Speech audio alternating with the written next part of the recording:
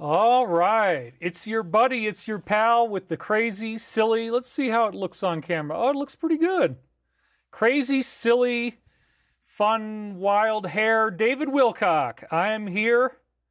I'm in a good mood. I had a bad week, you guys, but I'm doing a lot better now. And, it's finally, we have some really, really great news that came out this week. And I am super excited. I am just on fire, you guys. It is a great time. Purple shirt, my favorite color. I was going to do kind of like a bluish purple, and then somebody said, obviously it's got to be purple. And I'm like, yeah, you know what? You're right. Easter is a traditional heavy-duty purple color. So let's rock the purple. Let's keep this stuff alive for you guys. I want to be delivering the very best of what I have to offer. And my God, this week's topic is one of my most favorite ones of all. Samaj, oh yeah, you're the one. Samaj Orelaniam. He says, purple, nailed it. You were right. I read your comment, Samaj, and that was what made me realize, like, oh yeah, Samaj is right. I got to do purple. But anyway, please come to Contact in the Desert this year at the end of May in Indian Wells. I have not been invited. I asked them if I could go last year, and I was turned down. So no, I'm not going to be at Contact in the Desert. But anyway, you guys love the purple. It's a royal color. You always deliver Give us some angry daddy. Now, Teresa Dastrup is saying on this comment section that she thinks that daddy's just going to arrive on command and he can do whatever the heck he wants when he's on the air because he just doesn't give a crap about, oh my God, I keep burning myself too. Angry daddy has had enough. I have been walking around here looking for where you kids were hiding in the house because you know daddy's coming home and he is pissed off. I have had enough with you and your mother, and you come on to this show 7 minutes late. There is no excuse for this behavior. Angry Daddy isn't even talking until 12:09 p.m. What kind of excuse do you have? You show up late. You're talking about portals. There's no such thing. This is completely ridiculous. It's pseudoscience, conspiracy theory, tinfoil hat, son. Why don't you just get a tinfoil hat and put that on? Because it would be better than this crap that you're pumping out week after week, asking people for money. I mean, this is ridiculous. And David, I'm going to tell you this one time, probably a lot more. I have had it! Woo! Yeah! Angry Daddy in the howdy, yo. Angry Daddy is in the house, and that cigarette has been completely destroyed. But don't worry, I've got plenty more where that came from, and they're all looking like they've already been lit. They're props, folks. I'm not really smoking, in case you didn't already know. Daddy's not really smoking, okay? Let's just get clear on this shit. You love Angry Daddy. Happiness resumes. Ha ha ha, Yannick says, do you think there's a portal at Skinwalker Ranch? Listening to Angry Daddy is strangely therapeutic, Lisley. I don't know about Skinwalker Ranch. I mean, it could be. Yeah, I mean, when you're seeing weird anomalous phenomena, this is often going to be the excuse. Oh yeah, Marianne Reese, I hope you recovered Monica's portrait by now. Check that out, dude. Marianne Reese delivered. And there is nothing that I love more than a gift of art. And this is the scene where Monica was eating right in front of me. And I was literally like 3 feet away. And now it's been immortalized in this fantastic painting by Marianne Reese. Her business is called Pet Portraits. And anyway, if you'd like her to do this for your dog or something, I mean, she might get a lot of orders now. But she's out there, folks. And I'm very happy with the quality of the painting. Woo! Yeah. So anyway, it's a great day. I'm in a great mood. I had kind of a rough week, you know. We had that full moon, and there was a geomagnetic storm going on at the time, and I really started to tap into everybody's collective angst, their sadness, their fear. Oh my God, are we ever going to get the arrests? Oh my God, 47 is the devil, he's evil. That's the standard Angry Daddy rhetoric these days, son. Please just give me an excuse to not feel like the world is coming apart and that we've got the most evil individual in human history in office. Well, Dad, I don't know what to tell you, man. It's you and I live in completely different universes. But today what we're going to do is we're going to talk about the science of portals. So here we go. This is the title slate, and it is something that we set up last week. I started to talk about the idea of time portals and things just popping through time portals in funny ways. They can actually pop into the future. They can, in some cases, travel into the past. It can go either direction. It's a pretty amazing phenomenon. And so we're going to do that. But first, the winning this week, son, the winning has been almost unbearable. I cannot stand to sit here and listen to all of this crap on the news. I am absolutely terrified, son.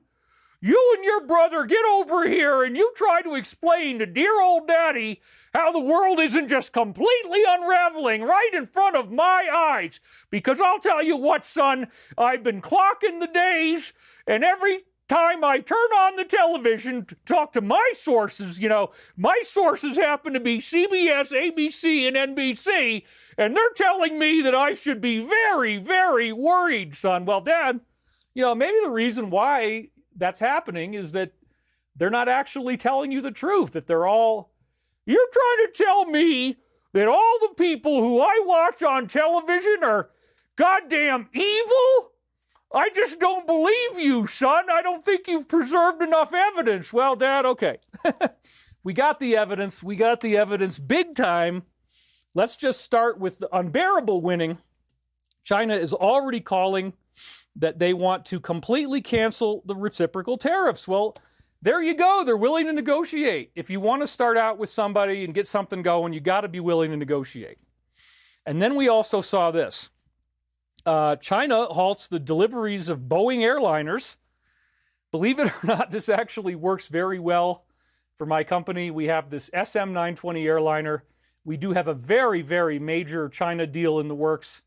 They're probably going to be making them by the thousands, and we will be unaffected by tariffs because we're either making them for China in China, or we're making airliners in the U.S., or we also planning on doing one in the Middle East. Okay, if you guys don't want to buy those, and Boeing actually said, look, this doesn't even hurt our bottom line that much. But the point is, we actually kind of laughed about this in Stavati because it was good for our business model. And then on the bottom there, it says they're limiting the sale of stock to maintain an impression of stability.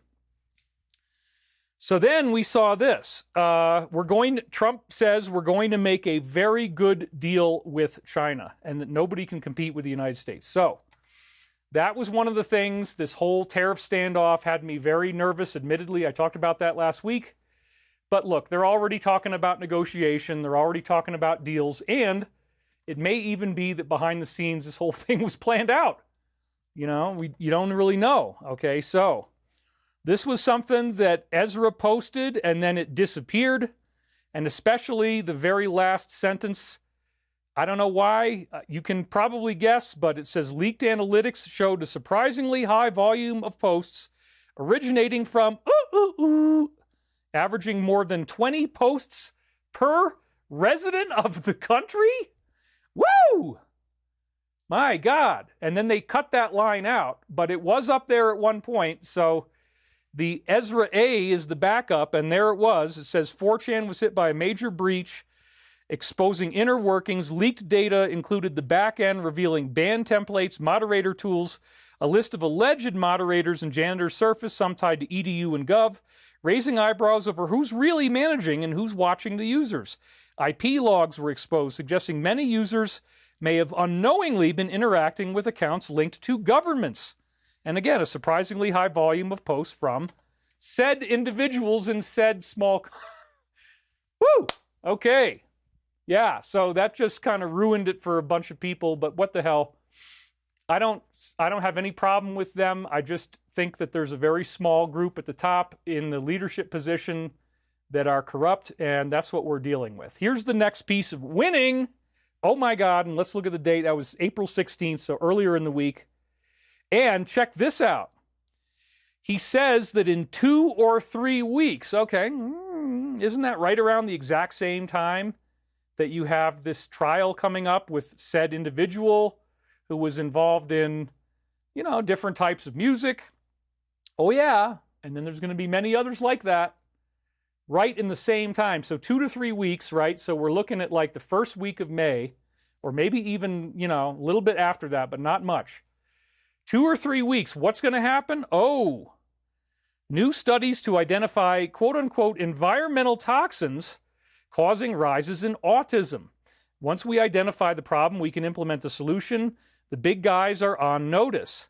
Well, the environmental toxin is not just something that you're breathing. It's something that might have been given to you, right? So that's what they're talking about.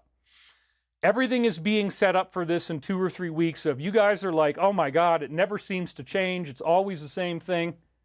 Posts originated, yeah. I mean, you guys get it. I just trust you to flip into angry daddy mode. Okay, well, I already did that. I got to give you guys a little taste of the anger that just boils inside of me, the rage that just comes out all the time because I have had so much crap that I've had to deal with. I just can't take it anymore, son. I have had it. You and your brother go sit in the corner and you can talk to each other, but Daddy don't want to hear it no more because I've had it. All right. Woo! It's a great day to be alive. It's a great day to be on the air. And it's a great day to see that in 2 or 3 weeks, we're now getting a more finite timeline. Woo! New studies that will identify what caused this. Well, once they tell you, man, it's over. Once they tell you what the studies said and they make that an official government announcement, it's over. So we're looking at 2 or 3 weeks, and then do you think they're going to wait very long after that before they start nabbing people? Probably not. So this is endgame stuff, you guys. That got me all excited this week. And then it says right here, breaking news, he speaks on the New York Times report about rejecting the plans to strike the eye. He confirms he wants diplomacy and does not want to hurt anybody. It is the objective. And he says they want to make a deal. Well, that's great because, again, the negative side is trying everything it can to create war. That's what they need. He said that this country had plans to do the strike of these sites as soon as next month, but they were waved off to negotiate a deal. This blows a gaping hole in multiple narratives that are anti, and I've been hearing them, man. I mean, believe me. This proves a ridiculous, widely circulated narrative that he is somehow subservient when in reality they are asking permission from him to do this, asking for military to defend them after it happens, and he said no. Remember, these guys have hypersonic missiles. They can just wipe out the whole thing. So it's suicide if they do this. Sounds like the other way around, and we own them. They are our proxy. This also disproves the narrative, which we were telling you this all along, that he wanted war. If he wanted war, he could have it at any moment, but the goal is diplomacy, but he has to at least appear to be willing to use force to grant leverage and negotiation. Same thing, Canada, Greenland, Panama, claimed he would not rule it out, but he wants to do it diplomatically. This is power politics.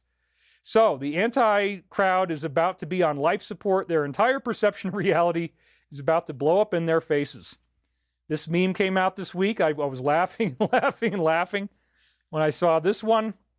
And then later on, you'll see why I'm going to include this. Accuse the other side of that which you are guilty. We had an utterly hilarious example of that this week. Okay.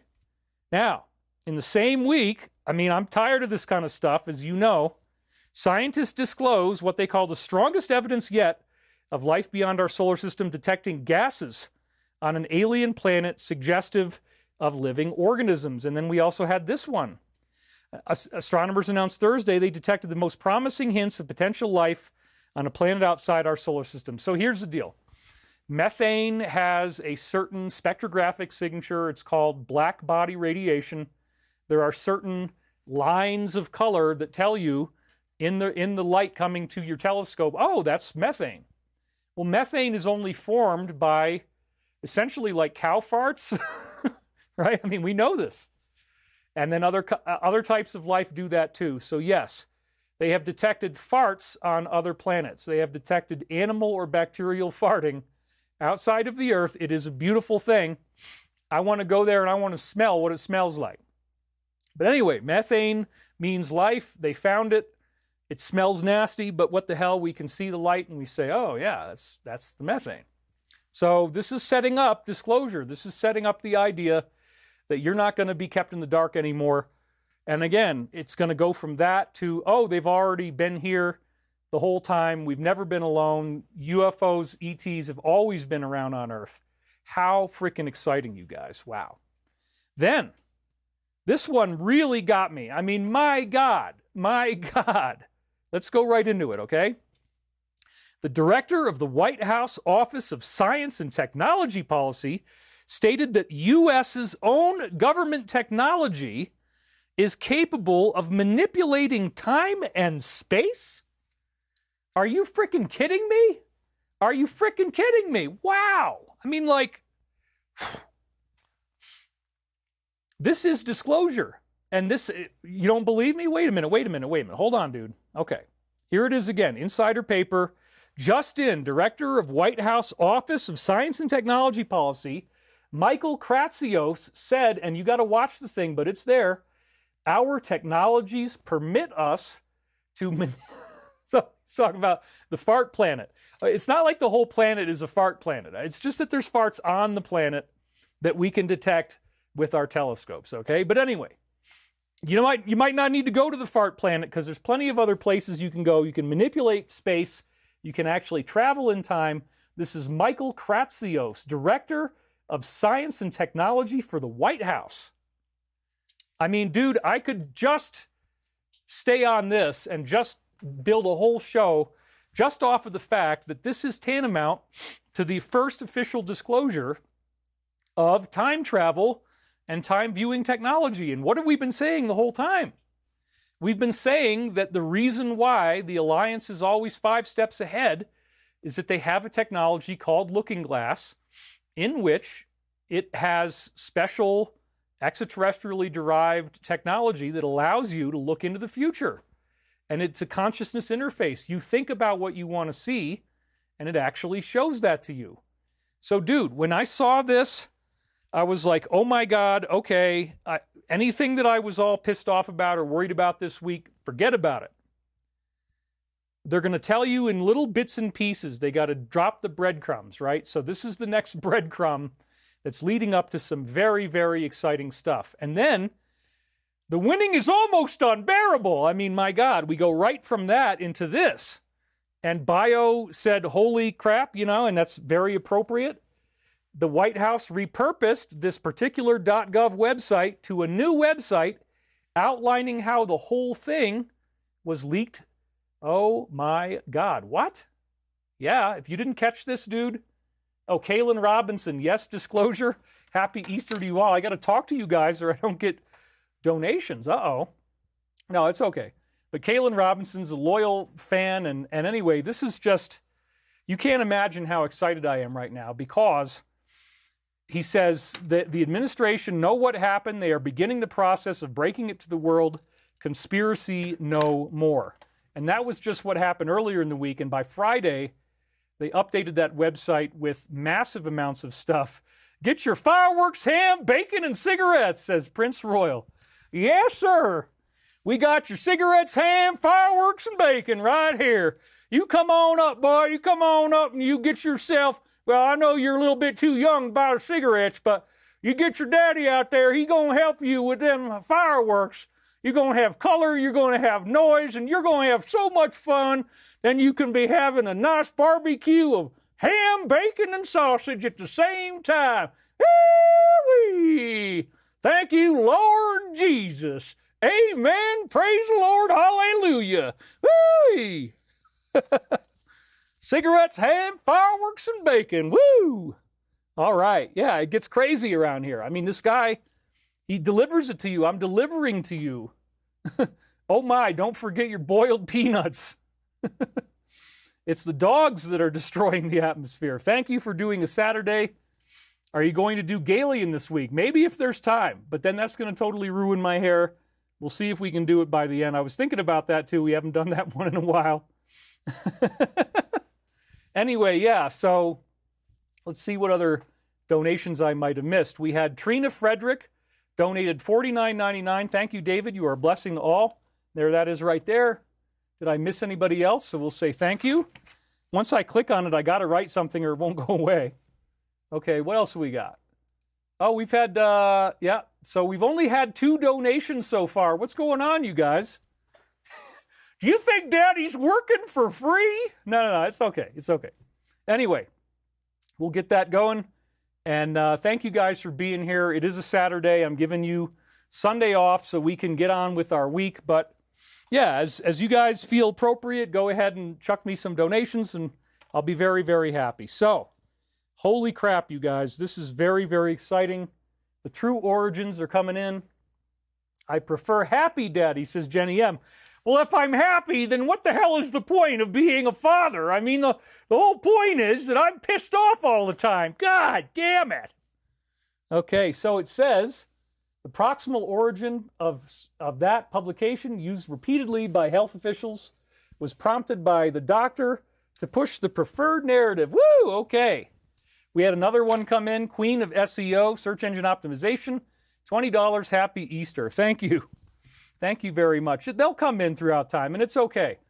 I had some money problems this week, but I asked my main benefactor if he would help me out, and then I didn't hear from him for 2 days, and he was off on a retreat, but then he said, yes, he will. So things are good. Things are good. I'm going to be okay. But anyway, I'm really glad you guys are here. Oh, Gene Novacek just donated $17.77. There you go. Let's keep them coming, you guys. Definitely make this a happy Easter for dear old daddy, because God, I just can't stand it anymore. Okay, then we got, oh, there's another one. Another long-term supporter, Judy Booth. Happy Easter and God bless you. Yeah, we get a few more of those and we're totally fine. So thank you guys. I knew I could depend on you guys, so you're awesome. Anyway, so it says right here on the next one that this, the full and unconditional pardon for any offenses, well, not if it was done by AutoPen. That's not going to happen. So this came from George, and again, after that is news. For years, the theory surrounding these origins was dismissed as conspiracy, ridiculed by the mainstream, buried under a mountain of so-called scientific consensus.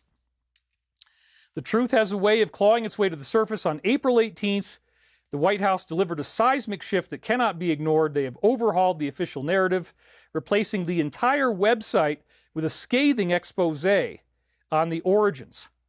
Wow. So if you didn't catch this, there it is now. As of right now, go to the Zero website, as I said many times before, and then it ends with Hedge, and you have White House unveils a massive report on the true origins, and you read that article.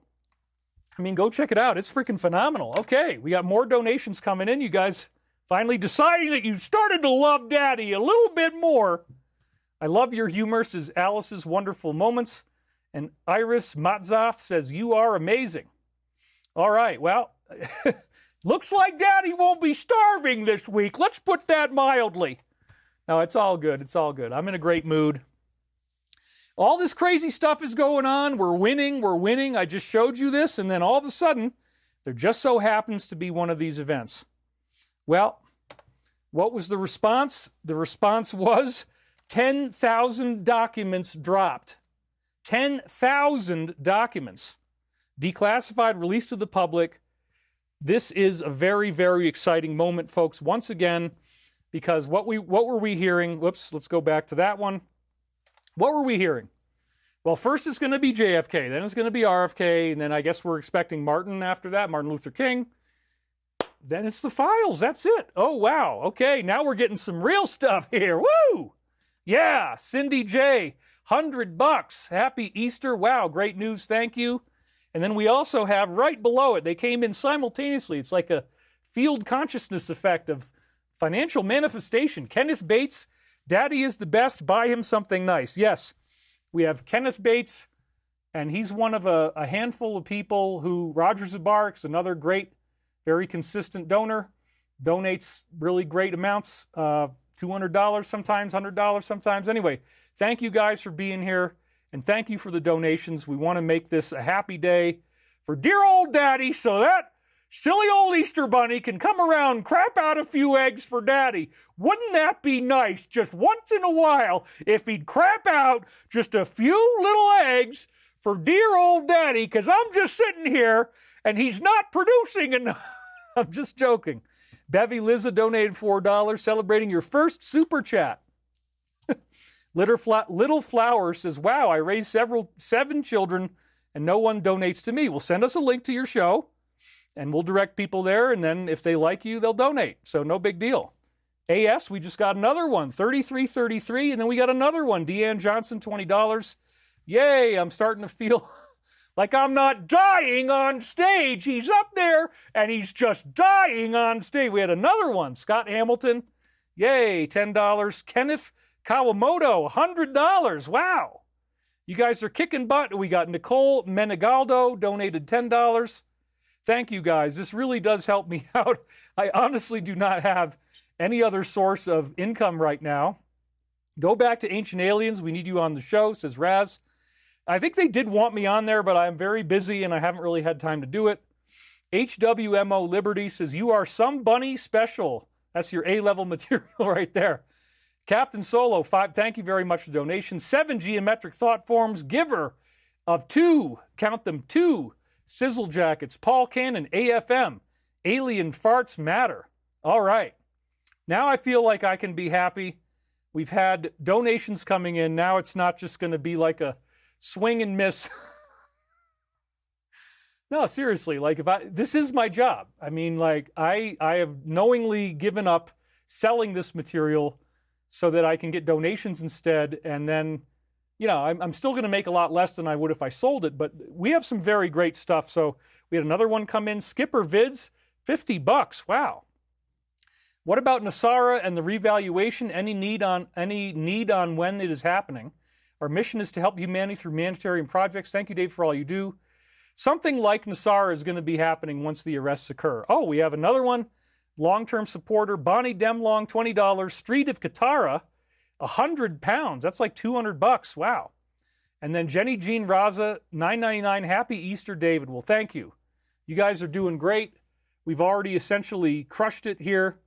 Remembering Sergeant Major Bob Dean, yep, I definitely spoke to him. He knew a lot more than he ever went public with. Tammy Selig, lot, $20. Happy Easter. I am racking it up here, and it looks like Easter eggs. There's all these different colors. I got brown, I got yellow, I got red. So thank you guys so much. Now I'm feeling the love, okay? There's a little bit of green love coming in for dear old Daddy. Anyway, it's a great day. Dude, we're going to talk about this in the slides, and I'm going to be looking out of the corner of my eye here, so if you do donate, I should be able to see it and catch it. Thank you very much. But also, I can't just fundraise. I got to actually deliver content. I got to deliver what the hell you're donating for. All right, so this is very exciting because, again, there's only 2 more steps. There's MLK, and then there's the final set of files, and now we're hearing that in 2 weeks they're going to talk about the environmental factors of why people have autism. It's like, whoa, stuff is hitting the fan, to put it mildly. It is a very, very exciting time to be alive, and we're going to do this together week after week. I'm going to be here with you guys. I've decided that anything having to do with Stavati Aerospace has to come second because we're so close to the end now. I mean, look, Stavati wants me to go to an upcoming Air Dominance Summit. We have trips that I might need to do overseas, but I feel very firmly now that the main job that I have is not to try to raise money. It's to do this content for you guys, and your donations help me to keep this free for everybody. So thank you very much for everybody who so generously donated today already. It's already, you know, I'm already feeling great, so that has helped everything out, and I really do appreciate it because I make just barely enough, not even really, to cover my monthly expenses from doing this show. And that's just a fact. But it's good. You know, I'm alive and I'm kicking butt. So then we see that Crimea is ready to be recognized as Russian after the warning that he may walk away from this deal. So, yep, that's coming. And all the wars are going to end. And it's the drip, drip, drip, and then flood. And this one really, really blew me away. 47 is reportedly considering appointing Ezra as deputy director of the NSA. Do you smell that? It's not the fart planet. It's the smell of winning, dude. It smells like flowers and Easter and jelly beans and chocolate bunnies. And why do we always eat the head first? You know, does anybody really eat the ass of the bunny first? Or do you always end up going in on that head, son? I don't know if eating ass is the very most celebratory way to get into Easter, son. I remember when I was a boy, you always start with the ears and work your way down. You don't start from the bottom and work your way up, if you know what I mean, boy. God. Oh, we're having a whole bunch of donations come in. Wow. I missed some of them, so let me catch those. We got Alexandria 825. We got Melina V. Lisa Campbell, you keep us going. I listen all week. Also, I discovered Sir Lawrence Gardner's old videos when I've exhausted yours. Mind-blowing. Much love. Deep research into biblical history. Arlene, Texas 444. Why did the baby chick cross the road? To meet up with her peeps. Ooh. Don't break the internet with that one. Happy Easter, David and Peeps. We got Lion Media. Hi, David. As you probably noticed, the whole movement is getting a lot of heat lately because of his affiliation with a small country. Is there any info you have on this? We could use your intellect in this difficult area. Well, we just talked about that. We talked about the fact that he did not let them do that strike on Iran. And so that, as Bio just said, that invalidates that whole narrative. We already went there. You got to just get to that part of the show. But thank you for the donation. I really appreciate it. Life Force Rejuvenation donated $20. Julian Perrone, surprise Saturday show. Love you, David. Happy to tune in. And we're at 2,500 viewers, only a half an hour in. That's darn good. Jenny M. Sure, bro. We love you in New Zealand, especially happy daddy. Easter blessings and infinite love. Richard Whitney. Woo! He's another one of our real regulars, and he just delivered the payload of $200. Thank you, Richard. You just saved my butt. I can buy some jelly beans now. Happy Easter. God bless you and your work. Peace, love, and light. Ginny Blankenfeld. Wish I could give more. Happy Easties. All right. Well, yeah, you guys have definitely made it a great holiday for dear old daddy. Even though I keep abusing you with verbal altercations, somehow you just keep coming back for more. Isn't that special? Okay. So, dude, imagine this is the person who's who's writing our Alliance slides every week. And now he's going to become the director of the NSA. That smells like winning, which is a hell of a lot better than the methane fart planet, okay? Let's just put it blindly. Put it blindly on top of everything else you already know. If you didn't already know who this person is, well, just wait for the end of the show, because every week we read his slides, and I'm the only person doing this. So it's kind of a good thing if the person who you've been religiously covering for over a year now, meaning me, I'm the one covering him, it's kind of a good thing if he becomes the head of the NSA, wouldn't you say? Kind of sounds like we're winning. So if you didn't catch that one this week, again, I know it looks scary. They've already told us this before. They had to play along. They had to make it look like they were going along with a small country. It's not really true. That's not what's going on, folks. So, Lion, thank you, but we're moving beyond this. So, the same people had planned to strike nuclear sites as soon as next month. They were waved off in recent weeks in favor of negotiation. So, no, he is not their bitch. He is in control. And they've already, in case you didn't notice this, in Rome, Italy, they've already started doing peace talks right now. That was today. And I actually did take that this morning. Oh, well, they're not going to like that very much. So look at this. They're reportedly considering a targeted strike anyway, regardless of whether or not they have support from the United States. So again, I'm totally happy with almost everything about them. It's just a very small group at the top, and that's what we're dealing with. I want this country to heal. I want them to be happy and peaceful and safe, and I think we're going to get there. But now, let me, because these are antenna for the brain, so I want to make sure that the antenna are fully locked in, because now that we're done winning for the week, it's time to talk about the science of portals. That is the main hot topic of this week. You guys have donated the heck out of me now. I feel very blessed.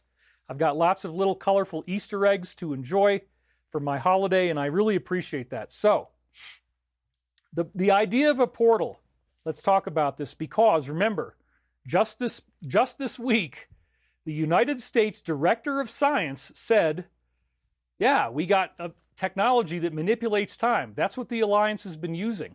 That's how they've managed to stay ahead of the DS. They're looking into the future. They're planning out how to get ahead of this evil worldwide group. And this evil worldwide group didn't just, this is a very, very important point, they didn't just capture things that you normally would think of, like medicine and agriculture and finance, and maybe government, of course, Hollywood, of course, right? We all know about those. But one of the things that comes along with having a super evil, super powerful worldwide cabal is that they're going to suppress science. They don't want you to know about anything that threatens their power. They want to be worshipped as if they were the gods, as if they were the ones that you should look up to. They're the ones that have all the answers, and they want you to believe in a materialistic universe. I'm just trying to get these floaters down. I can see them on there. Anyway, they want you to believe in a materialistic universe. They want you to think that you're alone. They don't want you to know that there's these possibilities of extraterrestrials coming in. So there's all this sorts of the WSFM, weird science and frickin' magic. It's actually what they called it, according to Dr. Greer, Stephen Greer. The weird science and frickin' magic desk in Majestic, where we have been kept hidden in the dark. We don't understand that portals are a natural part of life, that natural time portals do occur, but it was studied extensively by Russian science, and so we're going to hit the ground running so I can stay on time. Dr. Aleskey Dmitriev wrote some really great stuff about this, and if you say, hey, David, you know, that name sounds familiar, well, it should, because he wrote a paper on NASA's, wink, wink, hottest secret, interplanetary climate change. So yes, way back in the day, back in the year 2000, when I was on the Time of Global Shift seminar tour with Dr. Mark Cummings, who was a physicist, and Dr. Scott Mandelker, I was the only one who didn't have a PhD. Yeah, well, anyway, Dr. Mark Cummings, this wonderful physicist, sent me this paper from Dr. Aleskey Dmitriev on interplanetary climate change. And this was when I first became aware that Russian science said that the entire solar system is charging up, that the planets and the sun, they're all getting brighter, hotter, and more magnetic. And so the hero who brought that to our attention was Dr. Aleskey Dmitriev. I wrote about it online in 2001. The article came out 4 days before 9/11. And the next thing you know, wow, I mean, it went viral on email, and my name was taken out of it, but he became wildly famous. So as a result of this, he got to be very famous in Russia, and he actually took you through each of the planets one by one in his paper and showed that they were all heating up, becoming brighter, hotter, and more magnetic. And over there on the right, what's that other star? Well, that would be Alpha Centauri, and it's our close proximity to that is the reason why this is happening. But anyway, we've talked about that many times before. What we're talking about today is another thing that he studied probably even more, which is vacuum domains, bubbles of plasma that convert gravitational energy into electromagnetic energy. What the heck is that? Well, it means that there are spherical vortexes that you can take pictures of them with infrared. Sometimes they're called earth lights. Sometimes it's called ball lightning. And Dr. Dmitriev noticed that there was some really, really exciting time and space bending phenomena around these objects. And he wrote incredible papers on this, one of them called Electrogravidynamic Concept of Tornadoes. Because the tornado, why do things levitate in the tornado? Why does matter blend in with other matter? Well, it turns out that in these portal areas, you have what Dr. Salvatore Pais calls the superforce. You actually have the blending together of gravitation and electromagnetic energy. So specifically, the Russian physics concludes that gravitational energy is being transformed into electromagnetic energy in what they call vacuum domains. Now, what is electromagnetic energy? It's visible light. So the theory is that there's gravi-spin and then there's electromagnetic. And so electrical and magnetic are two parts of the EM wave. Well, there's also a gravi-spin wave. The spin part of gravi-spin has been extensively studied in Russia. That's torsion fields. We talked about that with Dr. Nikolai Kozyrev and so forth. So in these little bubbles, sometimes they're not little. Sometimes they could be a big tornado or even bigger. But inside these bubbles, you have anti-gravity, and you have portal effects where things literally dematerialize. So, the conventional DS-sponsored scientific paradigm would say, oh, that's a conspiracy theory. Look, that's what they want you to think.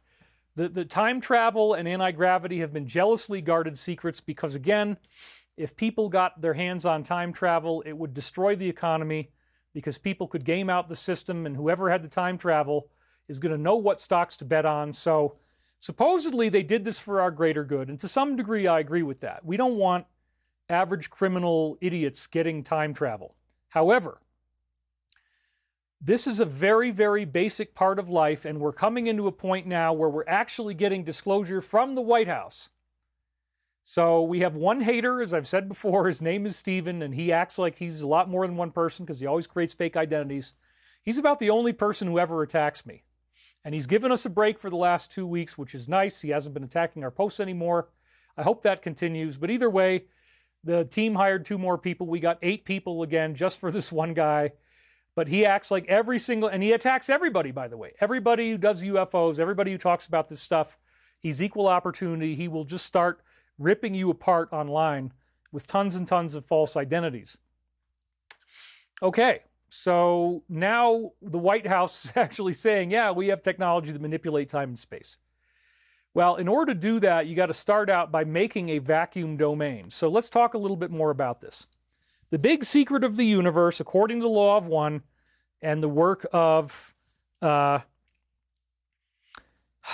Dewey Larson, Dr. Dewey Larson, he discovered, okay, what about that wave-particle duality, right? It's like, wait a minute. It looks like a wave when you look at it that way, but then when you observe the wave, you collapse the wave function and it turns into a particle. The collapse of the wave function is something that happens because you hit the particle with a photon. So this is very strange because, again, I'm sitting in a chair right now and I don't have to worry about the idea that the particles that make this chair are existing in quantum superposition, and they also appear as waves. How do you get a particle to exist as a wave? Well, according to Dr. Dewey Larson, who again was endorsed by the Law of One, which is my main esoteric source of teaching, the wave-particle duality is satisfied by saying that when the particle turns into a wave, it's actually spreading out in time. That time and space flip inside out as the particle turns into a wave. And so the reason you don't see a particle anymore is that you're seeing it in the past, the present, and the future.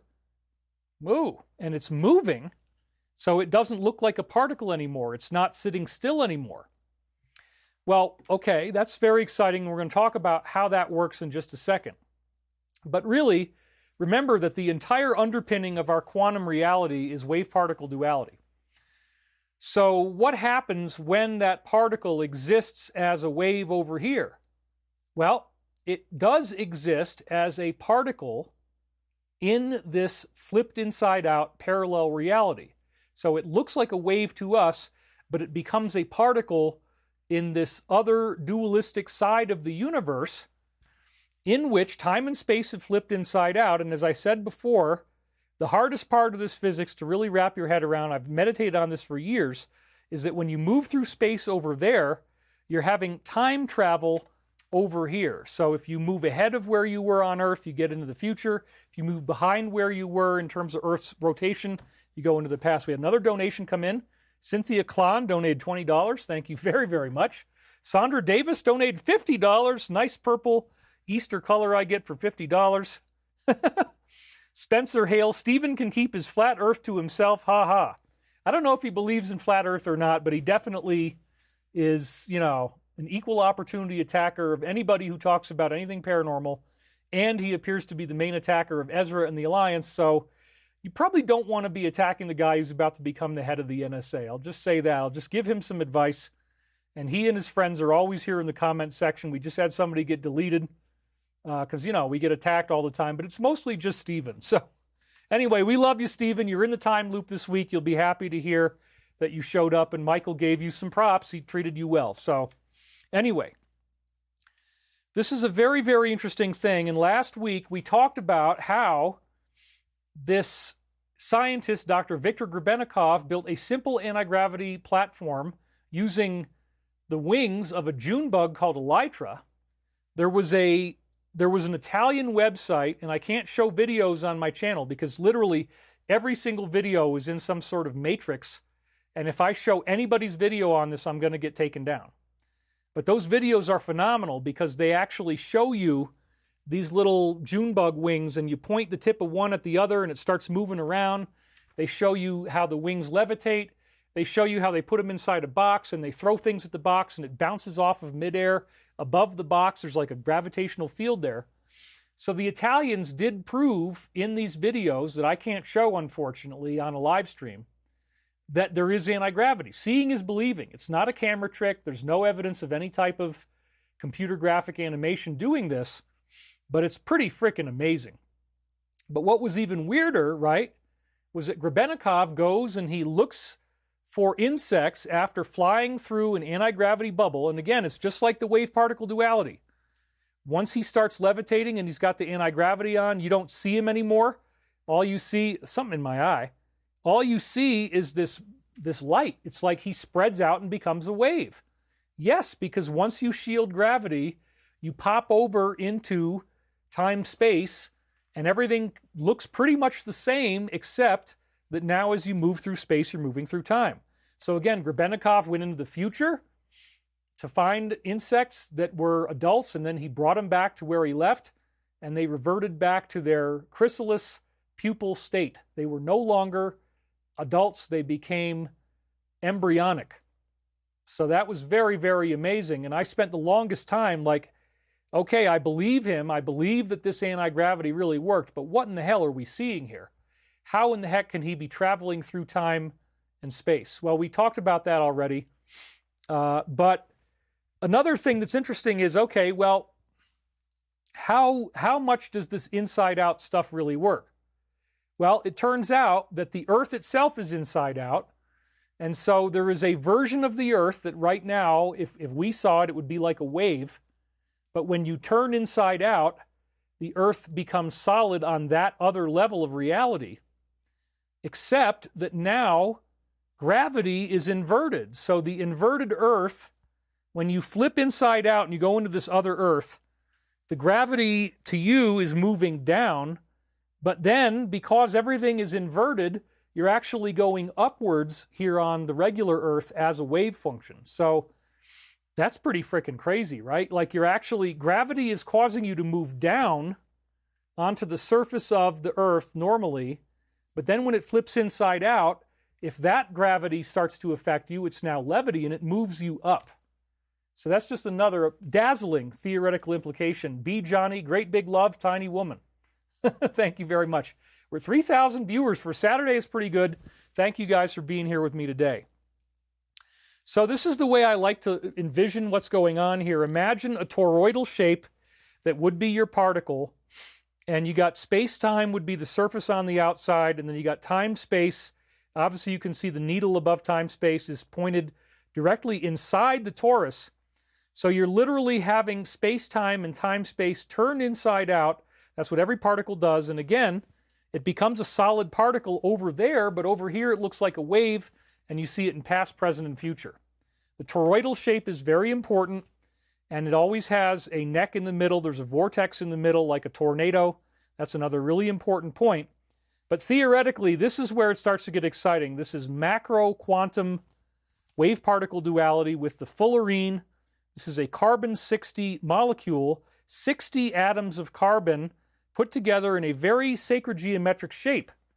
This study changed my life, and finally when I read this, I understood what the heck Grebennikov was seeing. So you have these carbon-60 molecules that I just showed you.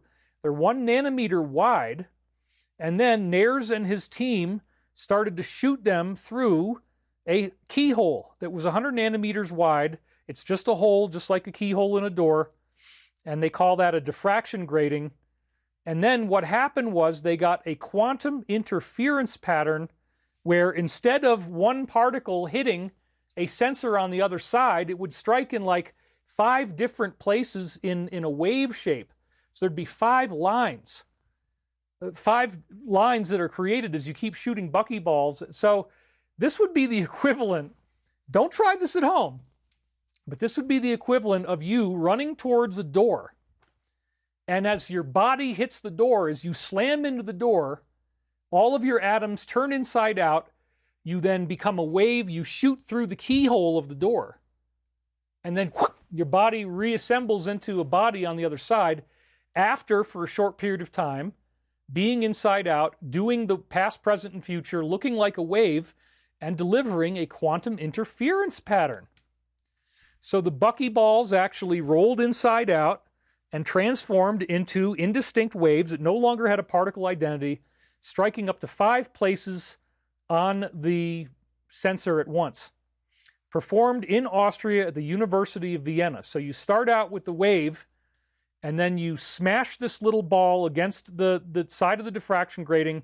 It turns inside out, and we'll talk about why that little smash is enough to turn it into a wave in just a second. It's basically because the internal speed of the atoms went over light speed. And we'll talk about that in just a second. But even on a more macro level than that, you remember Dr. Nikolai Kozyrev from 2 weeks ago? Let's talk about another fantastic study that he did. It's the most dirt simple experiment you can imagine. He takes a big, thick, heavy steel cannonball and he drops it. And that's the whole experiment, basically, is you just weigh it before you drop it, and you weigh it after you drop it. You drop it on a solid basement concrete floor. It's going to smash the concrete. It's going to be kind of a mess. But okay, you drop the cannonball, and then just from dropping, you don't do anything else, dude. The weight of the cannonball noticeably gets lower after it hit the ground, and then it takes about 20 minutes for the total amount of weight that you lost to come back. Whoa! And this is a noticeable, measurable change. Now, again, we're not accustomed to thinking that this would do anything, but obviously what's happening is the same thing as the Nares experiment. There's atoms inside the cannonball. You're smashing those atoms, and just the collision impact, like when the buckyball hits the diffraction grating, the side of the wall, it flips inside out, it turns into a wave. During the time that the atoms in the cannonball are waves, they are not registering on the scale. They have dematerialized. Over 20 minutes of time it takes for the weight to return, and then what's even weirder is that it pops back in sudden intervals. In other words, you have the cannonball on the scale, and it suddenly gains more weight, suddenly gains more weight, suddenly gains more weight. Each time it gains more weight, it's the same amount of new weight that it gains, and it does it in intervals.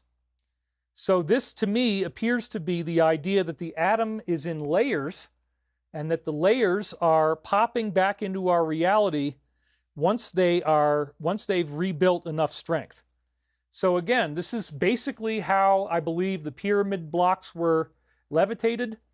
You would zap it with some type of extraterrestrial, or maybe if it's not extraterrestrial, you're here on Earth. If you have the technology, wouldn't that be great?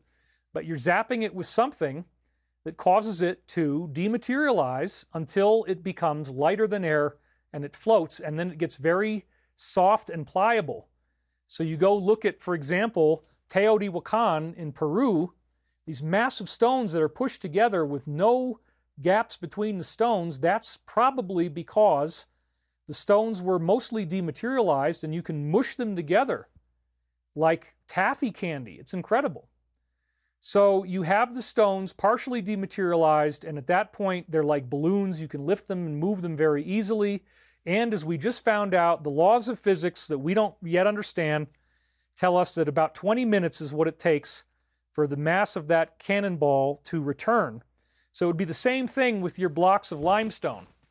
You get it levitating, it turns into like a balloon. It's mostly dematerialized, but there's enough of it that you can still push it around. And then you get it into the position that you want. You wait 20 minutes, it hardens back into our reality. It becomes massive again, but you got 20 minutes to build with it. And if that's not long enough, then you zap it again, you get more time.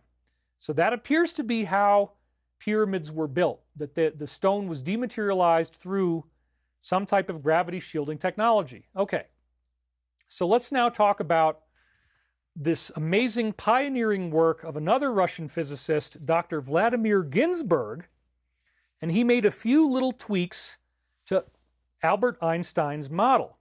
So, if you've heard the classic Einstein physics idea, the idea is, okay, man, you can't go past light speed, because why? Oh, if you remember all that stuff, they say that, as you go towards light speed, your mass becomes infinite, and you become as big as the whole universe. Well, Ginzburg had exactly the opposite idea. What if, instead of your mass becoming infinite, you become infinitely large? What if you dematerialize? Well, it turns out, let's talk about this a little bit more. He called it the crossing, well, some people call it, that's what Dr. Greer calls the crossing point of light. As you reach light speed, interesting things happen. So you have a quantum movement inside the atom that is always already hovering right near light speed. But even a slight bump will actually accelerate the movement inside the atom over the light speed boundary. And in the Dr. Ginzburg model, he looks at the original Einstein equation, he says, wait a minute. The whole equation that says that your mass becomes infinite is a fraction. 1 over da-da-da-da-da. You can actually turn the fraction upside down. It doesn't violate any of the other Einstein or other physics equations. You turn it upside down, so now you have blankety blank over 1 instead of 1 over blankety blank. And I forget what the blankety blank is. I have to actually go back and find his paper, but it's in the garage. I printed it out a long time ago. Anyway, you can flip the equation over, and now the same equation tells you that mass disappears as you go towards light speed. You get dematerialization as you go towards light speed, and it doesn't violate any of the laws of physics. So I think he's actually right. So when you slam that buckyball against the wall, it flips inside out. The atoms are going over light speed. You flip the particle into a wave, and now it becomes a particle in this parallel reality of three-dimensional time that exists all around us. That's the afterlife. That's where ghosts are. So whether it's the buckyball hitting the wall or whether it's the concrete slamming against the cannonball and then 20 minutes later the weight comes back, but at first it disappears, that bump of the cannonball on the floor is causing these atoms to turn inside out. That's how the pyramids were built. It's really, really cool. Oh, we had a donation come in. Good old Vacapalo. Just because you need a blue Easter egg, she says. Well, thank you very much, Vacapalo. Another very loyal supporter here. And Einstein, somebody says Einstein was a DS liar, digital soldier. I wouldn't go quite that far. But he did crib notes from his own girlfriend's physics work. Women were not respected as scientists back then, so some of the stuff that he was saying, he borrowed from his girlfriend. And yeah, there's a lot of things that are wrong with Einstein. I wouldn't be quite ready to say he's a liar, though. Oh, Ezra was born on Buddha's birthday, May 18th. Well, happy birthday coming up, Ezra. Okay, so anyway, we got good stuff going on here. This is actually one of my most enjoyable physics discussions. I think this really solves everything because, oh yeah, mass goes infinite. That doesn't even make sense. If something becomes as infinite as the whole universe as you go towards light speed, there's no room for anything. It actually makes a lot more sense that things dematerialize as you go towards light speed. We got two more that just came in, since I'm showing you guys some attention. We got Nicole Menelgado. Ramtha taught a torsion field process. People were photographed disappearing. Only their shoes were visible. Their tents levitating. Tornadoes above the buildings. It was crazy. I had not heard of that. That's interesting. Angie Marie, happy Easter, David. Thank you for doing this show for us. We greatly appreciate your insightful content. Amazing. Thank you. And we're at 3,000 people, which is great for a Saturday. I mean, a lot of people are not going to be here. But anyway, so once you bump the thing, once you bump the cannonball or the buckyball, it accelerates inside, it goes slightly over light speed, it dematerializes, and the atom then crosses over into a parallel reality where time is three-dimensional. So how does this exactly work? We talked about this last week. The atoms I showed you are built on platonic solids. That's the Robert Moon model. And each platonic solid can invert. So you have on the left here, you have the cube, which is orange. You flip it inside out, and now a cubical oxygen molecule, that would be the 8 protons of the 8 corners of the cube. We talked about that last week. You flip it inside out, and now you've got an octahedron, which is the deep navy blue. In the middle, you've got a tetrahedron, so like the red one, the point is facing up. You flip it inside out, now it's the yellow one, the point is facing down. So this is very, very interesting. And on the right, of course, we have the purple dodecahedron, which is appropriately Easter colored. All this is. You flip that inside out, you get the icosahedron, which is the green.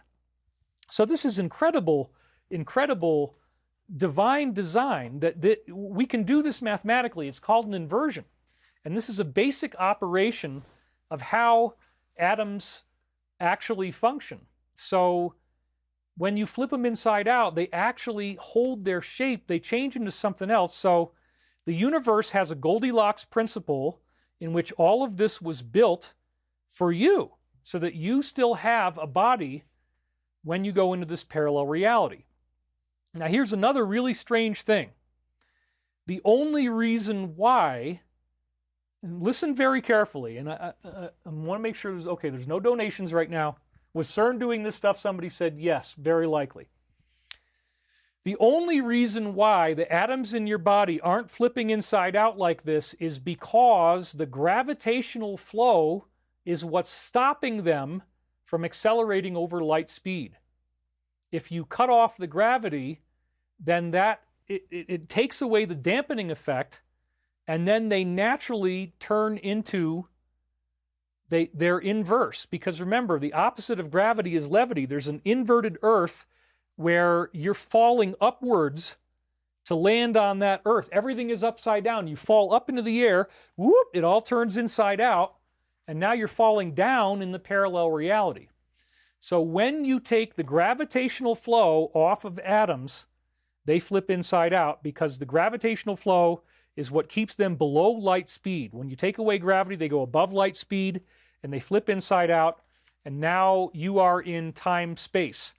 And you can then revert back to space-time by turning off the anti-gravity, and if you've traveled through space over there, you travel through time over here. Again, it's a very complex, weird thing, but this is what we really need to know to understand the physics of the universe, and it's a Goldilocks principle. The universe is actually made to create time travel. I mean, how cool is that? Time travel is a natural function of the universe.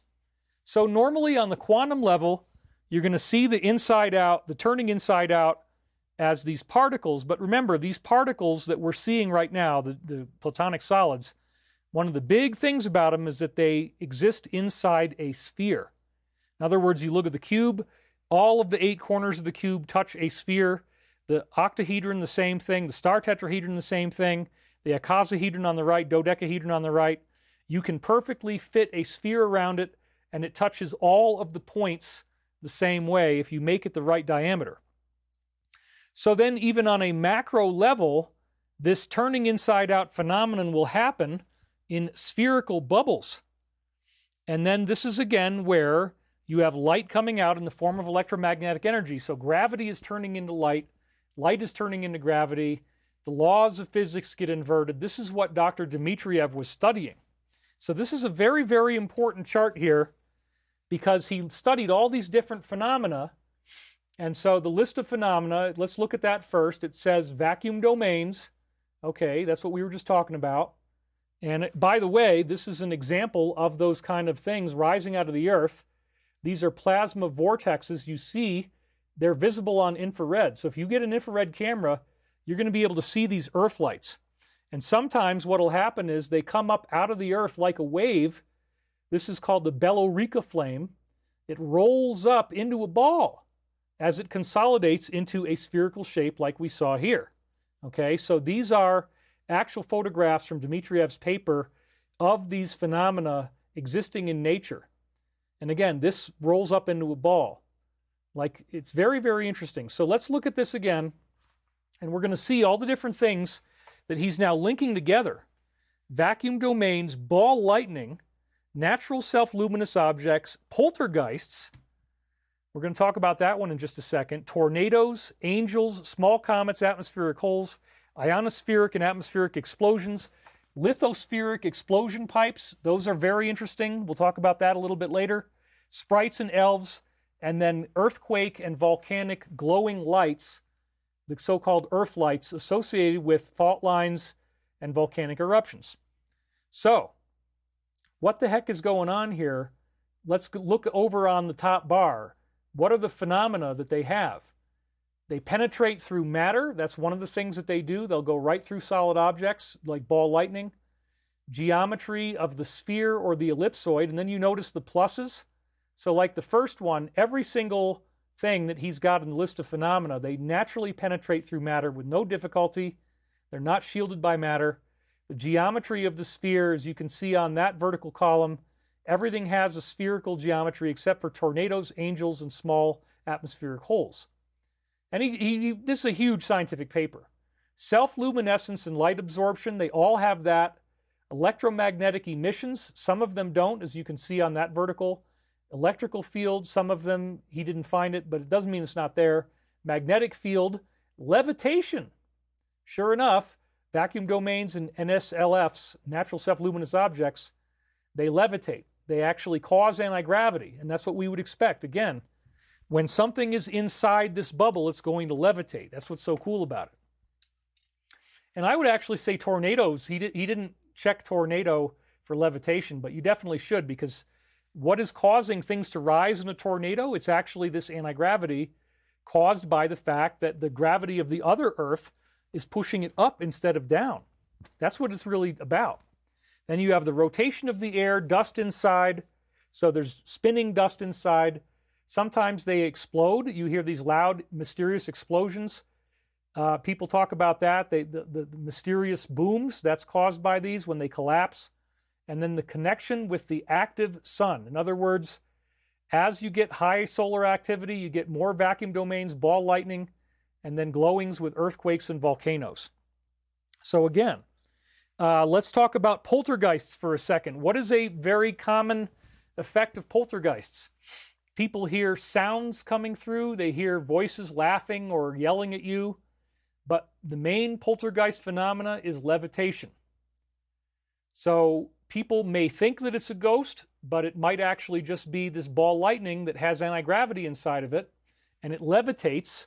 And then, oh my God, we're seeing something levitating. What the hell is that? It must be a ghost. No, it's actually this natural phenomena. But then, where it gets really weird, you guys, is that spiritual beings can figure out that these things are rising out of the earth, and they can jump inside. They can jump inside from the afterlife. They can jump inside the ball, and then they can manipulate the ball. So a ghost can actually move objects. It can talk into the ball. You're going to hear it because the ball's surface is vibrating. So the poltergeist phenomena is based on spiritual beings accessing portals. Isn't that interesting? Yes. And again, sometimes they roll up into a ball after they come out of the earth. Ball lightning is a basic form of this in action. You got the levitation, you got all the goodies that we want. So people used to be a lot more interested in this than they are now. We think we solved all the mysteries of physics. That's what they wanted you to believe. This is a classic, archaic description of ball lightning. By the way, if you get hit by ball lightning, it usually kills you. Whatever the anti-gravity is doing, it like messes with your body and you have like a stroke or a heart attack. Your blood doesn't flow properly and you die. Or there might be other reasons why it hurts you. But you don't want to get hit by one of these. This was a case where ball lightning was seen above a steeple. The natural shape power of the steeple was holding it in place like pyramid power. There was all this light shooting off of it. Again, that's just like what the pyramids do. They capture the ball and they hold it in place, as we said last week. There's another classic example. It says globe of fire descending into a room. And it can have noises. It can actually burn things. And it can levitate objects. It's very, very cool. Here's another archaic illustration of ball lightning. We just say, oh yeah, ball lightning. Doesn't mean anything. Yeah, it does. This right here is the key to anti-gravity, the key to time travel. If you can learn how to make these mechanically, then you can do it on demand. And this was a little computer animation of ball lightning that somebody saw over a lake. So again, lots of very, very interesting things that are associated with this. Penetrating through matter, the geometry, the self-luminescence, electromagnetic emissions, levitation, rotating the air, explosions.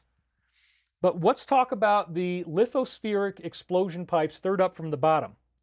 That is what he talked about right here in this paper, Dmitriev, again, physical model of kimberlite pipe formation.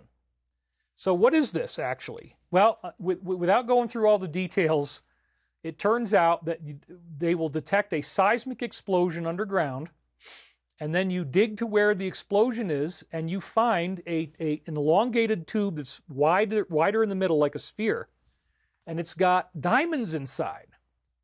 Now, diamonds are supposed to take millions of years to form, but the Russian scientists in this paper believe that the diamonds are forming in a different time frame. That, in other words, you hear the explosion over here, but maybe the equivalent of the explosion in time-space takes much longer, and there is a crystallization. So the diamonds are forming, in our reality at least, very, very quickly. So there's a whole set of Russian science where they listen for these explosions, and then they go dig down into the ground, and then you find this thing called a kimberlite pipe, and inside it is loaded with diamonds. So imagine how much money you could make if you started to listen for these and then dig them up when you found them. It's all diamonds. So again, it says here, the explosion model considers the quasi-static case and establishes a deep-seated field interaction between the vacuum domain and solid rocks, taking into account a time derivative. That's what I was just talking about. So because time is flowing much more slowly, the diamonds actually have time to form. And again, they went and dug these up. I mean, they really are diamonds. And here again is another paper by Dmitriev showing you that the tornado is the result of the vacuum domain. Again, the tornado has levitation, it has dematerialization, and vast solar tornadoes nearly as wide as the Earth, gusting up to 300,000 miles an hour, have been discovered by SOHO. It is observing the sun, and they detected tornadoes whipping across the solar surface. So the sun is actually giving off these natural self-luminous formations. So now we're going to read from one of his scientific papers. I forget which one, but you go look on that website, look up Dmitriev. I think this should still be online. But this was the natural self-luminous formation. I think I showed you the image of the paper earlier. And this is where he showed you that table of all these different things. So he says, this is all Dmitriev, moreover, the increase in the frequency and scope of these natural self-luminous formations in our atmosphere, in other words, they're showing up more and more, forces us to wake up and take notice. The processes of the generation and existence of these forms all over the Earth is a remarkable physical phenomenon. There again is how you see it in the infrared. And, you know, believe me, the Area 51 people, they know all about this. They don't want you to know about this. At least not until now, because we just had the White House say, yeah, time travel's real. What is most unusual about these NSLFs is that while they have distinct features of well-known physical processes, they're in entirely unusual combinations. They have process features that we cannot explain with our existing physical knowledge. Features of intense electromagnetic processes are found in the space inside and near these objects. This includes intense electromagnetic emissions ranging from micrometer wave through visible spectrum to television and radio wavelengths. So they have enormous radio frequencies. They have electric and magnetic field changes. They can cause electromagnetic equipment to malfunction. That's also why UFOs cause cars, their headlights to go off, because it's using this type of a bubble around the UFO. And you can have rocks, actually, that are not metallic, develop a magnetic field. Wow, isn't that cool? Destructive electrical discharges. You can get lightning that comes off of these. It can destroy the physical body. People die if they get hit by a ball of lightning. Gravitational effects such as levitation and others. So we were talking about poltergeists a minute ago, right? And oh, the poltergeist, isn't that interesting? Ghosts can get in. Well, it's the same thing when it comes to, and here we go. We had another donation. Beverly Adams. Oh my God, I didn't know you'd be here on Saturday. I'm glad I found you. Well, yeah, we're We're lower than usual. We only got 3,000 people today, but that's okay.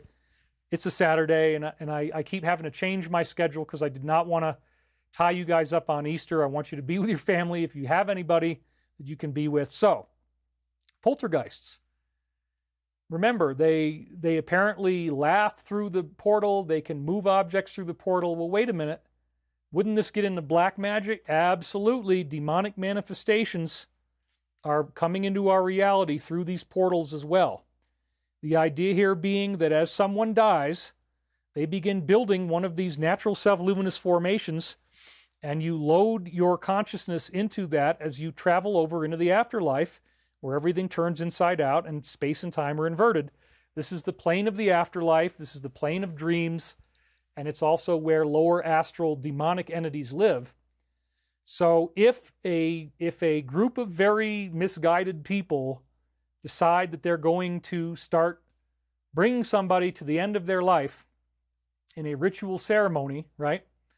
Then what happens is that as that person begins to pass, this portal starts to form. And then as this is happening, the people in the circle can hijack that portal, and it becomes a two-way traversable wormhole, not just for the person to die, but for other things to get in. And this is even more prominent when you start to share the DNA of the person who is dying. I don't want to get too specific. You can probably figure out what they're doing. But yes, it does involve drinking something. So you share the DNA, and now everyone's consciousness is harmonizing with that portal that they create, and their collective consciousness allows for this portal not just to be used for somebody to get the heck out of here, but for something else to get in. So that is the real scientific explanation of black magic. And again, we don't need to dwell on this too much. The summary, as Dmitriev said, is that all of the qualities of this class of phenomena required new branches of modern physics, creating a non-homogeneous physical vacuum model, which we were discussing, space and time inverted. An advancement of science in this direction would allow us to reveal the true nature of these objects which act upon our geological, geophysical, biospheric environment and human life. There is a compelling need to study this, to delineate the problems associated with the Earth's current transformation, because remember, he talks about interplanetary climate change and the effects that it's going to have on us. The sharp rise of our technogenous system's destructive force on the planet, as well as in the cosmos, has now placed our future survival in question. The situation that has been created here in our heliosphere, which is again the interplanetary warming, is of an external, interstellar, cosmic origin, and is here and assumed to be caused by the underlying fundamental auto-oscillating space physical processes of continuous creation that shape and continue to evolve the universe. The response to these interstellar energetic and matter injections into our heliosphere, which is basically the sun's magnetic field, has been and continues to be a series of newly observed energetic processes and formations on all of the planets, between the planets and their moons, and the planets and the sun. So the sun is giving off these portals. And when the big solar flash happens, there's going to be a huge surge of them. Earth's ability to adapt to these external actions and transferences is aggravated, made more difficult by the technogenous alterations we have made to our natural environment. Our planet Earth is now in the process of a dramatic, multidimensional transformation. This is the Ascension. Ascension is caused by a surge of these ball lightnings, basically from the sun. And then he actually said this: there are reasons favoring or pointing to the fact that if we grow in our loving, ethical, spiritual qualities, we could decrease the number and intensity of complex catastrophes. In other words, part of the theory is that an earthquake or a volcano is caused by people in a certain area not being loving enough, that they weaken the energy, and then one of these bubbles comes up out of the earth and it smashes into the fault line, or it causes the volcano to erupt, and that actually changes the energy in the area. People go into trauma and crisis, and that actually brings them back into a loving consciousness. Law of One says the same thing. Many ancient cultures say that the state of mind of the people determines the quality of the life you have. If you're having earth changes, it's because people are angry and evil, and it causes these bubbles to come out that create catastrophes, basically. It has become vitally important that a world chart be prepared to show the favorable and catastrophic regions on Earth, taking into account the quality of their geological environment, the variety and intensity of cosmic influence, and the real level of their spiritual and ethical development. Hundreds of thousands of these natural self-luminous formations are exerting an ever-increasing influence upon the Earth's geophysical fields and biosphere. We suggest the presence of these formations is the mainstream precedent before the entire Earth is transformed, i.e. Christian rapture, i.e. Ascension. Yes, the Ascension portals you into another reality. The portals surround you. Everybody is surrounded by something like the Bermuda Triangle. It's so freaking cool. An Earth that becomes more and more subject to transitional physical processes existing between or within the borderland between the physical vacuum, which would be time-space, where everything's inside out, space and time, and our material world. So it's like the dream world and the physical world are merging together, and once the sun gives off all these portals, you won't be able to separate them anymore. You get cosmic consciousness. That is the first wave of ascension. We have the science to prove how this could happen. All of this places humanity and each one of us squarely in front of a very difficult topical problem. We have to create a revolutionary advancement in knowledge that will require a transformation of how we think and behave that is equal to the never-before-seen phenomena now presenting itself in our world. Well, that revolutionary advancement in knowledge got started this week when they said, yeah, we have the ability to look through time, manipulate time and space, from the science director of the White House. So sorry, Stephen, this old-fashioned 1960s tinfoil hat conspiracy theory slur no longer applies. We've got the science. The Russians are way ahead of us. Over here, it's all classified, Area 51 stuff, but time and space can be manipulated. We know what the science is. We've studied it extensively. And now, again, getting back to what we talked about last week, here's the real juice.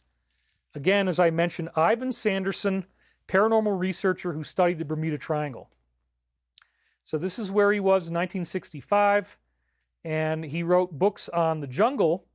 And his first idea that portal phenomena could occur was the Mokele Mbembe in the Congo. 55,000 square miles is unexplored. There's pygmy headhunters in there. They will kill you. People were seeing this dinosaur. He actually traveled there, made friends with the pygmies. They didn't eat him, thank God. And he took a plaster casting of a live Mokele Mbembe. Is there anything on Earth right now that would have footprints like that? No. But it's basically like a small brontosaurus or an apatosaurus. It has the long neck, 4 legs, long tail, and that's what the feet look like. So people are seeing these. Sometimes they even kill them and eat them. So his theory was, what if these are traveling through time? What if these are dinosaurs traveling through time into our reality? Well, again, he's got a whole bunch of published works. He wrote various books that had things in the title. And then another one called Invisible Residents, Underwater UFOs. He had Argosy magazine. The crowning achievement that he made was to look at all the places where portal phenomena might occur, whether it's ships on the ocean or airplanes in the air. They just vanish, right? We've heard about this. And he found that they were 10 equally distant points on Earth. So this is where your natural self-luminous formations, your ball lightning, your poltergeists, your tornadoes, whatever you want to think of it as, this is where the majority of them are going to happen, at least the portal phenomena. That's what he was measuring. All of the different ships and planes that disappeared occurred in 10 spots around the Earth, implying that this is where the highest number of these bubbles of time and space inversions are rising out of the Earth. That's so weird. What the hell? Is there a physical crystal in the Earth? Well, yeah, it's interesting because the North and South Pole also fit in, and then that forms the icosahedron. So there it is on the left. We just saw that before, and there it is on the right. It's like, wait a minute, stop right there. That geometry goes back, as I said, to the vibrations of fluid, because what you're seeing here with Dr. Hans Jenny in cymatics is geometry appearing in a vibrating liquid. That's all you have to do. This thing that looks like the star tetrahedron is nothing more than sand inside water. You have sand inside water.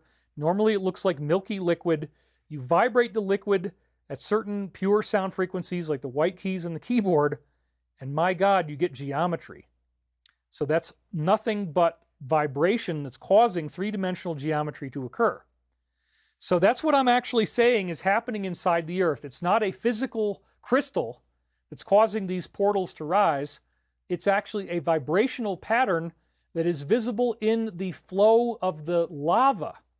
So just like you see here, this is in a drop of water, and the particles turn into geometry.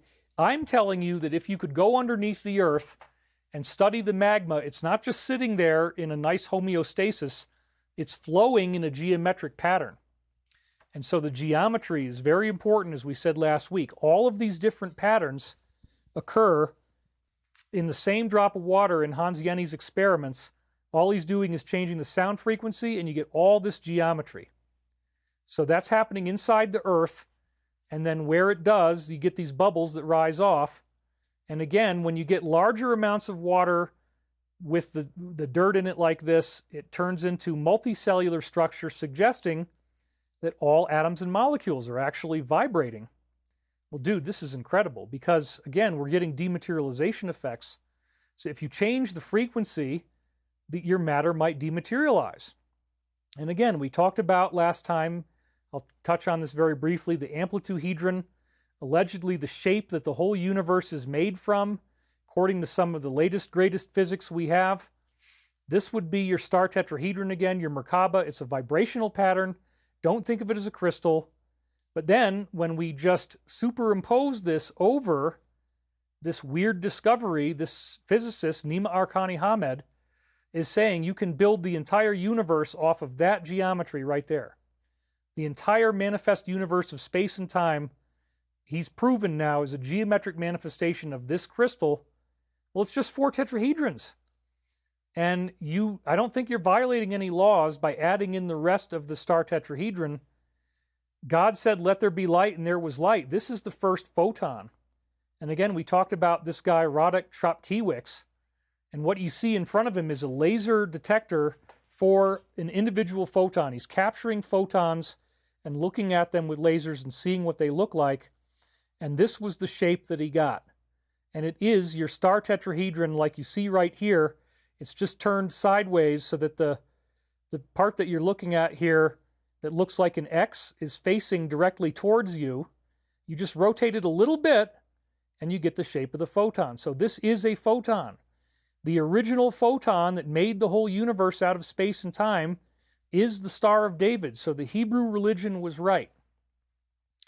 And this is very fascinating because, again, we're talking about the entire manifest universe emerging from photons, which is exactly what the Law of One said. We had another donation. I want to acknowledge that. Janet Lee War-Wisniak donated $20. We're up to $3,255. Our Ascension participation levels of increased positive powers, possibly separating individuals of new physical abilities with different locations not accessible to all. Increased positive powers separating individuals with different locations. I'm not really sure I fully understand the question, but yes, this is happening all over the world, and different people have pockets of light that they're creating in different areas. Do Angry Daddy. What's up? Nice haircut. We did a lot of Angry Daddy already. I'm already an hour and a half in. I want to stay on the content here. Oh, Lori Tapman, the giant ball of light I saw drifting down my hallway was a time slip. Yes, I mean, if you don't want to go into a ball lightning because it can teleport you somewhere else, and that's what the Bermuda Triangle is about. Again, the global grid, let's talk a little bit more about that these plasmoids are rising off, these ball lightnings are rising off of these points on the icosahedron because this is a multidimensional geometry. This is where time and space flip inside out. The geometry can flip over. This is what he was doing. Massive numbers of ships and planes disappearing. He discovered by putting push pins in on a map that there was these 12 locations around the world where they were happening, and they were all equidistant from each other. And yes, to answer your question, there are people on all of these grid points working their ascension. You connect the dots, you find the icosahedron. So the main one that we've all heard about, again, is the Bermuda Triangle. Literally 7,000, at least 7,000 or more documented disappearances in the 20th century. It's huge. This is like spherical time-space vortexes rising off of the geometry. That's where they mainly form, rising like a soap bubble. God help you if you get caught inside one of these. And again, so the 12 vile vortices are this weird fluid-like vibratory geometry. It's inside the mantle. Time and space flips inside out. Bubbles pop out. And you better not get caught in one. So this was another diagram that he made. Charles Berlitz shows this one in the book Bermuda Triangle. And again, there it is on the right. You say, wait a minute, that icosahedron, didn't you say, David, it could flip inside out? Yes. You flip it inside out, you get the dodecahedron. And then these three Russian physicists, Goncharov, Morozov, and Makarov, discovered that every single ancient stone site in the world that's made of giant stones just so happens to be on the lines of this grid of the icosadodeca.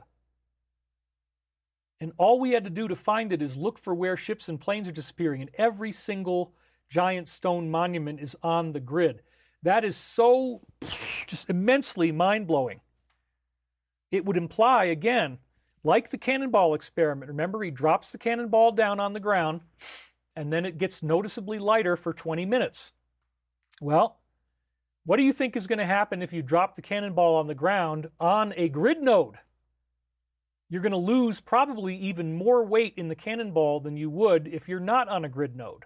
It's going to be easier to make things levitate. So for whatever reason, everybody's technology to build these stone monuments relies on the grid. They didn't bother to build these where there was no grid lines. They only built them on the grid lines. That's amazing. So here's these three Russian scientists using Sanderson's research. They flipped it inside out, and they got this. This is the Russian icosadodeca grid, or icosa. I like icosa. It's just easier to say. Maybe I'm pronouncing it wrong. Who the hell knows? That's just the way I like to say it. So think about that. You're looking at this shape right now over the Earth like a map. Every single place where you see these lines is where the pyramids, the Stonehenges, the dolmens, the menhirs, the standing stones, cathedrals, churches, the Freemasons seem to know about this. They called it ley lines. We can talk about that some other time. But anyway, every single place where this grid is, you have these type of weird things happening. And they were also showing you how some of them push towards the center. So there's this whole push towards the Himalayas, as you see there. The Great Pyramid is right on the middle of one of these vortex points, as you can see. And again, it forms all of the major mountain ranges. And this actually, if you look on a map and you look for the Mid-Atlantic volcanic ridge, it precisely correlates with the shape of the dodecahedron. Isn't that fascinating? So the actual geometry itself, remember I said it's a swirling current inside the Earth's magma. And so it actually causes mountains to form. The reason the mountains are forming is that there's all this pressure coming up out from the seabed floor, causing this to happen. We had another donation come in, Samaj Oranalam. Loving your energy today. I hope you got the Super Gut. Oh, that was you. Oh, yeah, I did get the Super Gut book. Thanks for the shout out at the beginning of the show. Yeah, you're the reason I'm wearing purple today, Samaj. So thank you for being here. So yeah, this geometry, remember, it's only a vibrational frequency. You get it through just vibrating water with sound. But in the Earth, it's actually causing mountains to push up. And this is all over the Earth. We talked about that last week even more with Athelstan Spillhouse. So the bottom line here is that the pyramids and the standing stones are actually built to harness and use these levitating portals. And we just found a couple weeks ago, again, that the pyramid has this very alien structure underneath it. 2,100 feet below the surface are these tunnels. And that is very, very fascinating. We've got all these diagrams that showed up about those tunnels. Nobody knew about this until they did ground-penetrating radar, and they found out that it was there. And I talked about it, 4 shows ago now. I really got into this. We're in episode 5. But then you got to look down at the bottom, as I said before, because the tubes are entering into these 2 gigantic 80-meter tall cubicle rooms. I could not believe this when this came out, because the cubes are designed in the shape of multidimensional tesseracts, which is literally everything I've been telling you guys about matter turning inside out on itself.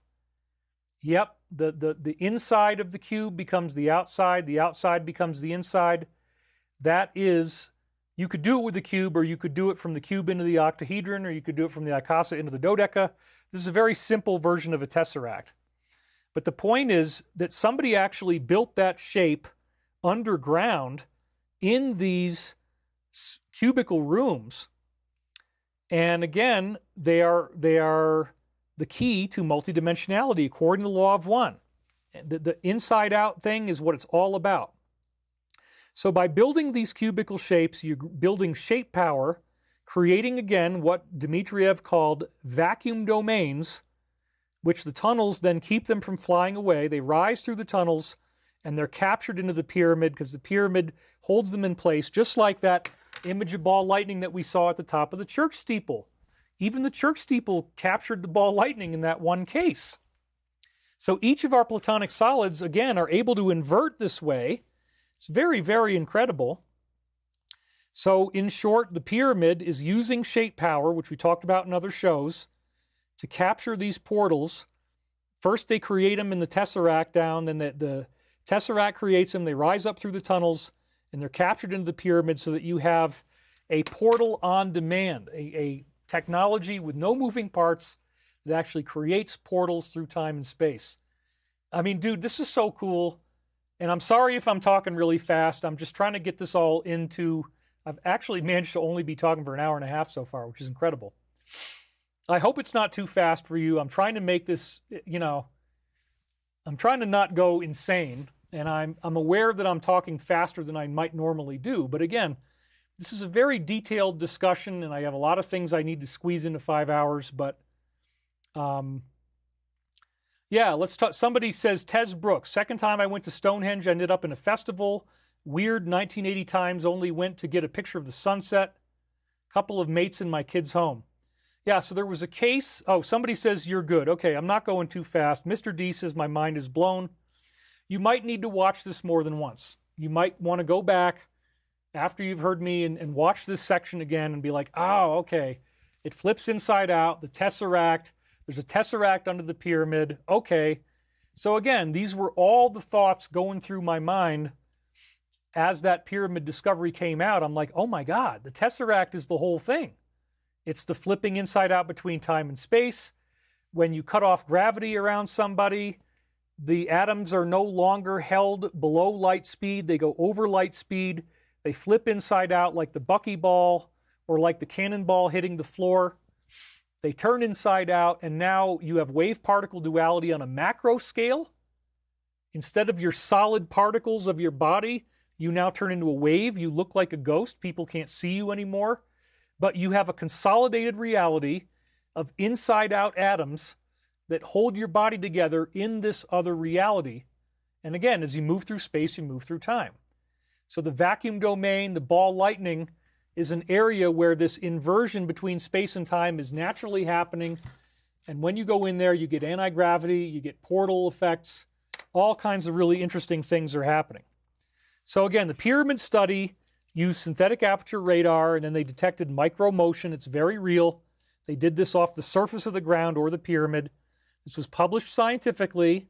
So again, we only have one hater, but he doesn't even bother trying to fight me on science. It's so far beyond him. He just can't do it. He just says, oh, David is vile and disgusting. Fair enough. That's your opinion. There's a lot of people here who don't think I'm vile and disgusting. So there's the study. And again, if you really want to get into what these portals do, I want you to read this book. She's an amazing researcher, Jenny Randles. She's done a lot of great stuff. Time Storms, the fact behind the fiction, amazing evidence for time warps, space rifts, and time travel. And she's got all kinds of very strange stories in there about people happening to fall into one of these portals, and they might warp ahead 4 days in time and nobody can find them. But then strangely enough, they have like beard growth because they were over there for a lot longer than 4 days and they eventually come back. People saw fairy rings. They go into the realm of the fairies, and it turns out That's all the result of this portal physics as well. See, I'm working so hard for you guys. I actually got some shine on my forehead. There's a little bit of sweat there. Gerald Watts, Stargate Gate and an Anti-Gravity Car Bucket List. Yeah, so I'm trying to help the White House right now. I'm giving you the basics of this suppressed, classified physics. The Russians actually did a lot more with it, whereas over here in the West, it's all kind of Area 51 stuff. Nobody gets to hear about this, but you want to go learn a lot about this, go read Time Storms. Another great example, as I talked about last week, would be fish or frogs falling out of the sky. Charles Fort wrote a bunch of books, and so these anomalies were what he was talking about, among other things. And so they're called Fortean anomalies. So this is an archaic image somebody drew of a bunch of fish falling in a town in medieval times, and nobody could figure out what the heck was going on. Here's another example of a medieval fish fall, sometimes fish, sometimes frogs. Well, what's happening is that a bubble is rising up out of the earth. It goes inside a pond. It captures the water and the fish or the frogs, rises up into the air. And remember, Dmitriev said one of the things they do is explode. You may or may not hear a sound, but the energetic strength of the bubble disappears, and now all that water is dropping out of the sky because it's no longer being held by anti-gravity. And there's fish captured inside, and the fish and the frogs fall to the earth. Richard Collins says, supergut is transformative. The universe lives in your belly. Yeah, I mean, I'm basically already doing all those things. And last week, the administration came out with a new food pyramid that basically describes the ketogenic paleo diet. And that is also related to what supergut is saying. If you do the keto diet and you take probiotics, you're going to be in great shape. You'll lose weight. You'll feel amazing. It treats anxiety, depression. It's really wonderful. Beverly Adams. She says, 1973, J.J. Hurtak was brought outside of time in this manner to another dimension and wrote the Book of Knowledge, Keys of Enoch, where Enoch and Metatron showed him all of this stuff you're talking about. Yeah, different people keep tapping into this. I prefer the Law of One, but yes, I've met Hurtak several times in person. We've hung out together, and he's a great guy. So no problem there. Even in modern times, you guys, check this out. New Zealand Herald, and it says March 2nd, 2010, desert town is baffled as the fish fall out of the sky, and you can see there's a bucket, a green bucket. There's a photograph of these fish that fell out of the sky. It says, a town in the northern Australian desert has been pelted in a downpour of fish. And it's actually this area, Lajamanu, northern middle Australia, okay? Marine life tumbled out of the sky on 2 occasions last week, raining down on the Northern Territory town of Lajamanu.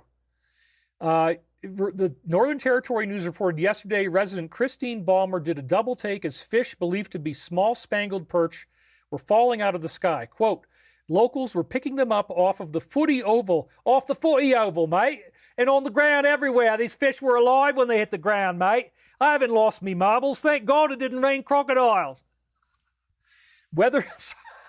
I love the Australian Queensland. Weather Bureau senior forecaster Ashley Patton told the Northern Territory News that a tornado in the nearby Douglas Daly region may have been responsible, but no twisters were reported. Well, yeah, that's the only thing they can think of, but it's not a tornado. It's a very unusual event, he said, with the updraft, you could 60,000, 70,000 feet. It's not a tornado. Anyway. And then last but not least, I promised you guys this. We're going to get into it. The toad in the hole. Another very, very strange thing where people are breaking through solid rock that is supposedly millions of years old, 25 million years old, 40 million years old. You're quarrying stone out of the ground. It's ancient stone, millions and millions of years old. And then there's a live frog that shows up when you break it open. It's freaking crazy. But there are hundreds and hundreds of these cases, and there was a big obsession with it as people were finding this in medieval times, going all the way back a couple thousand years. You're building things, and every now and then you quarry a stone, you break it open, you find this frog or toad, or sometimes other animals too, but typically the other animals don't live. Amphibians can stay alive because they're built to be able to go underground. They can bury themselves in the ground. They can dry out. They're kind of in a suspended animation state. When they rehydrate, they come back to life. So they can actually do that inside a rock. But what is causing this? Well, you probably figured, it's raining crocodiles, mate, says Sybil Haynes. That's right. Carrie Bonifacio says, thank you, David. I love and appreciate you. And she got 16 likes on that one. This is very bizarre stuff, and I love it, somebody said. That was Ode to Hip Hop. Water tornadoes could pick up the fish maybe and toss them about, says David of Shield. But yes, as they just said in there was no tornadoes that day. If you read that again very carefully, it says, neither a tornado in the nearby Douglas Daly region was responsible. No twisters were reported. So there were no twisters. So again, with the toad in the hole thing, you have something very strange where I believe, again, that the entire toad's body is in quantum superposition, wave-particle duality. It doesn't, you don't collapse the waveform until you break the rock open. So this is like the wave-particle duality, but now it's a frickin' toad. So this is what happens. These are actual images. I showed you a couple of them on Twitter if you were on my X page. You have a frog or a toad that shows up when you break open the rock. At the moment you break open the rock, you've collapsed the vacuum domain. You've collapsed that frog into our reality. So now he starts experiencing physical life in linear time. But sometimes, apparently, these portals get stuck in the rock and they just don't come out of this non-temporal state. So the frog isn't really in our reality. He's living in time-space. You break it open, you collapse the wave function. It's no longer in superposition, and he consolidates back into his body. His atoms are no longer above light speed. He consolidates into a living being, and he's still alive. And sometimes they jump away. This is another example where they were digging out this rock quarry. As you can see, they're building some little doorway over there on the right. They were cutting this rock out of the ground. And you got to increase the contrast on this image a little bit. In fact, let me actually do that right now. So I want you to be able to see this. So just hold on a second. In fact, let's go to this other camera angle here so you can see my lovely face. I'm gonna make another copy of this, and I'm going to tweak it in the arrange, and I'm going to increase the contrast if it will let me do that. Let's see if it will. Image, okay. Exposure and saturation, this ought to do it. Okay, yeah, there we go. So saturation. Okay, now I've got it. All right. That's all I needed to do. So this is the original image again. And you see the frog. So the frog's body is perfectly... Oh, we had another donation. We had Heidi Begley. Be encouraged. Keep up your excellent teachings. Yes. I mean, this really is... This type of material is some of the stuff that I would always go into when I was in front of audiences, typically my all-weekend conferences that people would pay to come see. You're pretty much always going to hear this stuff. I would do some version of this most of the time. Peace Abel says, I used to see my grandma on Easter. This year I have to settle for Tramma. Who loves you, baby? Tramma loves you. Okay. Anyway, so this very, very fun science. And again, I used to always sell this information. It's kind of weird to give it away for free, but you know, hopefully we're about to get a deal and then I'll have enough money that I'm not going to be scraping the bottom. But still, I really do appreciate your donations either way. It's nice to be paid for my work. So thank you guys for the donations. Vak Apollo. Does the fact that the stones are alive have anything to do with toads being kept alive too? Yeah, that's a great point. They do exist, again, in a quantum superposition. So they're neither in past, present, or future. They don't exist in time until you break open the rock and collapse the wave function. D Earth Observer says, you are loved. Woo, I love that. Thank you very much.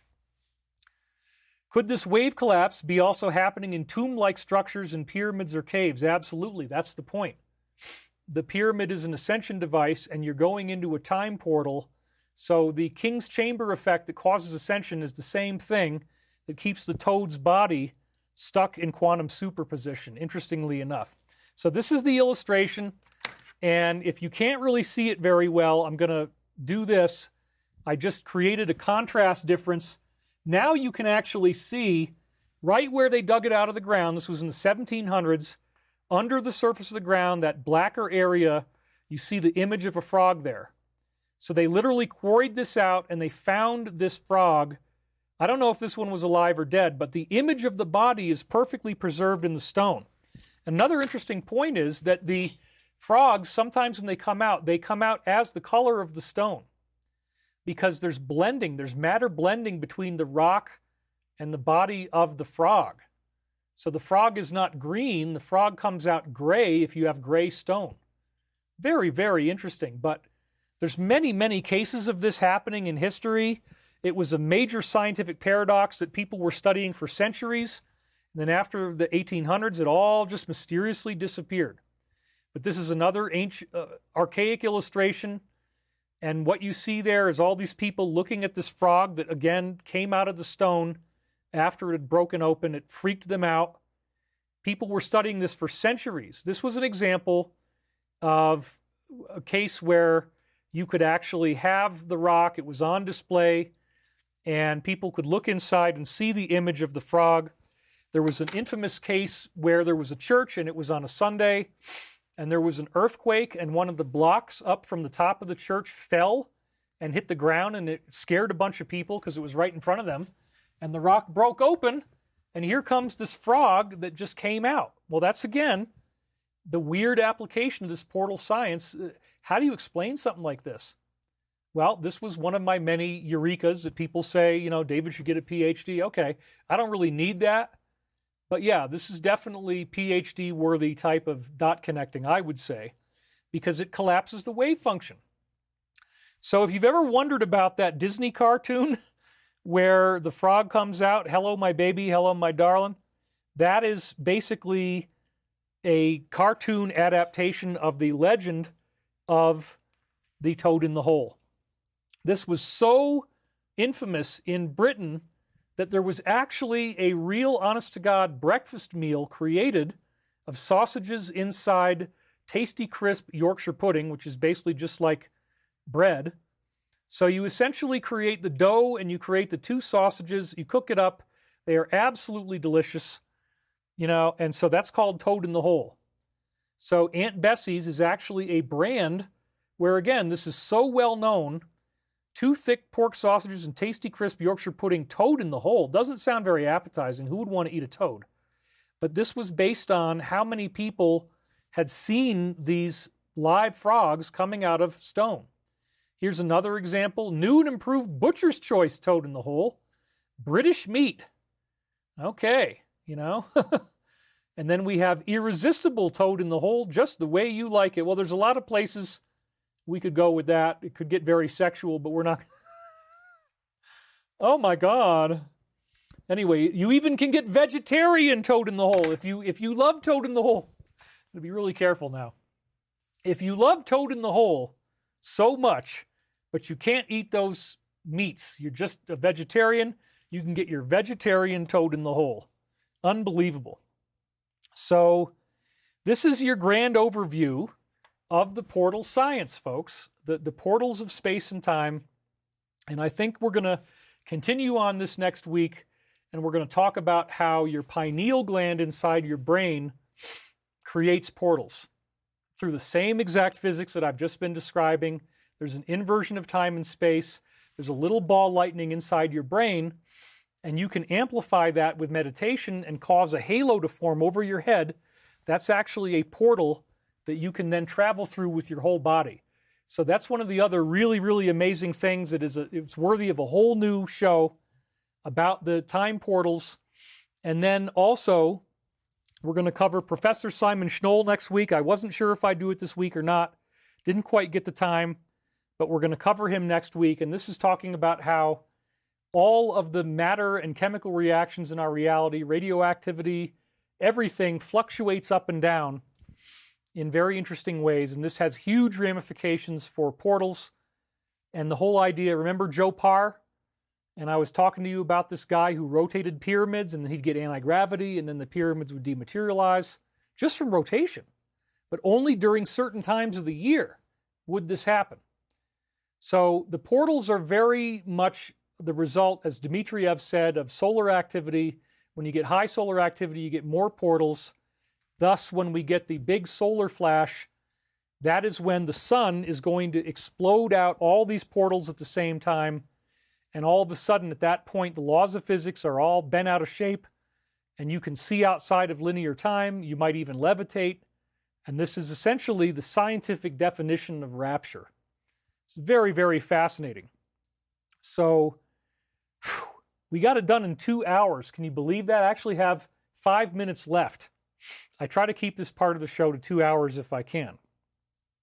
So again, it feels like I've just given birth, sort of. It's like, wow, so much great stuff that we can talk about.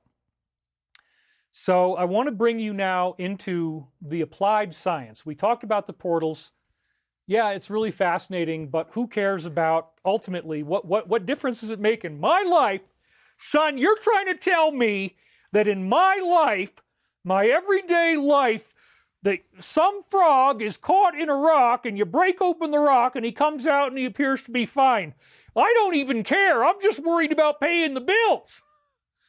I have had it. Well, yeah, you don't... It doesn't really affect your life. Okay, I'll take Daddy's position for just a second.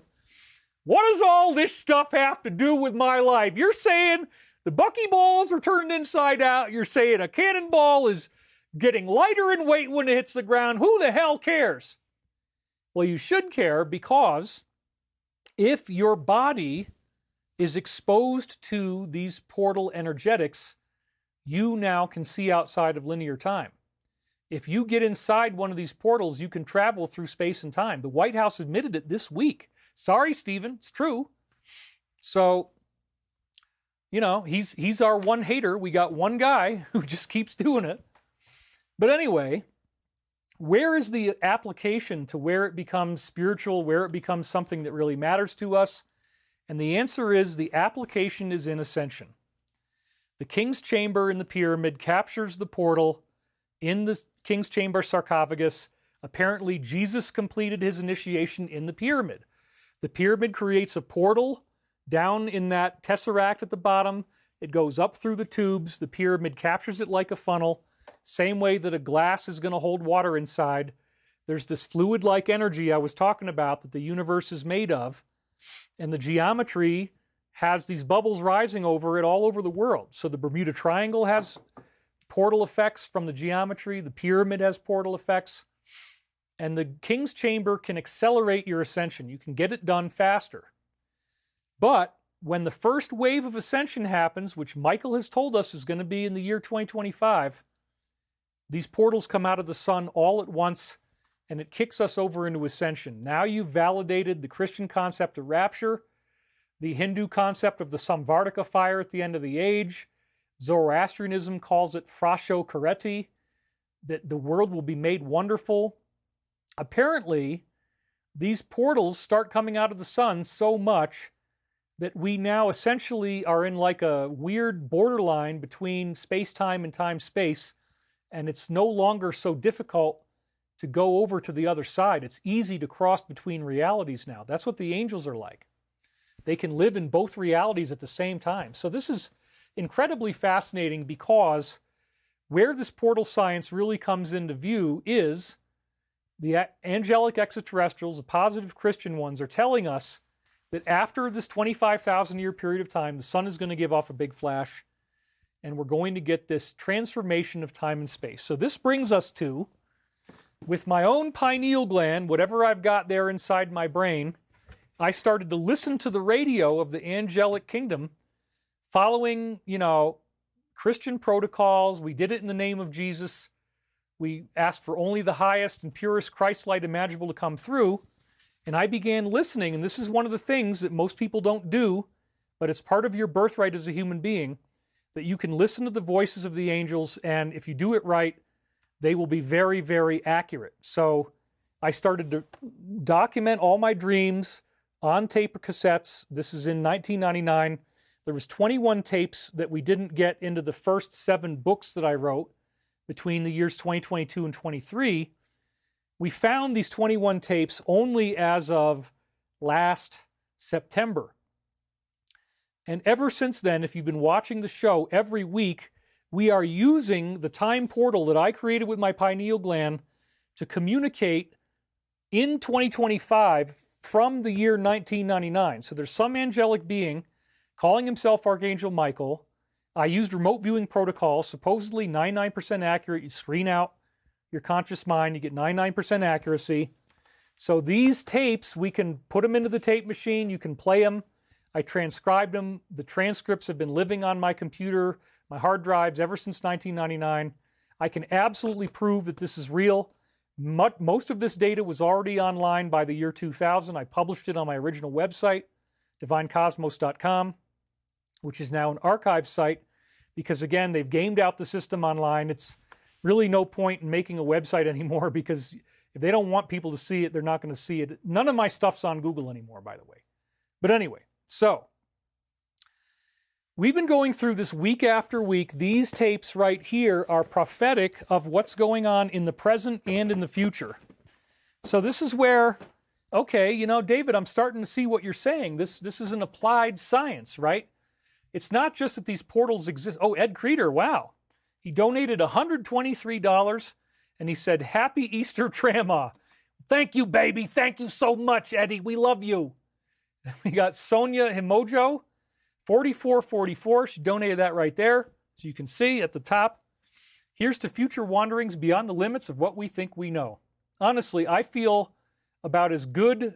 Oh, David Wilcock, you got a big donation. I don't know if I missed another one here. Let me see if I missed any of them. Yeah, there's, let's see. Kenneth Bates donated $200. Thank you for that. So yeah, there's a lot coming in. Thank you guys. And let's see if I missed another one. Richard Whitney, we got that one. Okay, yeah, I think I got them all. Anyway, so you guys are awesome, and I really appreciate. Yeah, this is probably one of my most favorite shows, because I really got into the meat of how this works. That there is water. We'll talk about it next week, but there's water inside your pineal gland, and the crystals inside the water are actually DMT. And dimethyltryptamine, I don't want to get into all of it right now, but you can hit dimethyltryptamine with a hammer and you get colored light. It's called piezochromatic or piezochromatic. So these crystals actually vibrate and they release full color light. So there's a television going on inside your pineal gland. All the inside of the pineal gland is retinal cells like the eye. So it really is actually a third eye, and it wires into the visual cortex of the brain. We'll talk about that next week. Once we get in the pineal gland, it's going to get very, very interesting, folks. So anyway, the point is, inside your pineal gland, as you fall asleep, it's electromagnetically shielded. We know this. They've studied it at Area 51, places like this. The water inside your pineal gland, those crystals of DMT, turn inside out. They begin broadcasting visual images from the other side, and you can also get sound. So the sounds come through, the visual images come through. Lo and behold, you can have telepathic communication outside the boundaries of time and space. That's what I was doing with, again, the Archangel Michael time loops. So I don't want to keep on explaining it. Let's just get into the data. We had a prophetic client reading for Robert, his name was, came in on March the 12th. So all I've had to do week after week is just read my transcripts beginning on January 1st, 1999, where we started last September. Every single week, it has delivered and delivered and delivered. So this is where it's not going to be so scientific anymore. Now we're getting into the esoteric world of angelic beings who used my equipment. The fact that I was doing this, they got me on track, and they started predicting the future right away. Now I've got 7 books you can buy about it called the Michael Prophecies, but this one in particular is fascinating. So I have dreams, and I have the words that I would then speak as Archangel Michael that come in week after week, and they have been tracking the Alliance. They're all about the mass arrests. They're all about the fact that once these arrests take place and the world realizes, oh my God, there was all this evil going on, then we get eventually the first wave of Ascension. Apparently it's going to happen this year. It seems hard to believe. I was like this past week, I'm going, man, we're running out of time. We're already in April. We're in the year 2025. Is the Alliance ever going to do these arrests or not? And then we had these phenomenal pieces of news come in this week. Documents being released, wars being wound down to a close. The truth of autism is going to come out. 10,000 RFK documents coming out that just happened. The lab leak is now being talked about. All this very interesting stuff. Michael knows everything. He's telling us where we are right now in time, and he's telling us where the future is going to go. And since everything's been accurate right up until now, it's probably going to be accurate as we go forward. So this is my life is very exciting. I mean, I'm looking forward to helping the Alliance. I'm looking forward to getting out there on a bigger level and not just being alone. I mean, it's freaking snow outside. You'll see that on the turkey video here in a minute. So March 12th, 1999 is the latest one that we have today. Right away, we got a prophecy of COVID. It's incredible. It's the very first thing that happens. Remember, this is 1999. The beginning of the dream that I was remembering, because remember, when you're in dreams, you're outside of time, you're in time-space. So everything's a little bit different, and you're seeing outside of linear time.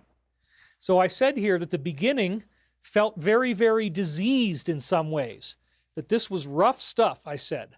In my earliest dream, the theme was disease. And I didn't know, I mean, nobody knew in 1999 what was going to happen, but higher beings probably did. You know, that's what we're looking at here. It was talking of some great disease. Well, there you go. That's what we all went through starting in 2020. But then I say a disease within the spirit. So the dream always has to have some degree of metaphor and symbolic encoding. But yeah, dude, right away, okay, prophetic dream, check. So it's all about COVID. So I woke up too early and I couldn't really dictate that one. I fell back asleep.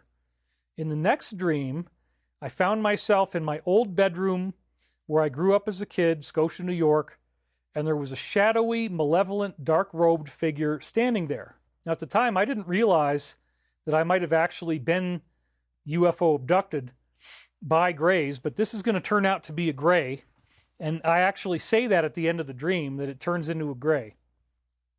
There was a little girl there in the room with me as well. This was a very evil being in a dark robe. The being was very real to us in the room. So I didn't know about all this grays being evil or anything. I mean, back in 1999, I just assumed that the grays were good. I didn't know about the fact that they taught Aleister Crowley how to do demonic summoning, that they are predators who puree human bodies and then soak in that material, and that's what they feed on. So they're actually vampires. They're very evil, dangerous creatures. So if you were scared about the grays, you had a damn good reason to be, man. And we're all learning about it now. So this is what's really running the DS behind the scenes. So it was very real to us. He had on a black cape that went around his head. His face had the consistency of light white modeling clay. The eyes were swollen and they were set funny on the face. There was a skeletal look to him, like a skeleton built up with modeling clay.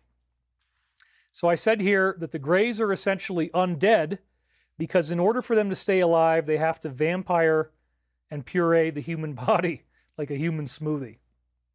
And again, they're the ones that taught Crowley how to summon demons, which then spread out to the whole inside group of the DS. So this weird, scary demon being was causing us great fear. This girl and me were there together. There he was. You had this horrible, demonic-looking thing standing right there in front of you. He was taunting and teasing us. He was very mean.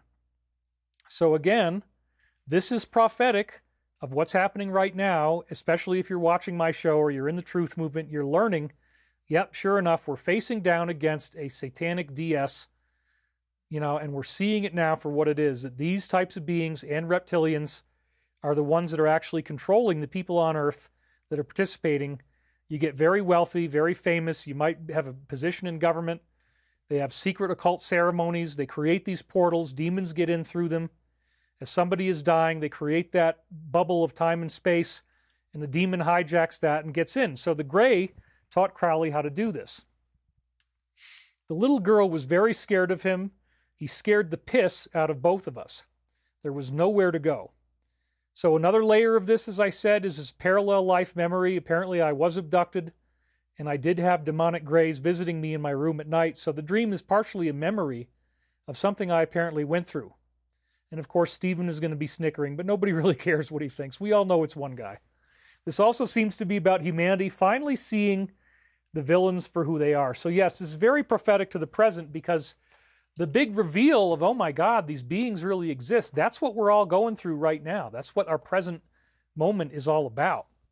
So it's a very, very prophetic dream of what we're now seeing. And remember, it started out earlier, the theme was disease. So there's a connection there. Then my character and the girl grew up and became adult. That's what ends up happening. We flash forward in time. There's a man and a woman standing there.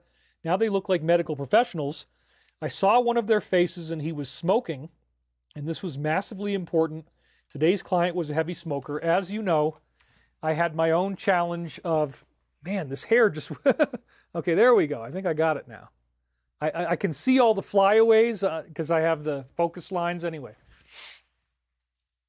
So I had my own, use of cannabis, which I've now recovered from sober, but I've had my own challenges with that.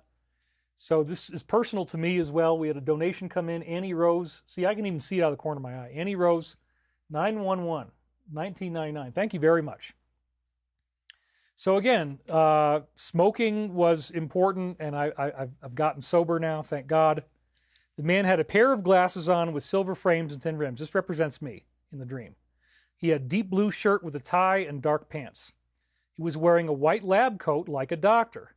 So part of this, I think, is parallel life memories, where these evil greys abduct you and then you're brought to medical experiments done by humans. The reason the humans don't typically travel in the UFO is that you get transdimensional disorder when you travel through time and space in these craft. And so they use greys, but then the greys bring you to a place where you have a military abduction, and there's humans who can bring you in there. And the way this works is that the UFO brings you back to your bed, and you don't remember anything from what happened except in dreams.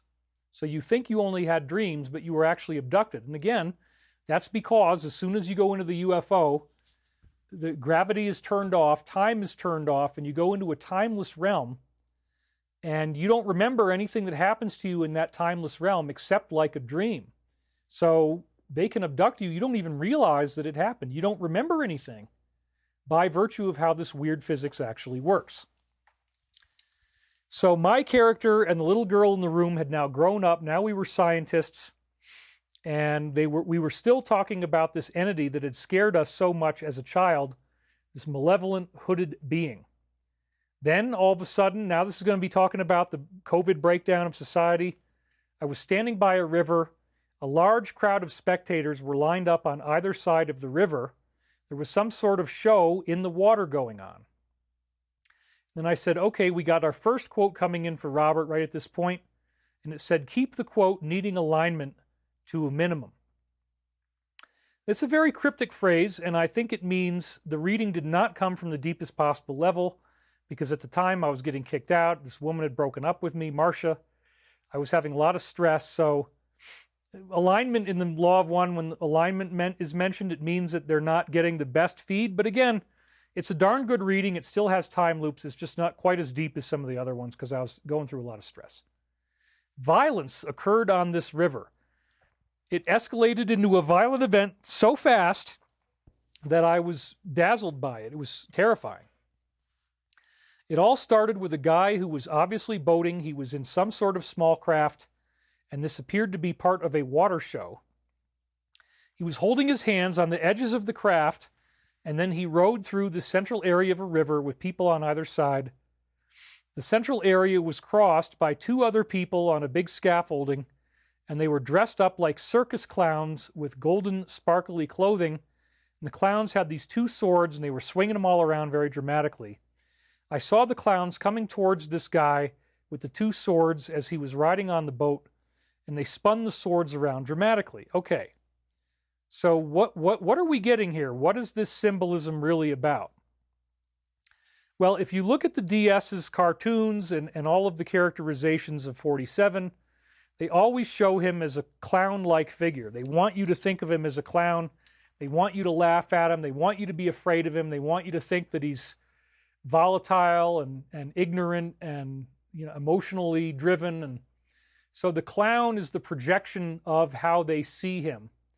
And now, again, he's in the presidency. So they've got this big pageant, and there's everybody lined up to look, and he's got colorful clothing on. He's swinging these swords around. Well, that's the cuts that he's making with like the efficiency department. And again, people like my father, people who watch TV, they're very afraid. They look at him as a clown. He's swinging these swords around. It's very dangerous. The guy in the boat actually represents the target of this administration, represents the DS. So that's what this dream is really about. So, and I'll show you why, okay? But just bear with me. I've already deciphered this. I know what it's going to turn into. So the clowns represent the administration. The swords represent the cuts that they're making to all these budgets. And there's this vigorous fight going on. So what's going to happen? Ooh, wow, we had another big one here. Genie888 donated $200. Man, today is a great day. We are risen in the Ascension. Happy Easter, yes. And we already got 11. I'm going to click like on that myself, make it up to 12. Oh, they don't let me do it. I'm not allowed to do that. I think I can do it up here. Okay, boom. So I will say thank you to Jeannie. Thank you very much. All right. Now she's up to 18 and 2 comments. Excellent. So thank you for the donation. It really does help us out greatly for you to continue to donate. So again, the clowns represent this administration, the cuts that they want to make. They're swinging the swords around. The guy in the boat, he seems vulnerable. He represents the DS. And we just saw the demon right before that, the gray. So this is the gray is influencing the guy in the boat. The clowns were supposed to chop the swords down to either side of this guy's boat. They wanted to make people ooh and ah that it was so close, but it was all really a trick. So again, they don't really want to hurt anybody. They just want to save the planet. People like my dad, people watching TV, they don't really see that yet. The 2 clowns were in a red thing with golden stripes on it. I'm not really sure what that represents, and I never explained it. But red and gold, those are definitely colors that are associated with like blood and treasure. Red would be blood. Gold obviously is like wealth. And of course, 47 is wealthy. So the clowns came down and were swinging the knives around very dramatically. This is what's happening with all the budget cuts. And it was supposed to be a trick. At the last minute, before the clowns got up to the boat, they hit an eddy on the water, and then they all of a sudden slid in one direction. As a result of that, the sword came down very close to this guy's pinky finger on the left hand. And this symbolizes how most people think, most people who are in the media, certainly not the majority because he won, right? But most people who are watching television think he's making mistakes, they slid off track, and he's missing the mark. The DS is then projecting this idea that their new administration that we're in now is negative, clownish, and destructive. Okay, so that's what this is about. The guy became incredibly angry from this theatrical attack that nearly cut his hand, even though it didn't. So the guy in the boat is now incredibly angry. This represents the DS and how they're going to lose control. He grabbed a sword out of the boat and somehow managed to throw the boat in reverse. He then turned around and lopped off one of the 2 people dressed like a clown, lopped off one of their hands. What is that about? Well, the DS is constantly attacking 47. They're trying to make it impossible for him to govern. And remember, he actually was shot through the ear. And one of the very odd entangled things between him and me here is that I have this, I guess you can kind of see it there. There's a ring right here on my ear because a pole to set up a tent, a hollow pole about that big, went right through it. Same injury, same place is one of the strange forms of like quantum entanglement between him and me. So this is talking about assassination attempts. This is talking about the bullet going through his ear. In this case, in the dream, it's far more dramatic. They tried to cut off his hand. But again, they're trying to cut off the hands of the administration. They don't want him to be able to do anything. So this is a very violent symbolism. And they are doing this all the time. So this is, again, very time looped into the present. It's all metaphorical. But I'm an expert in analyzing dreams, so I understand what it means. Now check out what happens in reprisal when this guy chops off one of the hands. He gets immediately killed in a very dramatic way. And that's what's happening now with the DS. That blew me away. I couldn't believe he chopped off one of the clown's hands. Whatever happened to his hand in the first place wasn't all that bad, if anything. I don't even think he bled. Yet he got so angry that he turned back around and chopped off the hand of one of the clowns.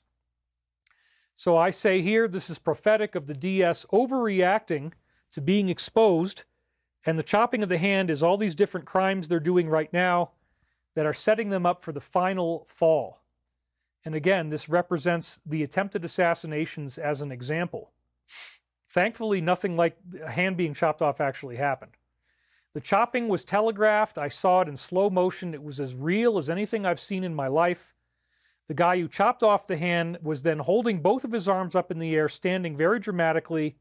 He didn't even notice this, but someone came up behind him with a broadsword and literally chopped him right in half.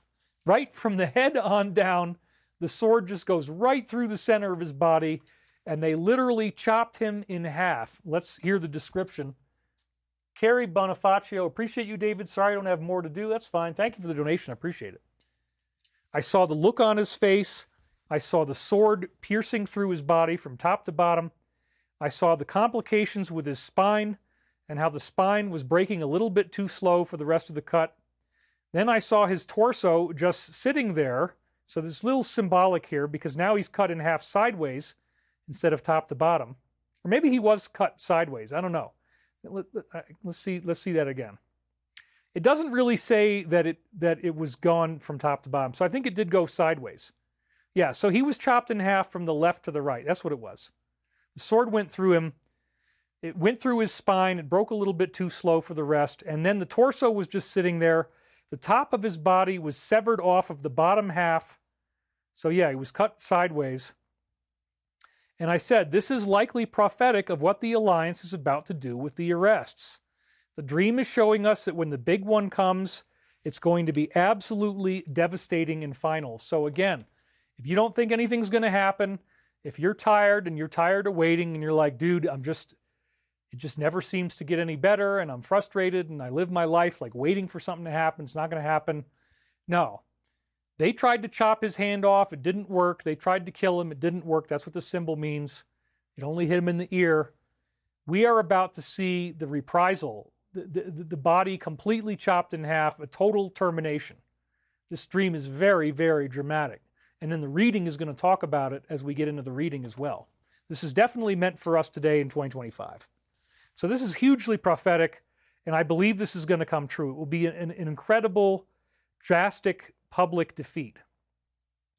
Another guy started kicking someone in the head with a weird karate kick. There were other acts of violence as well, probably 8 different violent events in one little area. Then the whole dream shifts, and I end up with Clint Eastwood. Whoa! There were rumors going around for quite a while that they wanted him to be the VP for this administration. They asked him, but apparently it didn't end up happening, but that he was one of the people who was being looked at as a possible vice president for this administration. And he is a truther. He's in all this stuff. So that was, again, really fascinating because nobody knew this in 1999, but he was invited to be VP. So there you go. Clint Eastwood actually shows up now. I was here in the barn in Virginia where I was living at the time. We were down in the part I usually wouldn't live in the main hallway where there's a lot of junk and clutter. And this has to do symbolically with your house, the environment of your psyche, your mind. We had just seen a movie, and this was not reality. I now knew that we saw all of this on TV. So again, people aren't really going to be cut in half. They're just going to get life in prison. So it's a symbol, but again, it's going to be on TV. The arrests will be there. The trials will be on TV. Clint Eastwood represents one of the VP picks they wanted to use. This is very interesting. I looked at Clint and I said, I can't believe people watch these horror movies on TV. And again, this is like my dad being told everything's evil. I remember watching horror movies with my father, but I just don't see why you would want to see this stuff. And again, most people have tuned out the media. Clint Eastwood had a very curious attitude about it. So this is time looped into my watching the show Blacklist, which is on Netflix. It has shocking violence in most of the episodes. And when people learn the truth about these grays and about what's really going on and that there's evil going on, black magic, it's going to be like a horror movie. So this, again, is prophetic of what people are going to learn. There was a fireplace in the middle of the barn. I guess it's possible. The barn has a high enough ceiling you could set a small fire without burning it down. Then I started to ask myself, why are we camping out and trying to sleep on concrete when I could just walk up into my apartment? And I say here that this seems to indicate all of us are feeling homeless right now. Things are so turbulent. But once the arrests happen, which was just shown in the previous thing, the guy being chopped in half, life on Earth will now feel more like home. The evil grays will be defeated. As I continued to talk to this person, a pickup truck pulled up outside. This was Clint Eastwood's brother. The guy started out as Clint Eastwood, but then he turned into somebody else. Out of this pickup truck, typical country pickup truck, walks Josh. And he was the bully who used to chase me and beat me up every day when I'd walk home from school. And say, he didn't really beat me up, but I'd have to talk him out of it. So every day I had to negotiate with Josh not to beat me up. This happened for almost a whole year. And I've lately directly been comparing Stephen to Josh. This is a common thing for the last few weeks in particular. So Josh, I think, represents our own troll here, the one who's trolling Ezra, trolling me. Ezra's about to be the head of the NSA. Probably not a good idea. So Josh shows up, and again, this was my main bully in my life who actually accessed me physically. Nobody else messed with me as much in person as Josh. Josh looked exactly the same as he did back then, except he now had a cowboy hat on. So when I first unsealed this, I said, yeah, I was just thinking about doing a cowboy routine with a cowboy hat, comedy routine with a cowboy hat. And I'm keeping it down by the desk for whenever I get the urge. And sure enough, I did a cowboy routine last week and this week. Cigarettes, ham, fireworks, and bacon.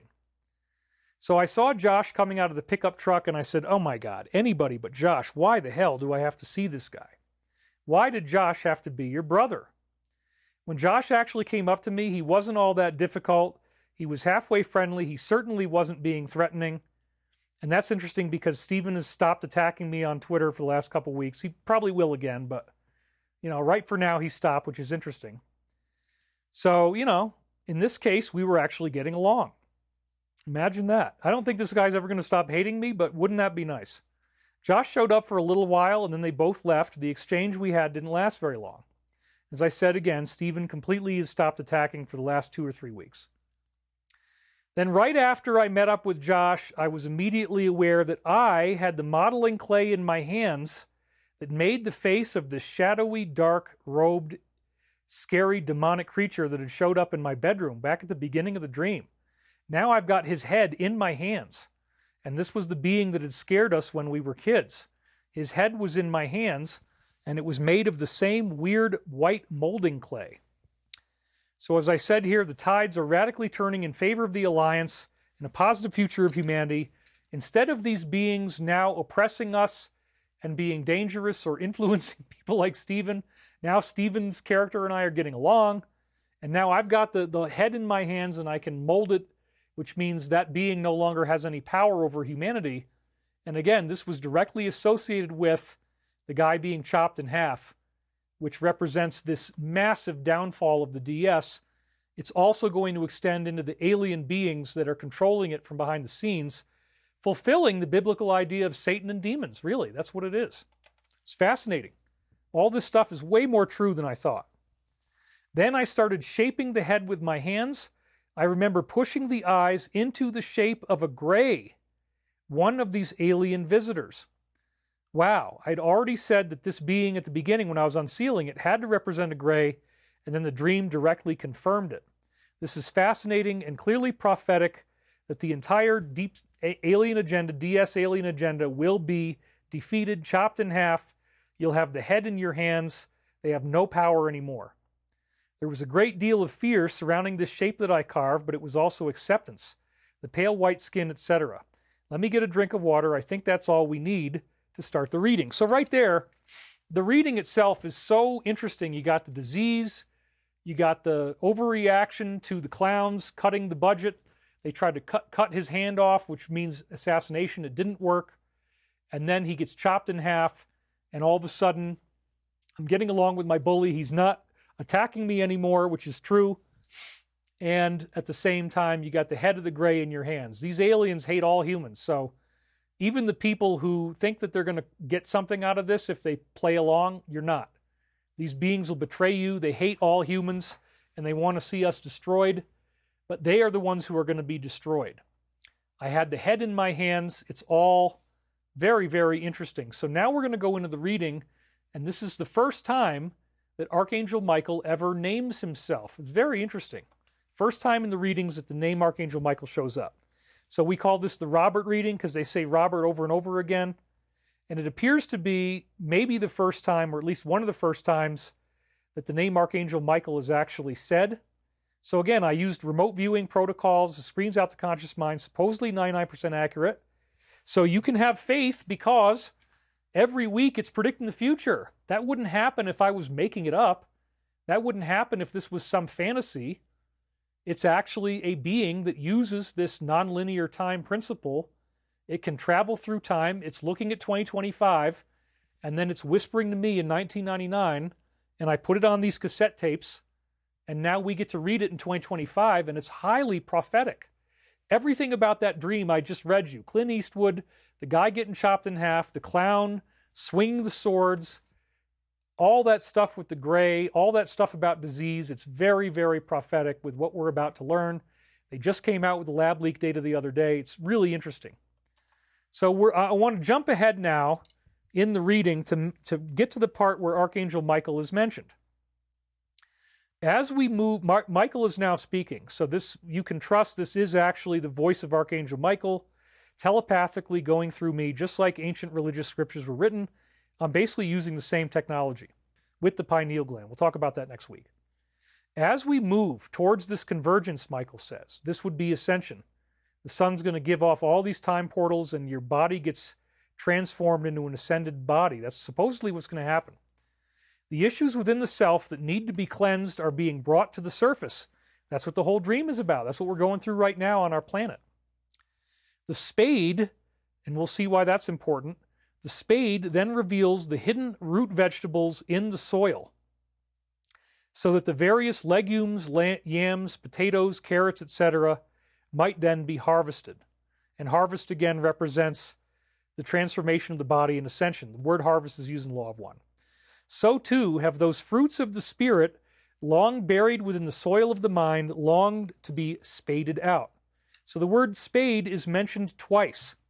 The first thing that's interesting about this is that when I last went to the post office, there was a guy ahead of me, and it was on April 15th, and he was worried about that he was, he had a stamped envelope for his taxes, but they couldn't get the mail out that day, and so he was late. And I'm like, well, I've done that before, and they didn't charge me anything. If you're only a day or two late and it's postmarked, they're not going to care. But then he tells me that he worked as a professional gambler and that he could play poker and count the cards and be able to win. And we talked about how, you're keeping track of the different signs in the cards, like hearts, diamonds, clubs, and spades. And he said yes.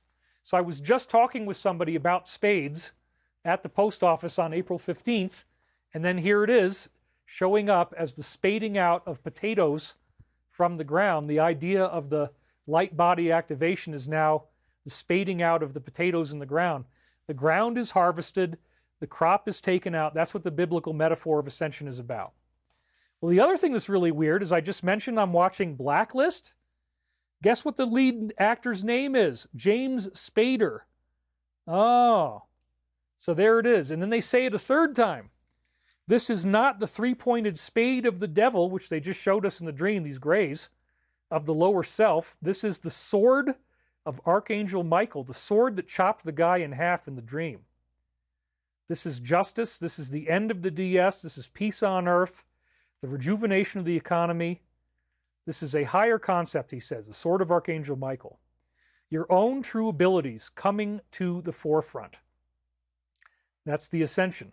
So we're all going to have the sword of Archangel Michael as we ascend. We're all going to become powerful beings.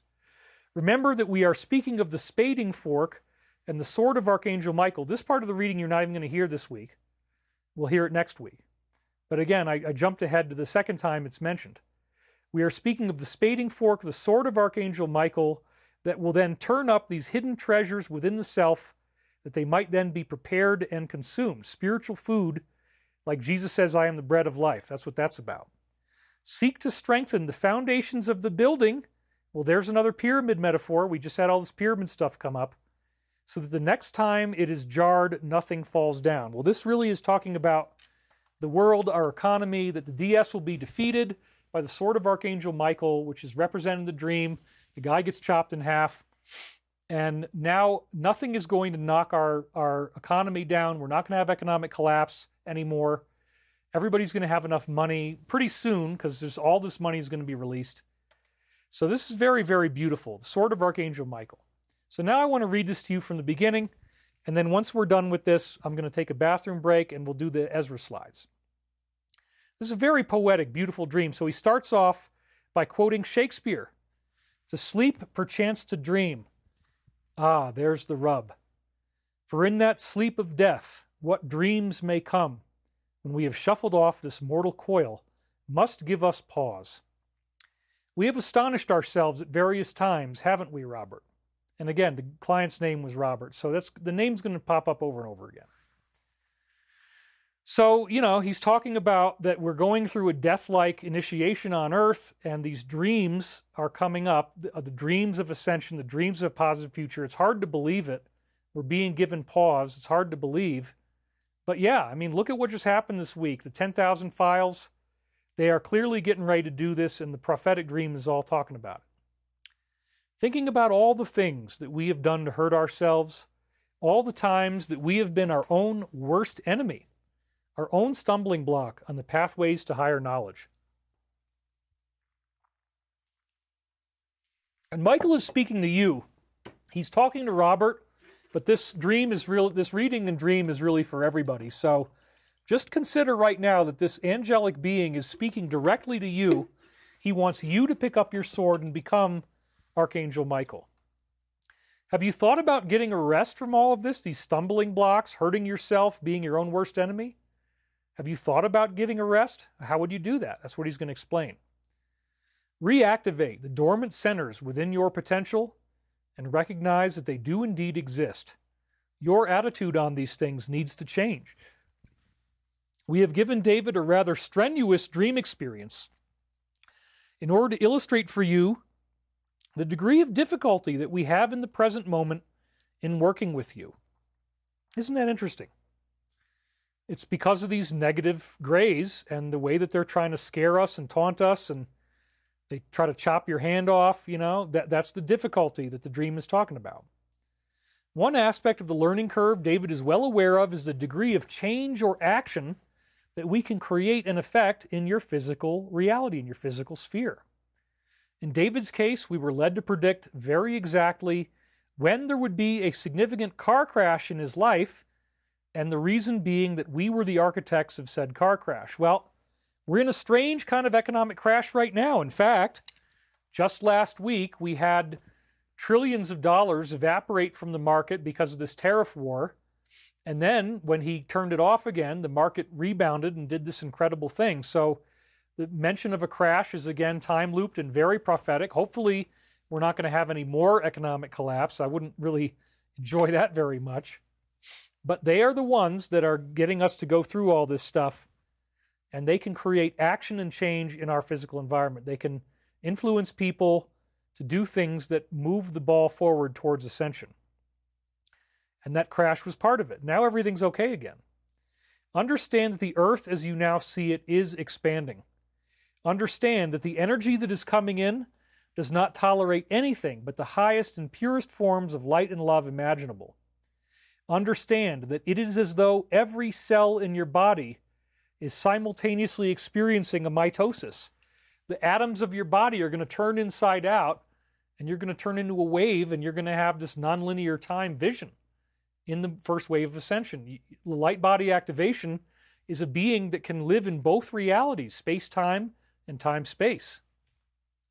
So yes, this is the light body activation. Every cell in your body is going to experience mitosis of light. And he says right here, this is a mitosis of light. Where do we go when all the columns and edifices that we have built around us have fallen, Robert? And this is the way people like my father watching TV, they feel like everything has fallen, they're terrified. That's where most people are. He's speaking to that. Where do we go when our own highest ideals have been compromised by our inability to meet them? Do we keep running through this treadmill over and over again? Do we keep repeating the same mistakes, asking the same questions, feeling the same feelings? Well, yeah, if you're watching TV, that's where you're at right now. Do we continue to over-retaliate for the transgressions of others against us in the matter as we see within this dream? And remember, the guy on the boat chopped off the hand of the clown, and the clown represents 47. There's a lot of people doing this. There's all these protests going on right now that are all apparently staged. We'll talk about that in the next section. Hypersensitivity is the theme here in that particular section. What it all comes down to is a basic sense of trust, an ability to go outside the self and to find that there are indeed those other portions of your being that require need, that require love, that require acceptance. And you guys love me, thank you. To have the courage to face them, to bring them out of the shadows and into the light, to face up to those dark portions of the self that we indicated within said dream as being the shadowy, dark, hooded alien figure who had emerged at a very young age when you were still a child. At various times in your life, you have recalled certain things that were threatening to you. It is our purpose here today to express that you are one of us. You are one of our own, like David, who comes from an environment of higher learning, higher advancement, higher spiritual attainment, and then voluntarily compresses into a physical body, so as to then be present upon the earth as a brother or sister of light. So this is talking about wanderers, ET souls, angelic souls. To then ameliorate the planetary changes, meaning, again, we're not going to have a pole shift. We're going to have a non-catastrophic ascension. That's Michael's message throughout all 7 books. Ameliorating the devastating earth changes. Ameliorating them by the ability within yourself to illustrate the basic precepts of existence, namely light and love, and the attendant distortions therein. So as you live in a loving consciousness, patience, forgiveness, just the opposite of an internet troll, you're now ameliorating the planetary changes. How can we keep working with you if you fail to address the basic portions of your personality that need to be adjusted? Keep this in mind. In other words, if you stay in anxiety, worry, fear, hatred, you're not ascending the way you should. And they want us to all remember this. Stay in the high light. Stay in the love. This message is coming to you from your own subconscious self as it is then routed through us. What you are hearing is a communication that is the result of us not being able to speak clearly with you for many, many years. Yeah, the beings haven't appeared openly in front of us for at least since the time of Islam, the Quran, 800 years ago. And then look at this 20-year period of time that you often speak of is indeed one where there has been a great deal of slumber. And so the 20 and back didn't just start with Corey Goode. It's been around on the internet before then. There was a book called The Mars Records, talked about it in, 1999. So, and I've heard it from other insiders as well. Apparently, the longest amount of time you can be brought into a secret, off-planet space program is 20 years. And then they have to bring you back. It's called 20 and back. This is what Corey was also talking about. So the 20-year period, it's amazing that they mentioned this, right? Because now we've heard about this. But back then, I didn't know anything about it. For that, we do apologize that this is where you've been asleep. So again, you don't remember anything if you get taken off planet, and I had a parallel life experience. So we apologize that you've been sleeping through all this, but only in the sense that we could not contact you. Understand that the feelings you have, the difficulties you have, are your own constructs. This is a classic angelic message. You are the cause of your own misery, and if you just live in this loving alignment, then everything in your life karmically will get much better. We had a donation, Donna Miller. Thank you, David. I'm trying to figure out how to give more. Thank you for your kindness and encouragement before my recent procedure. You really helped me. God bless you. Thank you, Donna. That's awesome. I love hearing those types of feedback. And it looks like I might have had another $200 donation. Oh, that was the Genie 888 one. We got that one. Okay, great. Vak Apollo, I have a gift for you. Where do I send it? Your address. As I said before, you can, anything you want to mail to me, like again, I got this amazing the painting of Monica the Moose. It's not have any light on it here. Ooh, How do I get the light off? Okay, there we go. Monica, oh my God. Anyway, yeah, I gotta hold it in a funny way, but you can see it. She's beautiful. She's our baby. So this is one of the gifts I got. So it's P.O. Box 3700, Nederland, Nederland, Nederland, California, 80466. That's where you can send me something. So thank you in advance, Vacapalo. It looks amazing. Yeah, it's a great painting. She's an amazing artist. Pet portraits again. So really, really cool stuff here. And Michael is saying the difficulties that you have are your own constructs. If you live in a loving consciousness, the universe will make your life get much, much better. Many of the greater fears that you have still center around your buried subconscious memory of your own contacts. So they're literally talking about the 20 and back, being abducted, being brought into a secret space program, which happened to me, by evil grays, and that they're going to be defeated by the sword of Archangel Michael, chopped in half. Whew, I love it. I'm just getting chills thinking about it. And the Ascension, the activation of the cells of your body in a mitosis of light.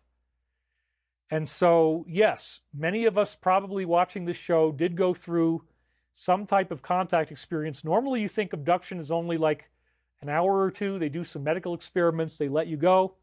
No, in some cases, people get taken away for years, and then they're brought back. And so Michael literally just mentioned the 20-year period of time of how long they can bring you out before they have to bring you back. It's incredible.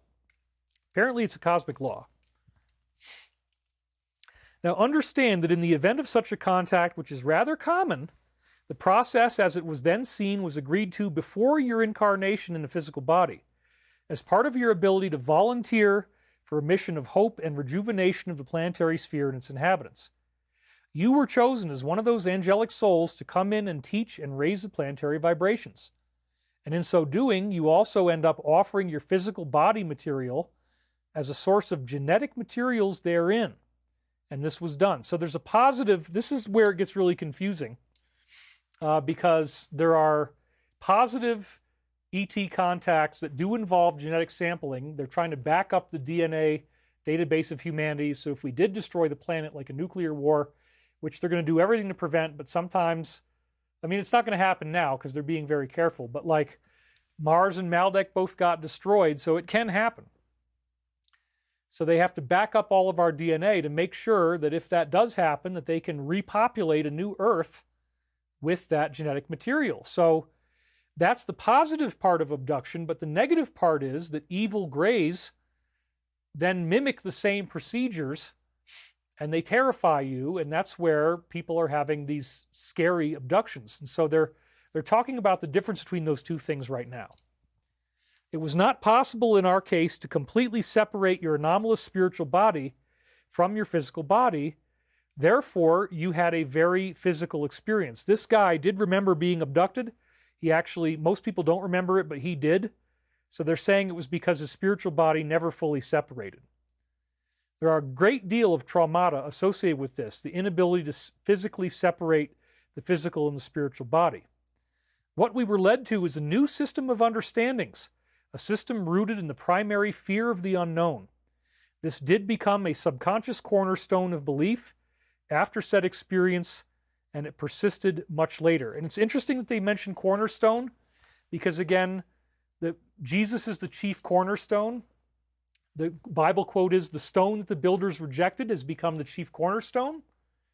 Well, the chief cornerstone is the capstone on the top of the pyramid, because it's chief. There's only one of them, and it's right at the top.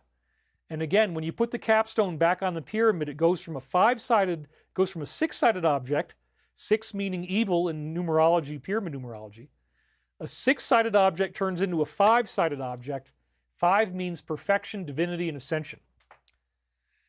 And then also, we were literally in today's show just talking about stones falling and breaking open with toads in them. And that would include the stone, the cornerstone off the top of the church that fell. So it's again prophetic of that as well. Subconscious cornerstone of belief. Hence you see a shadowy figure of horror expressing itself at a young age. As we fast forward into the more recent present, we then see you now as you now stand, and we see a focus on the cigarette. Understand in the conversation you had with David the other day, as you would term it in your diurnal period, there was the manifestation of almost an immediate statement being made, which is, I know I have a problem with smoking. He was a smoker. We then say that if the entity is aware that such a problem exists, your awareness is the key to getting sober, to ceasing the ability to take in these smokes to the body complex. You get over it. Smoking is fundamentally about stifling your grief, and grief is centered in the lungs. The lung center, as we now see it, deals with those issues of processing grief, and this is unilaterally true across the human species as a whole in metaphorical terms. So, when we take a break from the hubbub and the hustle and bustle of daily existence, what we are left with is this grief. But you see, Robert, you have spun yourself up too quickly to acknowledge your grief. And this is talking to all of us. So we don't want to feel grief.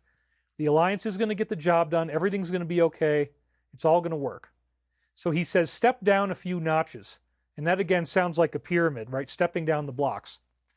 Be willing to slow the chaos back down a few notches. That's what we're all being advised to do this right now. Go for silence of self. Maintain it at a steady rate so you might then open the door to the consciousness within. You probed us with rather silly questions that did not address the issue. The deeper issue is indeed this courage to face the self, to go within, to dredge up the glacier, as David referred to in your conversation. You must back off of the attack on yourself. And we're all doing this. We're all attacking ourselves. We feel angry. We feel afraid. We feel grief. There is a war, a constant war being waged within the self, on the self. Do we need to mention your past lives? Or can you not simply take the material that is present within your physical circumstances as they now stand and see this in action? The vilest rumors are spread within the self when transitions are not adequately made. The rumors within the self include the specter of a possible failure, that you might fail to then meet your personal vibration necessary for your ascension. And we're afraid that the Alliance might not arrest people. Oh my God, is 47 a sellout? The understandings of fear are not adequate. Fear is the lack of light, the lack of love, and yet this is what you possess.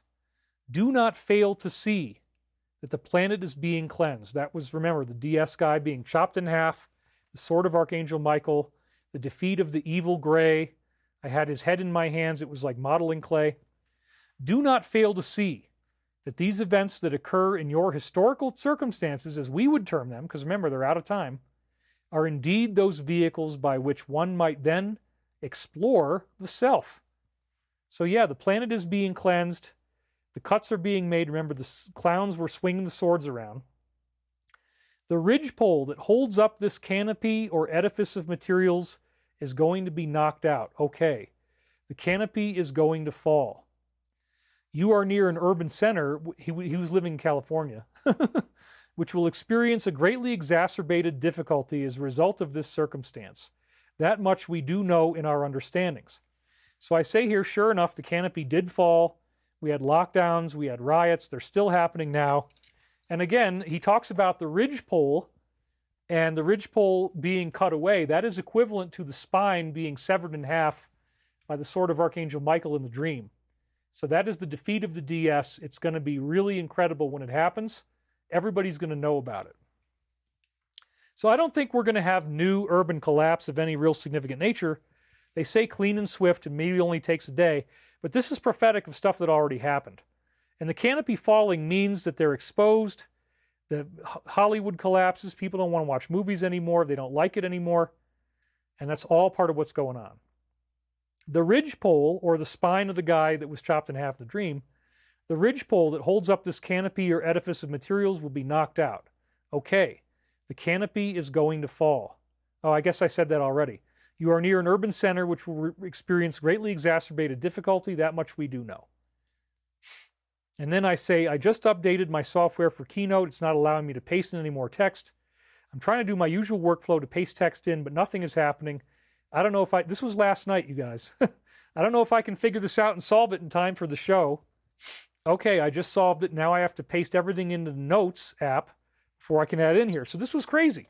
Right while I'm building my show, I say, oh, there's an update for Keynote. Let me do that. And this is as far as I'd gotten. And then I'm trying to paste in my text out of my file of the dreams and it wouldn't work. So then I'm like, oh, okay, I got to put it in notes first. So anyway, we got to keep going. So now we have more stuff. Thank God, because I didn't want it to end right there. He says, that much we do know in our understandings. Are you to be the ridgepole that is also knocked away and then covered with the debris of the fallout, so to speak? And again, this would be people who are afraid and don't see the Alliance doing what they're doing. Please understand we are not implying a nuclear strike. The courage to face the self, shamelessly, directly, frontally, and abruptly. The courage to look in the mirror and say, I know what I have done to myself, and I am sorry. I am sorry for this war that I have waged on myself for all these years. I am sorry for how many times I have damaged myself, hurt myself, killed myself. Do you not see the metaphors in this dream that David was given? All these things, all these acts of violence occurred from self to self in a continuous loop. Step back from that for a moment. Where are you hurting yourself inside, Robert? You expect us to simply lay out a platter for you and explain everything? He's being really stern with Robert. This guy was ready for it. He loved it, actually. He loved his reading. He talked about it. So he was so happy. So again, the point is, where are you hurting yourself inside? And that's where you're not being loving. And you don't have faith and trust. Or rather, is this more a function of your own ability to move forward through these circumstances as they present themselves? Which is what we need to do. We do understand the difficulties you are now facing. We do understand that this war within yourself that has continually been waged was directly responsible for the dissolution of your marriage. Wow. So he lost a marriage over all this inner grief and conflict that he had. Understand the degree of responsibility within yourself for the dissolution of your marriage. You have not been able to face this yet because it is too painful. So this was just a transcription note. I was actually transcribing this 7 years after it came in. It was one of the lost tapes of the 21 tapes. Again, July 7th, 2006. This is hilarious. See us as Ben Gay. He's making a funny analogy. The liniment that is rubbed into the skin, much as in the same fashion that we utilize the Casey readings to prescribe various medical treatments. In the present circumstance, we wish to surround you with light. In order to do that, we have to burn off the layers of chaff that surround the central core that is your being. And again, when you put this liniment on, it burns. We continue to look deeper and deeper within you to peel off the layers of the onion. We hope there is something left at the core, not just more layers of onion skin. As we said before, you are one of us. In that sense, what we are implying is that you have come from higher realms. And if you're watching this show, you probably are a wanderer. So there you go. You have volunteered to take upon a mission of service to this planet. And in this soul format, you then existed in what we would term the fifth density, a density where wisdom is paramount. That is the past life information that will give you the greatest assistance at this time. It is for this reason that you have been drawn to so much of this material throughout your life. Do not fail to see the importance of being earnest. Accept who you are. Accept the fact that you were a part of this great plan to store the genetic materials of humanity in the event of any cataclysm. Yes, we do admit that there are negative extraterrestrials who exist, who mock these procedures and attempt to make everyone think it is a negative, evil experience. In your terms, we have not received good PR, have we? Our mission is of healing, of service, and of cleansing. Our mission at this time is likened unto that of the authoritarian parent, who must then step in, intervene, and make certain comments that need to be said. That is why we have taken aside the ego self of David to bring you this message. Do not feel that our appraisal of your personality is too curt, or too quick, or too deciduous. Which is interesting because deciduous trees are the trees that, you know, they decide how they're going to be throughout the year. Their leaves fall off, whereas evergreens stay year-round. So that's a very interesting metaphor. Too deciduous. This is a long-term project that we have with you. You have suffered over and over again by our own hands because we are the masters of your karma. Karma is a programmed catalyst. It occurs because you need it to occur if you are ever going to learn the ways of love. And so we watch and stand behind you as you must then go through the obstacle course that you yourself mandate to be programmed. How much longer will this go on? They're talking to us as a planet. Do we need the DS anymore, or are we going to wake up to the lessons we need to know? Step away from the concerns of fear, because fear is a predominant emotion in your mind complex as we now scan it. And I think a lot of us are feeling fear right now. I know I did this past week. Let's work together. Let's start to accept ourselves. Let's start to look in the mirror and smile and say, I am here now. This is who I am. I am, and then just fill in your name. I am in control of my life. I am prepared to do whatever it takes to experience soul growth in this moment, today, now. I have come a long way. And in what senses have I fought against the ridgepole being knocked away, as the whole circus tent of DS materialism must indeed collapse? Oh, and I just had a donation come in. Let's grab that. Stephanie Marsh. She says, this is so important and freeing. Thank you seems hardly enough. Please support David if you can. We've got a $50 donation right there. Thank you very much for that. So yeah, this is very exciting stuff. Again, because we already know that the circus tent refers to the DS, and they're saying again the DS is going to collapse. This is going to happen. Whoops, let's do this, and then I'm going to do that. Boom. Don't want to have you guys looking at me while I'm supposed to be reading slides.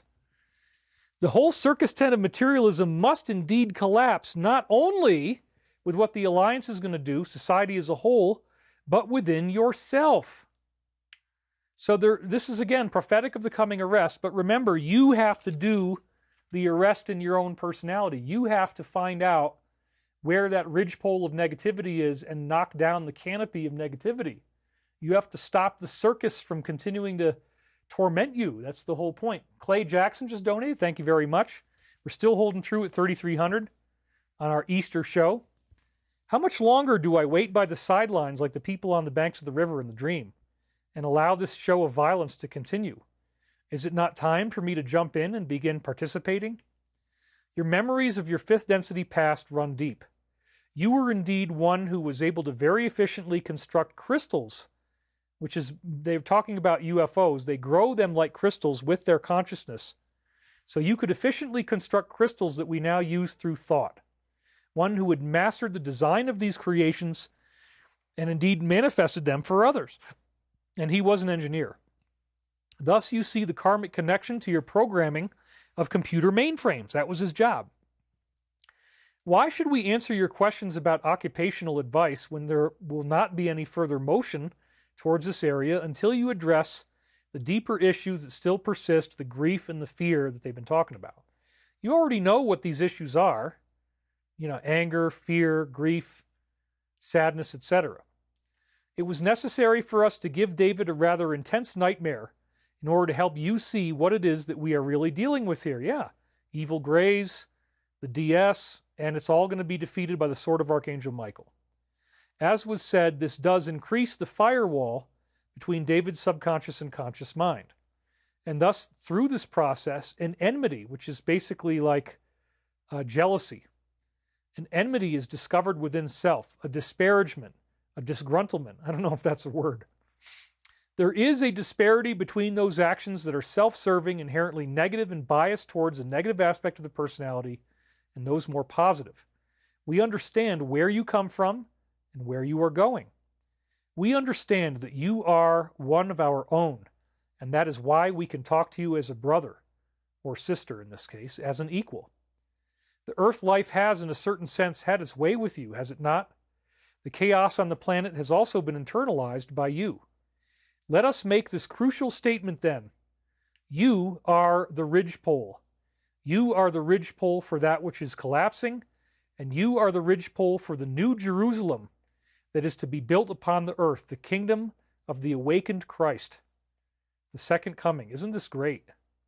So we're going to build that. We're going to build a new tent. We're going to build the earth into the new Jerusalem, the ascended world. We understand that you have not the faith in believing that this is going to happen, and yet we assure you that it will. And again, this is highly prophetic of what everybody's feeling right now. Anxiety, are they ever going to arrest anybody? A lot of people are freaking out. Michael is saying, we assure you that this new Jerusalem will be built. You might indeed want to research the work we collaboratively produced with David entitled Convergence. That's what we did, talking about space-time, time-space, rolling inside out, geometry, portals through time and space, all that stuff. This was written specifically for those who have an analytical bent, who do need, in a sense, a greater form of coercion in order to see that such an event is indeed very much possible. When you understand the hyperdimensional physics involved, which I just showed you guys, there can be no other way but change. The great solar cycle is in effect, and it will have its products. The frequency of atomic material that makes up the very essence of your matter will be seen to rise. I'm getting chills. 2025, they said this is going to happen after they do the arrest with the Alliance. The body in the temple must be prepared as such. Very exciting, isn't it? As we speak upon these things, we understand that the methods of preparation take many different forms. Our dream this morning was indicated to show how it is you. Our dream this morning was indicated to show how it is that you have essentially been hacking and slicing at yourself. And we are not talking about metaphors here, Robert. We are talking about the internal core of your being. We are talking about direct actions that you take each day to deny your higher self, and you know this. A part of you that is not even subconscious is aware that you needed this message, which is rather coercive. So let's take 5 minutes. We scan your mind and we see the results that can happen during your day, as you term it. We see how it is for you to be frustrated, how you have someone who loves you, and yet you still cling to the memories of your forgotten past. Why do we say forgotten? Simply this: you have forgotten the codependency. You have forgotten the outrageous suffering that you went through in that marriage and the outrageous suffering that you caused in that marriage. There was also a sojourn on the sphere of Mars, and thus your affinity with the Cydonia region. You yourself lived in that 5-sided object now called the D&M pyramid, and there is that pyramid on the surface of Mars. Apparently he lived there, and we'll keep going here. We do find you were present at the close of the Mars civilization when it went through cataclysms. This was, in a sense, one of your earlier volunteer sojourns in the third density, occurring outside of linear time as one of your missions of service. Understand that you, along with everyone else on that planetary sphere, perished because of their own doings. We don't want that to happen again. You have had memories of this, memories of cities burning. And in the Law of One, Archangel Michael tells us that 25% of everybody who's now alive on Earth lived in the destroyed civilization of Mars. And Richard C. Hoagland, when he talked about the D&M pyramid, I mean, the darn thing's like 2 miles wide. You could hold millions of people in there. So apparently, Robert actually lived in that pyramid before the civilization was destroyed. How interesting. Very interesting. Let's look to the present. The present circumstances that now surround you have the potential for massive transformation. The energy of the music of the spheres is an engine riding under your hood, and it has the capacity to transform everything about who and what you are now. Remember, they said your cells will go through mitosis of light. It's not going to happen tomorrow. It's not going to happen next week. Tonight, as you listen to these words, you have the power. You can transform everything about who and what you are right now. And again, it's all through loving consciousness and meditation. There is a numinosity that surrounds you, a physical, tangible, etheric force that you can shape and mold. Do you continue to shape it into the dagger that must then chop you in half? Or in the case, it was the Gray's head, right? It was like the head of clay. Or, in the dream, that was.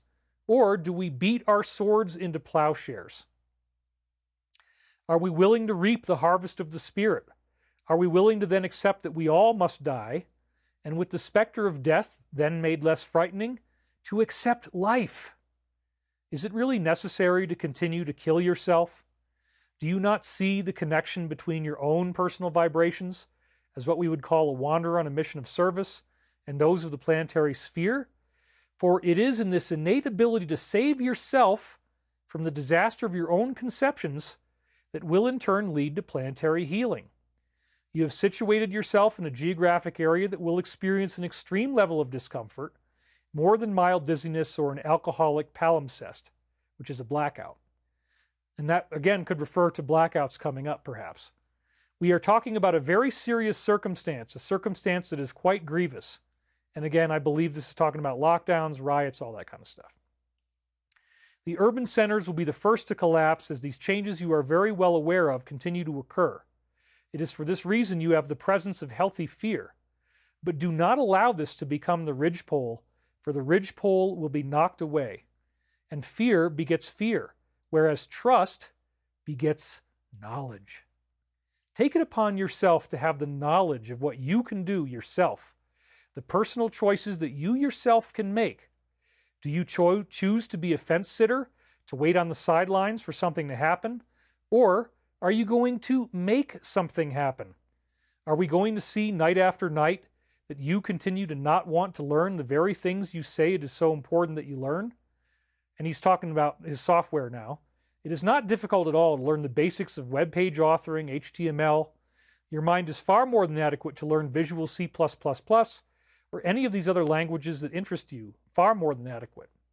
Your vibrations are continually lowered by self-indulgence, including indulging in the habit of smoking. Let's back up a few steps from this situation and look at this from a higher perspective. What we have is a circus tent that is collapsing. The ridgepole is being knocked away. But look at the green rolling fields in the countryside that surrounds you. The circus tent was only one small portion of a very large planet, a planet with great history, great love, and great joy. The law of one that we promote quite fastidiously states that all others surrounding you are projections of the one, projections of this infinite consciousness, and that includes the portions of the self that are not always easily accepted. As we move towards this convergence, the issues within the self that need to be cleansed are brought to the surface. The spade, this is what I read at the beginning, the spade then reveals the hidden root vegetables in the soil. So the various legumes, yams, potatoes, carrots, etc. might then be harvested. So too have those fruits of the Spirit long buried within the soil of the mind longed to be spaded out. And again, 2 mentions of the word spade, and I'm watching Blacklist where the lead actor is James Spader. I think he knew what he was doing here. This is not the 3-pointed spade of the devil of the lower self. This is the sword of Archangel Michael, a higher concept, your own true abilities coming to the fore. What are those abilities? We can answer that for you, at least in part. You are a person with great talent, tremendous ability, tremendous facility to listen. Part of this involves the ability to listen to the machine and determine its needs. You already know that there is sort of an intuitive flair that you have for this. So let's start transferring this over to other people as well. Be the first one to listen, instead of the first one to converse. Show a greater interest in the others around you, and you will find that their interest in you also increases. The circumstances surrounding the female companion whom you now have are indeed meant for your greater development and growth. In order to catch a fish, you have to put a baited hook into the water at times and keep the little white and red bobber on the surface. So when it does submerge, you then see, oh, time to reel her in. Make yourself a fisher of men and start by fishing yourself out of this morass. The power of transformation is yours. We can teach an old dog new tricks here, Robert. Your life, your new life, starts today as you listen to these words and as you accept the fundamental aspect of growth that can be accomplished. How can we fail to be concerned when we watch you feign interest of ignorance of the truth? And you know what the truth is, but you do not choose to accept it. So let's move beyond comparing the present self to these violent suicide circumstances, which do still occur, and hence the brevity and the gravity of our dream metaphor, and let's move towards a reconciliation of your personal internal desire with the desire that comes from your higher self. Because there are always 2 ways to skin a cat. There is always a positive and a negative, a good and a bad, as your dimension, the 3rd level, is the dimension of the Mayic delusion or polarity. Strive for the higher aspect which unifies these opposites, as we now seek to unify the opposites within yourself. We need you to be more prepared for the changes that are so soon to occur. Michael is talking to you. He's talking to all of us. And being more prepared, again, is loving and being more meditative and listening rather than speaking. We need you to maintain a fastidiousness, a stability, and a drive to better yourself. The other selves around you will need much assistance. As was said in the Paul Solomon readings, you will reach a point on your planetary sphere, and this is what's happening right now, you will reach a point on your planetary sphere where there are only two people. That person who is on their knees, begging and praying for God to come to stop the horror, and then those people who have been sent to stop the horror. And my God, dude, I'm having like all the hair on my arms standing up. I mean, that is so incredible because right now, yes, people are on their knees begging for God to stop the horror, but the Alliance and people like me doing this truth movement, we are the answer to your prayers. We are the people who are actually making it happen. The Alliance is making it happen. It's so amazing. I'm just, wow. We need you to maintain a fastidiousness, a stability, and a drive to better yourself. The other selves around you will need much assistance, especially after the truth comes out. They're going to be in deep grief. Oh my God, they're Satanists. Oh my God, yep. As was, I guess they said this twice. Sorry, I duplicated this. As was said in the Paul Solomon readings, there will be a point where there's only two people, the person on their knees begging and praying for God to stop and to come and stop the horror, and those who have been sent to stop the horror.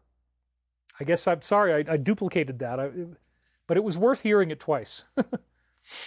And so which one of those two people do you want to be? Well, we're going to resume with this incredible reading next week.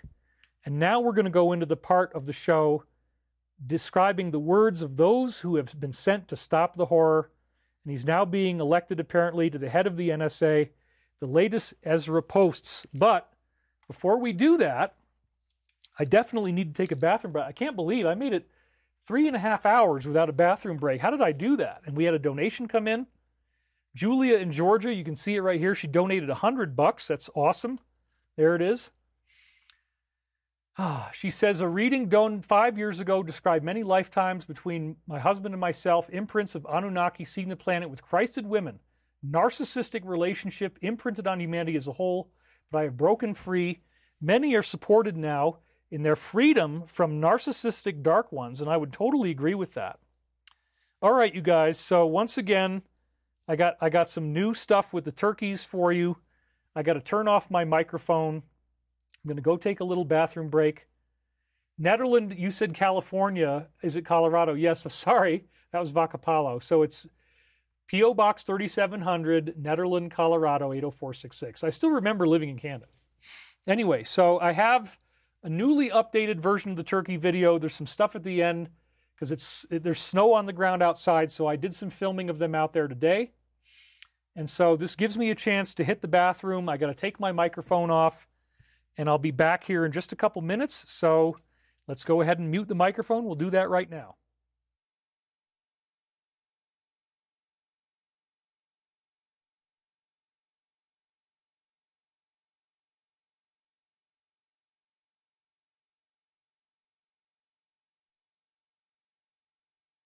All right, I'm putting the microphone back on, and here we go. Let's roll the clip.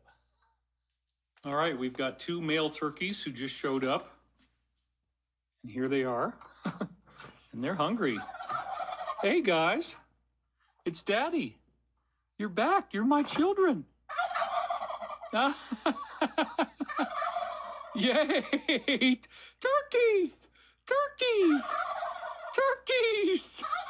Yay, you're awake and you're alive. Turkey. All right, I'm coming, you guys. I'm coming. I'm going to feed you guys. It's going to be so awesome. Let's get that done. Okay, we're going to get it done. Oh, yeah. Okay, we've got a huge outpouring of turkeys today. Turkeys! This is the biggest flock we've seen yet. How many we got? 2 males. And 1, 2, 3, 4, 5, 6 females. So we got 8 turkeys. We'll feed you guys, okay? Whoa! Don't worry, Daddy's coming. Daddy's coming, turkeys. 8 turkeys, yeah.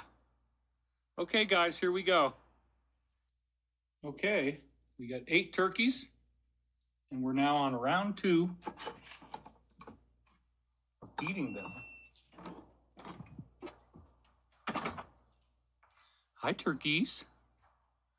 You guys are so awesome. You're like my own little family here.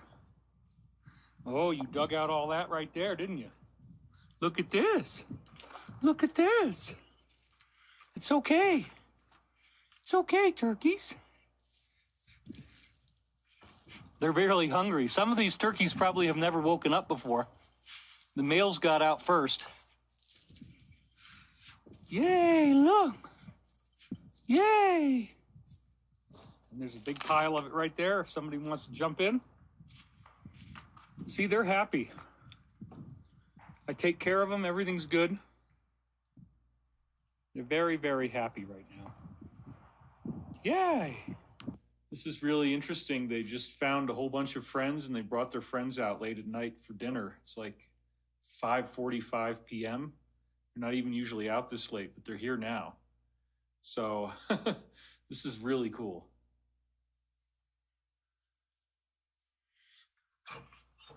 Tuk, tuk, tuk, tuk, tuk. Yay, look. Hi, turkeys.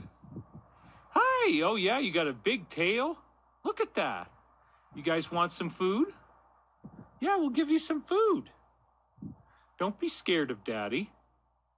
All you have to do is just, oh, how many do we have here? We got 1, 2 in the back, 3, 4, 5, 6. Yeah, we got our 8 turkeys again. Okay, guys, we're going to get you some food now. You just stay put and we'll maybe film a little more once I got it. Okay, here we go. Hey, turkeys, look. Look at what I got.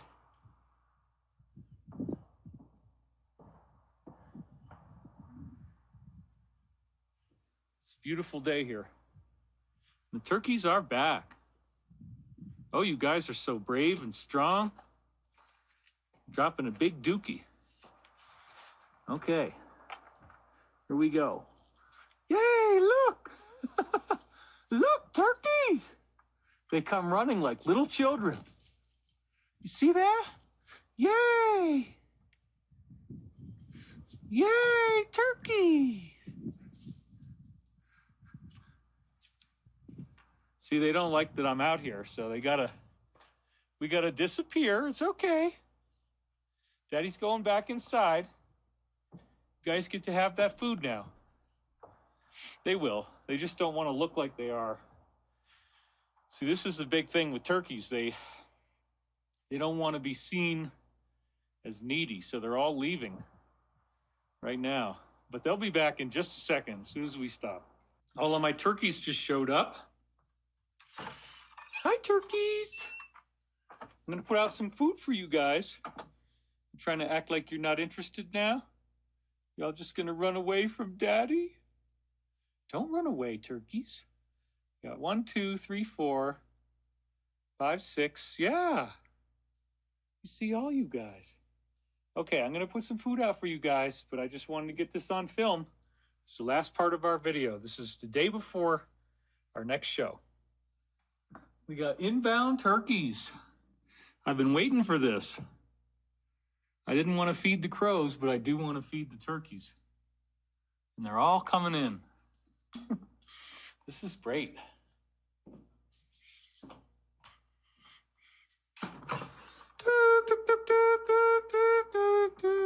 Turkeys. All right. Hi, turkeys. Hi. Yeah, it's Daddy. Daddy will take care of you. Daddy's going to give you a good meal. Keep you guys happy and safe, okay? We'll come right back out with food. Here we come. Oh, I love this. Let's see if there's any more of them over here. No, they're all, this is probably our normal herd of 8. Don't worry, turkeys, I got food coming. We just want to shoot a little bit of video, that's all. Yeah, it's okay. It's okay. All right, I'm going to get this done. Well, here it is, the middle of May, right before Easter. And we had 4 turkeys show up, including a male. They're outside right now, and they're being very tame. I'm going to be quiet.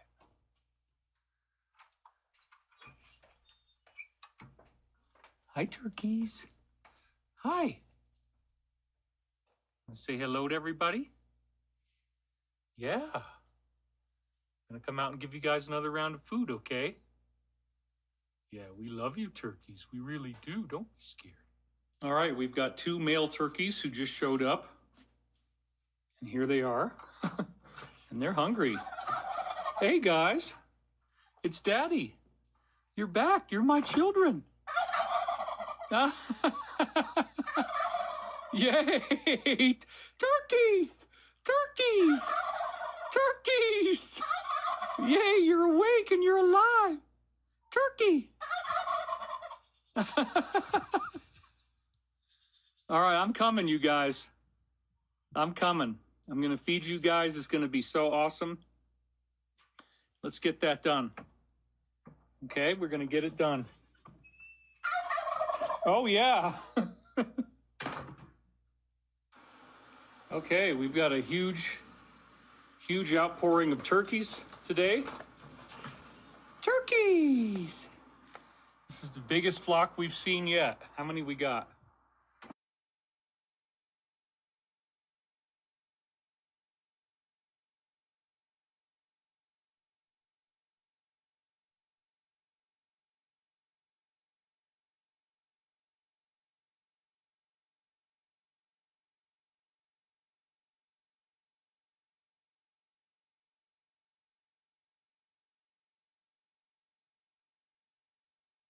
On round 2. Okay, wow. I am back, you guys, and I brought the sizzle. That is right. I've got the sizzle jacket to make you happy, and it's actually mostly about staying warm. But woo, I thought we'd kind of jazz things up a bit here. Keep Daddy. It's been really freaking cold here. As you guys can see, we had crazy snow outside today. It's still out there. They were out there waiting for me to feed them, so I actually did do a feeding right while we were on the air. They're going to be really happy about that. Love the gobble gobble. Nature is so refreshing. Bless your feathered friends, says I'm Jennifer. David, you're looking spiffy, says Joe Medici. I said, yeah, you know what? We got to pour on some sizzle here, you guys. This doesn't look so good on this angle, but you know, the sizzle jacket just delivers. I've got the little yellow here to make the Easter colors pop.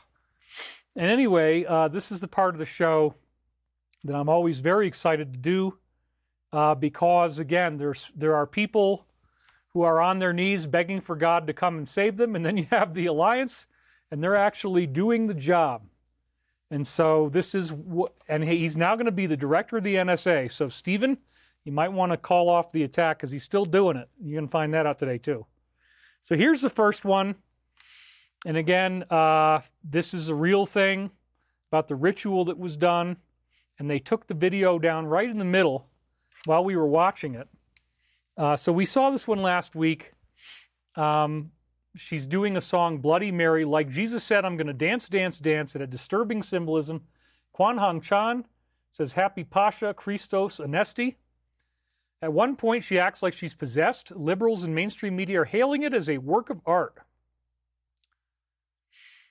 Okay, so 58 seconds, and then all of a sudden, as I was watching it, that's what it turned into. Well, it was post number 58. And so we read this last week about how Saudi welcomed the president versus these other individuals. And it said again here, we are fully prepared that all social media will be shut down to prevent the spread of this information. Well, that's exactly what is starting to happen now. There's been great visibility reduction on X. Then in the new week here, as we go into the new week, they say that the video was taken down with a copyright strike. I didn't have this in last week's show. The demons exposed for their satanic ritual and mockery of God just hit my account with copyright strikes. And again, it's always the same person. He's going to talk about that later. It's clear when you shine a light on who they really are, they scramble to cover their tracks. If I had simply said Lady Gaga's performance was amazing, it would still be there. But the minute you call them out for what they are, they start to melt, just like in Wizard of Oz. Similar to what happened in my dream, right? The demon's head was in my hands. And so notice the view counts, because something has happened and all his views went way down this week for the most part. A couple of them were big, but something has changed and they're definitely knocking down his view count. So then we have a racially charged attack right on time as their back's up against the wall and they're losing. They got to create stuff like this. It's very, well, this isn't the shooting. This is something else. Sorry. So a white child was brutally assaulted in a school bathroom while a group stood by and watched. One kid slammed him into the wall, spit on him. I didn't watch this video. I couldn't handle it. And threw him to the ground before stomping on him, while others just recorded it and did nothing to stop it. And this is happening all over the world. Very, very sad. So 15 seconds gives us this. And it says here at the top, there are more good people than bad. The wizards and warlocks, an inside term, will not allow another satanic evil POS to control our country. Realize that all of these names are controlled by three families. 11.3, indictment. So again, this is predicting that people are going to be arrested. It hasn't happened yet, but it's getting really close. Cannot wait. So it says, the corruption that will come out is so serious that we must cut deals for people to walk away. Otherwise, 70% of elected politicians would not be around. A deep cleaning is occurring. The prevention defense of pure evil is occurring on a daily basis. It's much worse than people realize. It's not going to make you too popular if you go try to talk to people about this. They have to be ready to hear it. They never thought they would lose control of the presidency. They thought they had it since making past mistakes. So then we see that this individual sent FOIA requests. Various individuals sent FOIA requests, but they've been rebuked. They rejected 4 different requests for records tied to this individual. One of them specifically sought documents revealing the identities of clients and associates. Judicial Watch, we saw that slide last week. He also sent 2 separate requests, all coming after she claimed in February that it was sitting on her desk. Well, it's going to happen. They're just reporting on what people are thinking and feeling right now. That one got 1 million views, but again, not 6 million or 8 million. Something has changed, and he's getting much fewer views. They changed the algorithm. So 29 seconds gives us this. And again, who is the director of this whole thing? It's not really North Korea. The truth would sound so outrageous that most Americans would riot, revolt, and reject. But these networks are being dismantled. And then again, it says the abductions are paused, but we pray every single day for God's guidance and direction as we are truly up against pure evil. So here's Archangel Michael telling us, yeah, there are 2 types of people. The people on their knees waiting for God to save them, and the people who God has sent to save you. I love it. And I'm happy to be part of this, and I'm very happy to have the sizzle jacket. Ooh, man. Don't you just feel like a king when you wear this? Yeah, I do. All right, here we go. So then they're serving insect meals at University, Delaware. Okay, that's one place I'm not going to be going. Serving up a course where students learn to cook and eat insects as a sustainable food source. Remember, if you do this, you get all these toxins from the chitin. Your body can't digest chitin. It's loaded with parasites. It's very, very dangerous. You should not do this. It promotes bugs as the perfect protein-packed solution for a growing global population. Students described the experience as surprisingly creamy, with a frozen pea-like taste, though the lingering crunch of insect skin is harder to forget. Will you eat the bugs? No. In fact, I actually bought mealworms, and I was going to do I don't have them here now, but I was going to do a comedy routine where I was going to eat mealworms while pretending to be Wild Bill. Ah, how delicious this is. And then the Alliance actually reached out to me through my insider and said, please tell David, do not eat mealworms. You can't digest it. It's parasitic. It's very bad for you. You can get all kinds of problems. So I said, okay, I won't do it. But I was willing to do that for you guys, to bring the comedy to that level, that I'm actually going to eat the bugs for the good of humanity and to make you laugh. That's what I was planning on doing. No, they told me, don't do that. So I didn't. Post number 27. Not everything can be publicly disclosed because so much ties back to foreign heads of state. Much will be revealed. We want transparency, but not at a cost we can't recover from. Then they talk about this very interesting, they bring back good old Ben and Rob from Edge of Wonder. Woo! Late 80s UFO incident in the Soviet Union.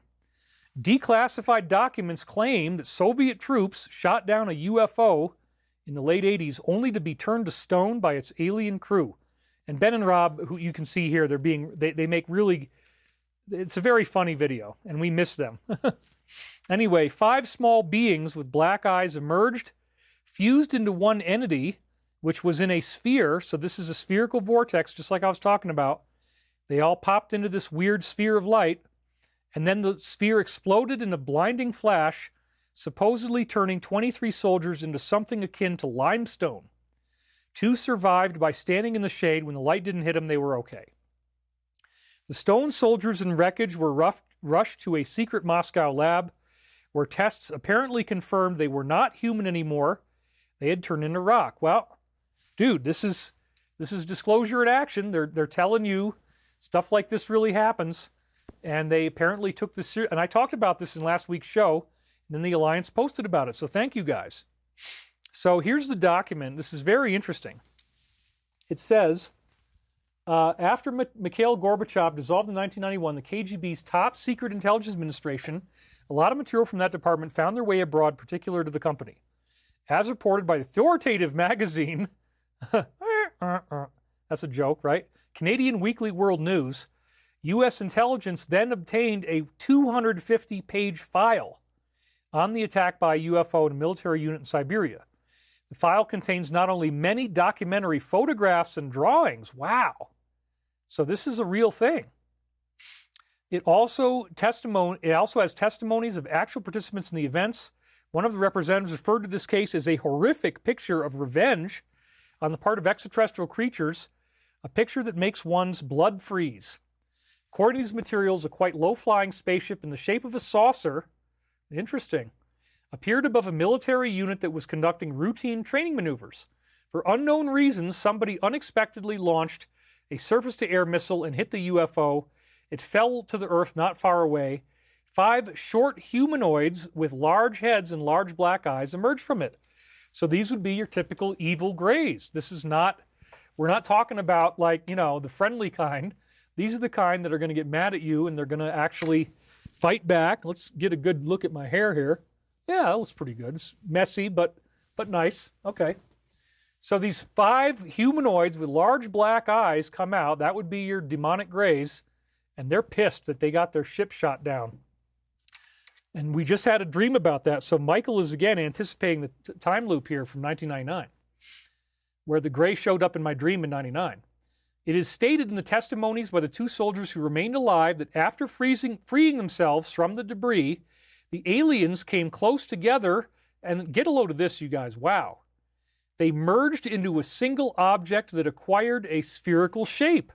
That's the exact type of portals I was teaching you about today. They created one big enough for them to step into, and then they blasted out this light, and it's very interesting. The spherical object began to buzz and hiss and then became brilliant white. In a few seconds, the spheres grew much bigger and exploded by flaring up with an extremely bright light. At that very instant, 23 soldiers who watched the phenomenon turned into ... stone poles. Wow. Only 2 soldiers who stood in the shade and were less exposed to the explosion survived. Crystal Sweeshoe says, wish I could do more. It's okay. Thank you, David, for offering us your uplifting presence and information for free. In a generous brotherly gesture, you are a gem. Now that I got a donation, I'm okay. There's still potentially 3 legal battles I'm going to have to fight.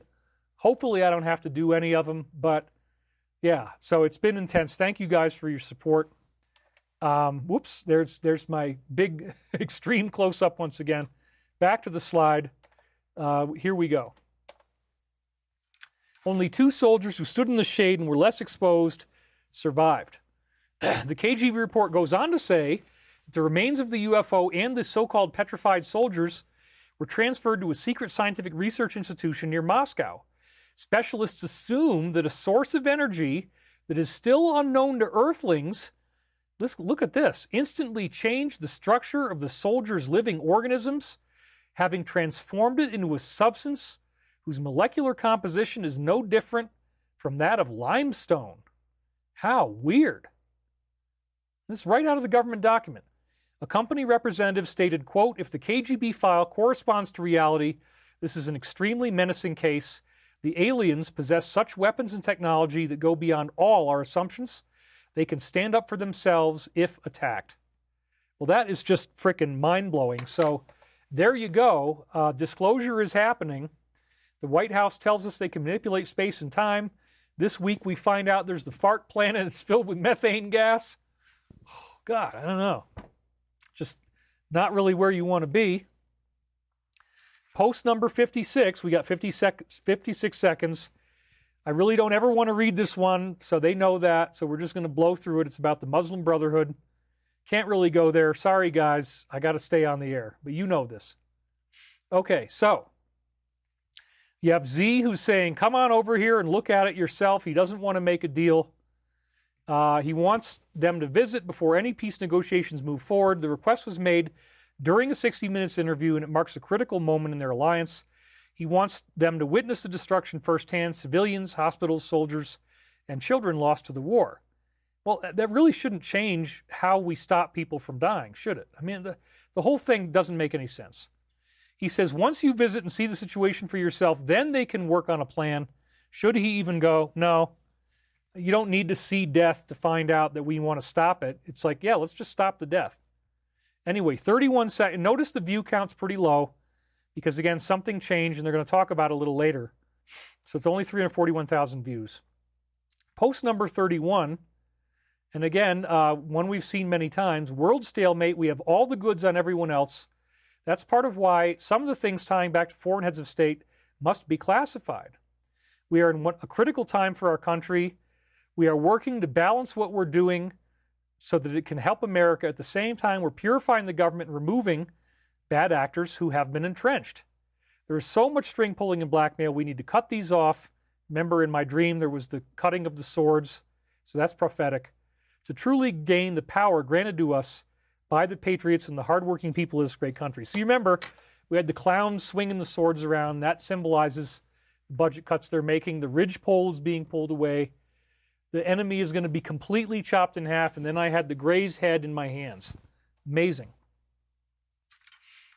Purify our government and remove the bad actors who are entrenched. That's the main key here. That's what's happening right now. So then after the alleged trip into space, and you might have seen their symbol, if you watch that online, the symbol upside down looks like Baphomet or something, so I didn't even bother to bring that in. Anyway, she's going viral after kissing the ground after returning from space following an exclusive 11-minute flight as part of Blue Origin's all-female crew, and the media says this is a milestone for women in space. If it even did happen, they were only in low Earth orbit. They didn't even really go into space. But whatever, okay. And low view count again, post number 47. You can paint the picture based solely on the questions asked. Be vigilant today and expect a major FF, and then that did happen. There was a shooting. Does anyone find it to be a coincidence that there is always an attack when the bad news breaks for them? And then sure enough, right after this, there was. What is that called? And how has he made so much progress in the short time he's been president? Well, he's got the alliance behind him.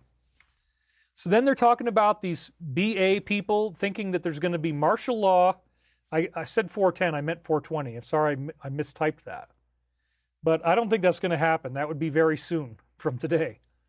They're spiraling over a theory that he plans to declare martial law on April 20th.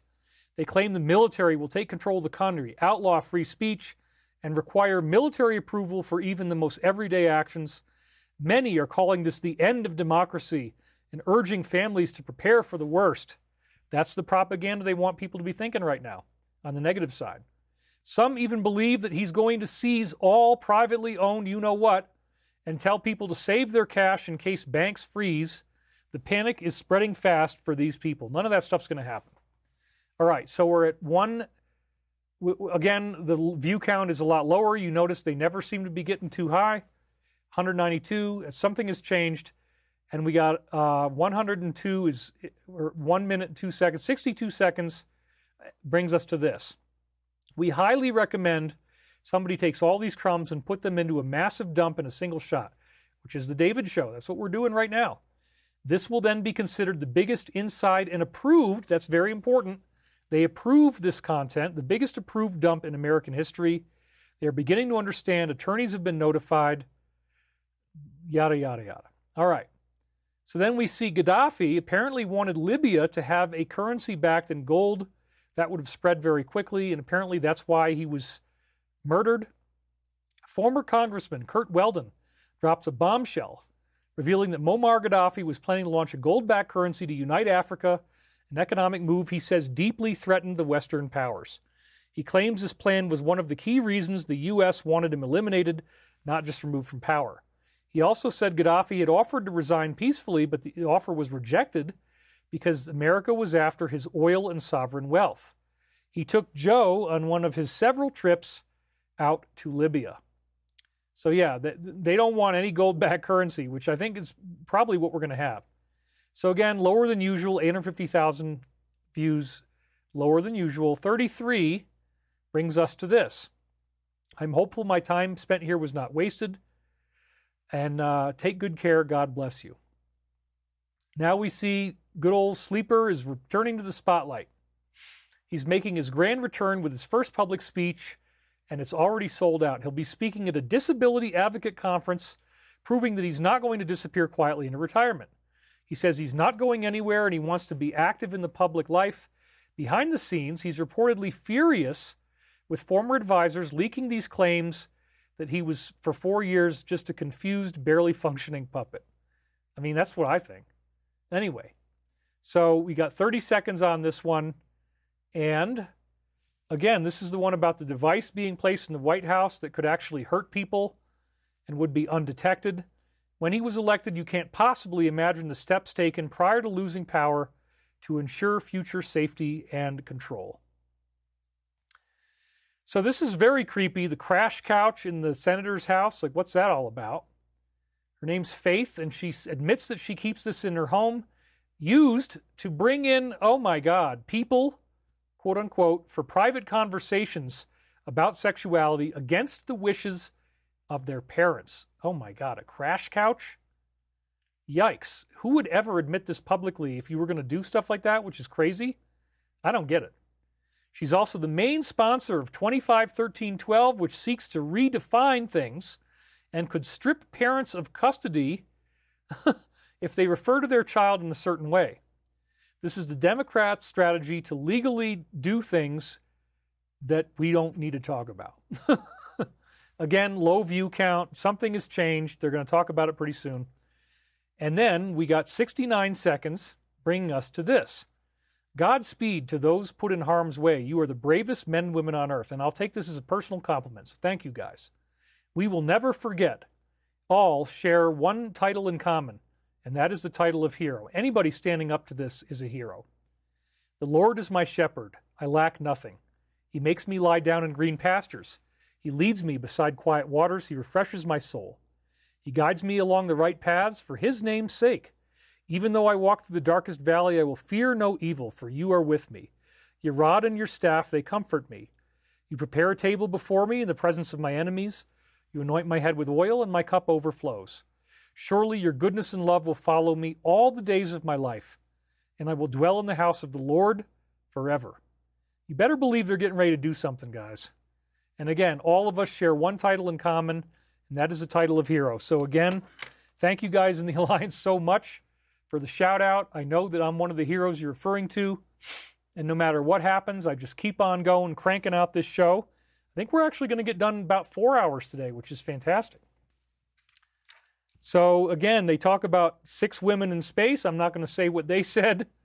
It's kind of pejorative, but what the hell, you know, it's the Alliance, and they get mad about stuff, and they can say what they like. It's a free country. So again, we have 45 seconds here. That brings us to this. Again, they're talking about uranium and how it's being shipped around, and that it was, there were false statements being made. The public has been given a select taste, a sampling. Rest assured, we have it all. It's 100% verifiable, impossible to refute. They just released the 10,000 documents, so it is coming. Does the company have operators inside the media? Yes. What will happen when they're exposed? Well, it's going to be really bad. It hasn't happened yet, but we're getting close. You see what's happening this week. So many things. So then Russia fires up their doomsday message broadcast. This is pretty crazy. This is the only one that got massive views this week. When I took this picture, as you can see, it had 6.2 million views. Nothing else really did that this week. But this is the only one that broke through whatever new censorship is in place. So they have a mysterious doomsday radio station, UVB-76, sending out 4 eerie cryptic messages in only 24 hours. Neptune, thymus, which sounds like radiation, right? Because your thymus gland, is one of the things you got to protect if you get radiation exposure. Neptune, thymus, foxcloak, and new taboo. What is the new taboo? Well, it's taboo, all this stuff that you're talking about, Satanism. So yeah, there's going to be a new taboo. Cloaking the fox, I don't know what, you could speculate on what that means. Active since 1975. So we're talking about 50 years. A Cold War era shortwave station that usually emits nothing but static unless something big is going to happen. And Stephen has given him his typical community note saying, that's not true, that's not true. Well, that's what they're saying.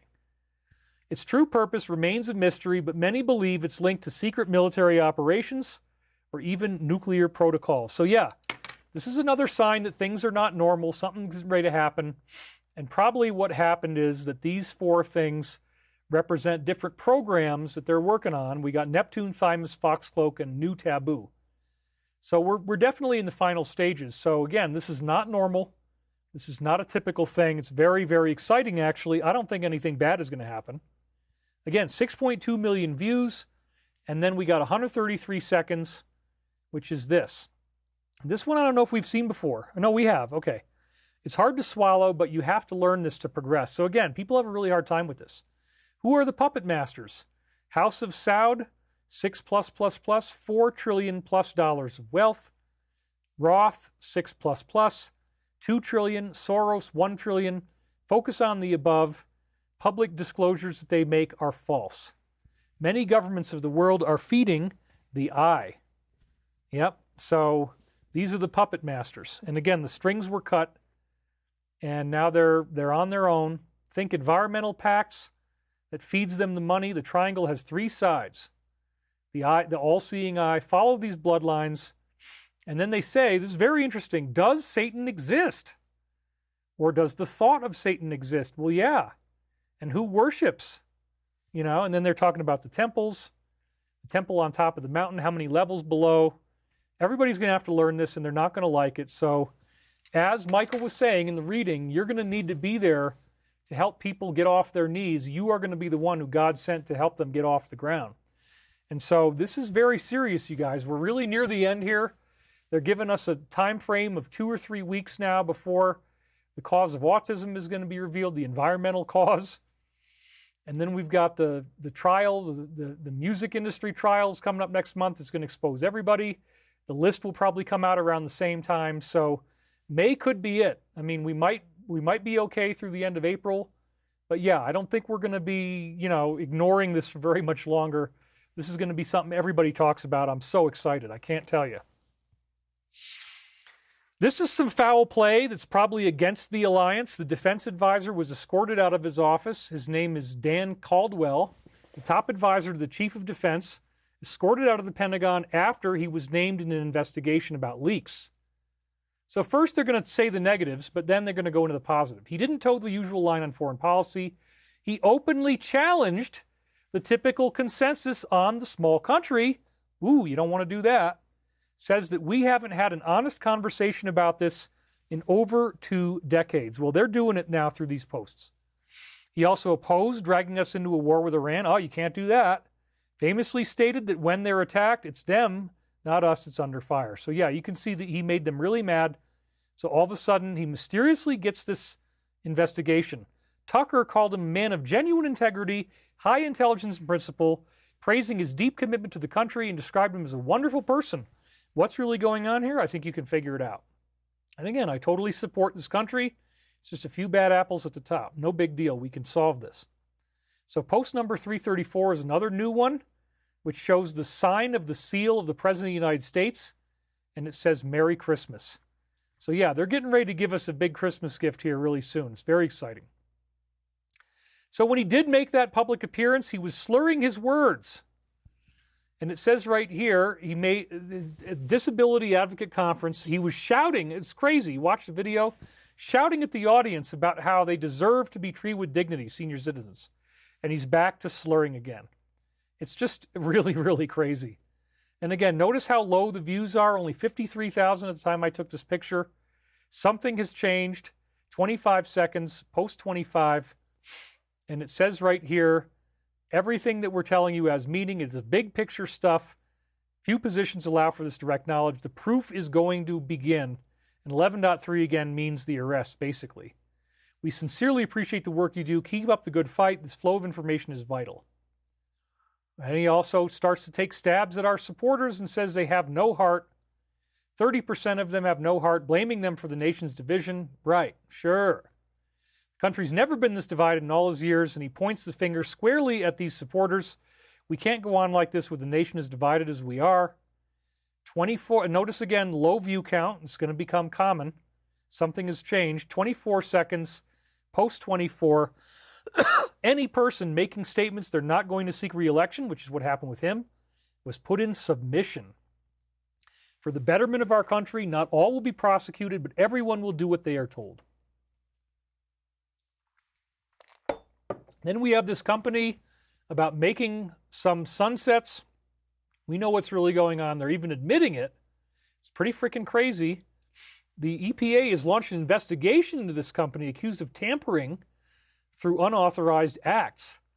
The startup is sending balloons into the stratosphere, and then they're releasing sulfur, very toxic, sulfur dioxide to try to reflect back sunlight and cool us off. This is actually a tightly regulated pollutant under the Clean Air Act, which can cause respiratory issues, skin burns, and acid rain.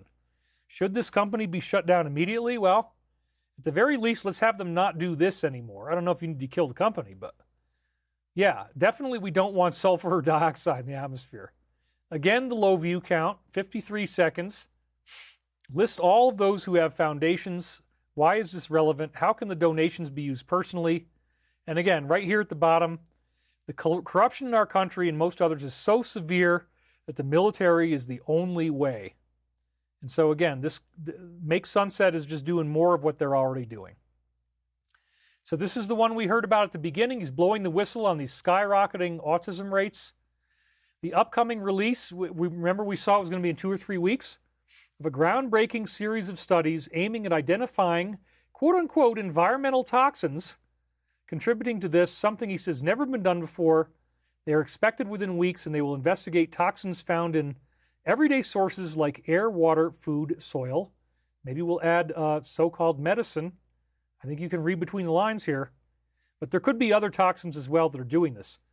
Long-term or high-level exposure to environmental toxins can lead to serious health problems, including cancer. Wow. And then again, we got 25, which we just read. So again, we don't need to read it twice. Sincerely appreciate the work you do. Keep up the good fight. This flow of information is vital. Thank you, guys. I just laughed in disbelief because it's so freaking crazy. This woman has a crazy, racist public meltdown. I didn't even want to describe it too much, but she did use the N-word. It took place in California. The exact circumstances are unclear, and people are digging into her background, determined to uncover anything they can to get her canceled. Well, I will just say it's a very good survival strategy to not use that word in any way under any circumstances.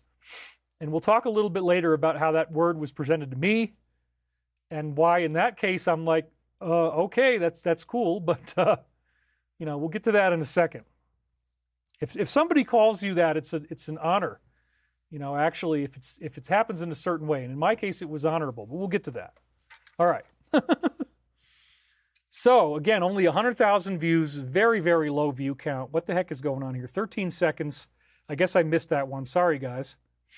That's just the one that says, now you understand why POTUS has traveled to China and South Korea. I've said too much. See, I've been doing this for so long, I even remember what's in them. That's what 13 says, that he traveled to China and South Korea. I've said too much. I didn't even need to put it in there. Oh my God. The digital lockdown. This is where they finally talk about how these views have gone way down. What the heck is going on here? It feels like a ghost town. We're at the 4-hour mark right now, but we're right near the end, so we're probably only going to take 4 hours and 10 minutes or so, something like that. Maybe 4:20.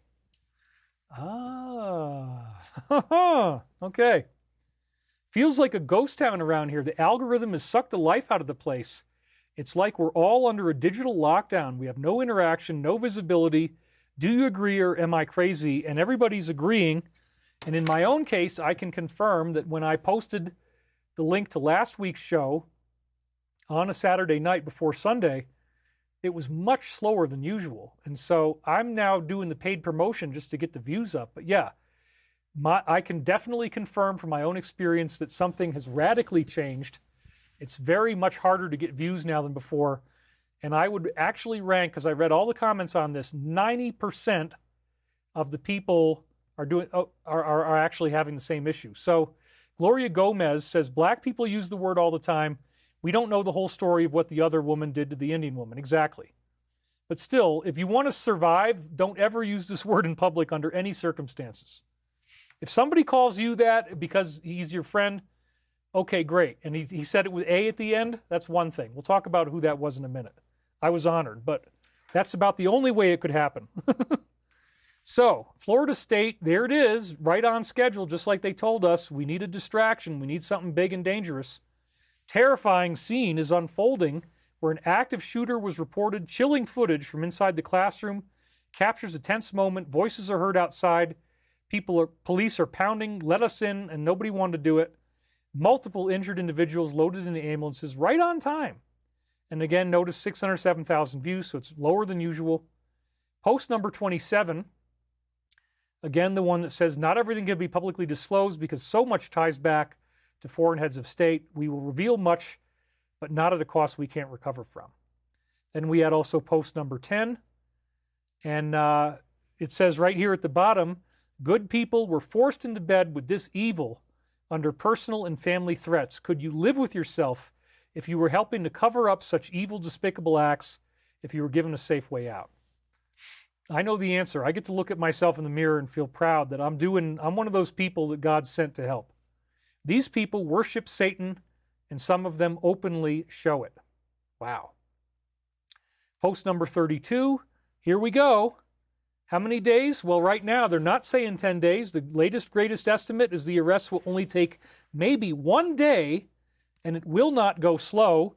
The initial wave will be The initial wave will be fast and meaningful. Dang. Only 1 day? It will send a signal to others immediately, and you'll see the tide turn. Not even the mainstream media can hide, and rest assured, some of them are going to be jailed as deep cover agents.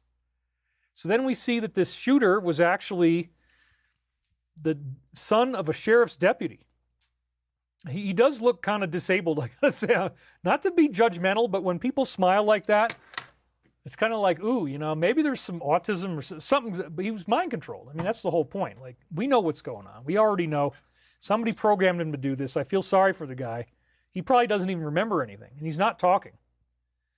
So, they've identified him as the 20-year-old Phoenix, He's a high school graduate, son of the sheriff's deputy, Jessica. They say that he used one of his mother's tools to carry this out. He remains silent and refuses to speak, which is exactly what you would expect if he was programmed. Again, he doesn't look like he's quite in his normal state of mind there. That smile is very weird. And I think it's probably, they took advantage of him with hypnosis. So now we have one person, you already know who it is, and he's been hitting every single post that Ezra makes 10 different times with fake community notes. And they posted a whole video about it. They also put it on TG, and he says, please take 3 minutes out of your day to watch this entire video posted by Ryan about the abuse of community notes. I hope Elon sees this, and he did. He actually talked about it, and that was one of the last posts that they just did, right before airtime. Why is X allowing community notes to be weaponized to attack conservative journalists? It might only be Shadow today. Well, no, that's not true. He's been attacking the crap out of me. Again, it's the same guy. We know this, and I'll show you why in just a second. Tomorrow it will be all of us if we don't come together and take a stand. Well, you guys already know. I mean, he's a job creator. At least we can say that about Stephen. He's created 8 jobs. We're back up to 8 people on our team. Cost me $2,000 a month to fight 1 kid. And he also just sent a brutal attack as spada vecchia to the CEO's wife of Stavati. So he has not stopped, and he goes after all the UFO influencers, David Grush, Luis Elizondo, Dr. Stephen Greer. Anybody comes out as a whistleblower, this guy's attacking you, and he's going crazy on Ezra. 10 attacks per post. Just desperate, desperate, desperate actions. And if Ezra's going to become the head of the NSA, you might really want to stop doing that, because it's not going to work out very well. There are going to be arrests. So the name that they give in the video that he's using is Enterprising Desert Raven. It's a 3-part name that has a bird in it. And he's beloved, enterprising. They're both descriptors of, like, you're either loved or you're enterprising. And then again, the last word is a bird. One is a raven, one is a hawk. So yeah, this is the same guy. Beloved Vinehawk, Enterprising Desert Raven. It's all Stephen. I'm sure of it. Why? Well, yeah, he loves 3-part code names. Many of the names he attacks me with are like that. Anyway, let's go back and read where this came in. This was very upsetting. On March 27th, he said, I don't want to do this anymore. He said, well, guys, this is the end of the road for me. I made this tough decision. I'm going to stop posting due to relentless harassment from the same person targeting my account with community notes. And again, they just said 10 notes per post, which is insane. But exactly what happens to me when I post. Same thing. Just these attacks. Not community notes in my case, but attacks. This morning, I shared news about an arrest only to be immediately hit with a community note claiming no confirmed sources have been made, which is a lie. It's clear, because then later on in the day, it came out that there was a confirmed source. It's clear that my account isn't allowed to say anything without a fact checker injecting their own bias or left-wing opinions. I'll miss you all more than I can say. Social media was all I ever had. A lot of people said, you know, you need some help there, buddy. But, you know, I think this was definitely targeted to the Patriot community, reminding us that many of these people who are participating online, this is all they have. And so, you know, guess what happens when I tell him, please don't quit. Please. I was terrified that this was real. I was like, oh my God. So we had 13 different attacks from Stephen. You can prove it's him, and I'll show you why. And it drove me up to the top ranked post, and there was, like, you know, 2 million views. So thank you, Stephen, for the publicity. And remember, they said it was one individual doing all this. Thank you for the boost. Joseph donated $1. Thank you very much, Joseph. So this is what I said. Somebody wrote my name in and tagged me, David_Wilcock, and I highly recommend you go there because I do want to keep you updated. So subscribe to that if you haven't already done so, and please hit like and subscribe on this video if you haven't already done so. We need your help. And I said, this is a very sad day to say the least. I have had to hire 8 people to fight against one relentless troll, who's the guy who then attacks me, because he's mad that I said that, right? Many of your posts have had several million views and just donate $20. Thank you very much. The greater good seems to be I was trying to be very polite and not sound desperate. So I'm like, look, dude, you're getting millions of views. The greater good is in favor of continuing to give the Alliance a voice. Either way, I'm not going to hate you. Thank you for everything. If you have to quit, I understand. So Stephen thought there was blood in the water. He gets all excited. Look at that, 14. You see that right under thank you? It says 14. I got 14 comments on an Ezra post? What the hell? Okay, let's go ahead and click on show replies. Let's go ahead and do that right now. Okay, 14, right? So I click on there, and the only one that came up was 1. The other 13 were not visible, and it was SoCal777. David Wilcock is a true soldier. We love you, brother. We can only hope Shadow continues to post. All other 13 posts were automatically blocked from my view. Why? Because it's the same guy. There's only one person I block on my page. That's Stephen.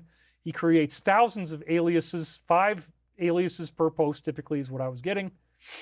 And I block all of them, and my team does. I don't even read any of it. And so you can see, if he attacks me, I don't even see it. So whatever horrible nonsense was in those 13 posts, I have no idea. I never saw it. I don't need to see it. It's all, you're vile, you're disgusting, you're a con artist, you're a grifter.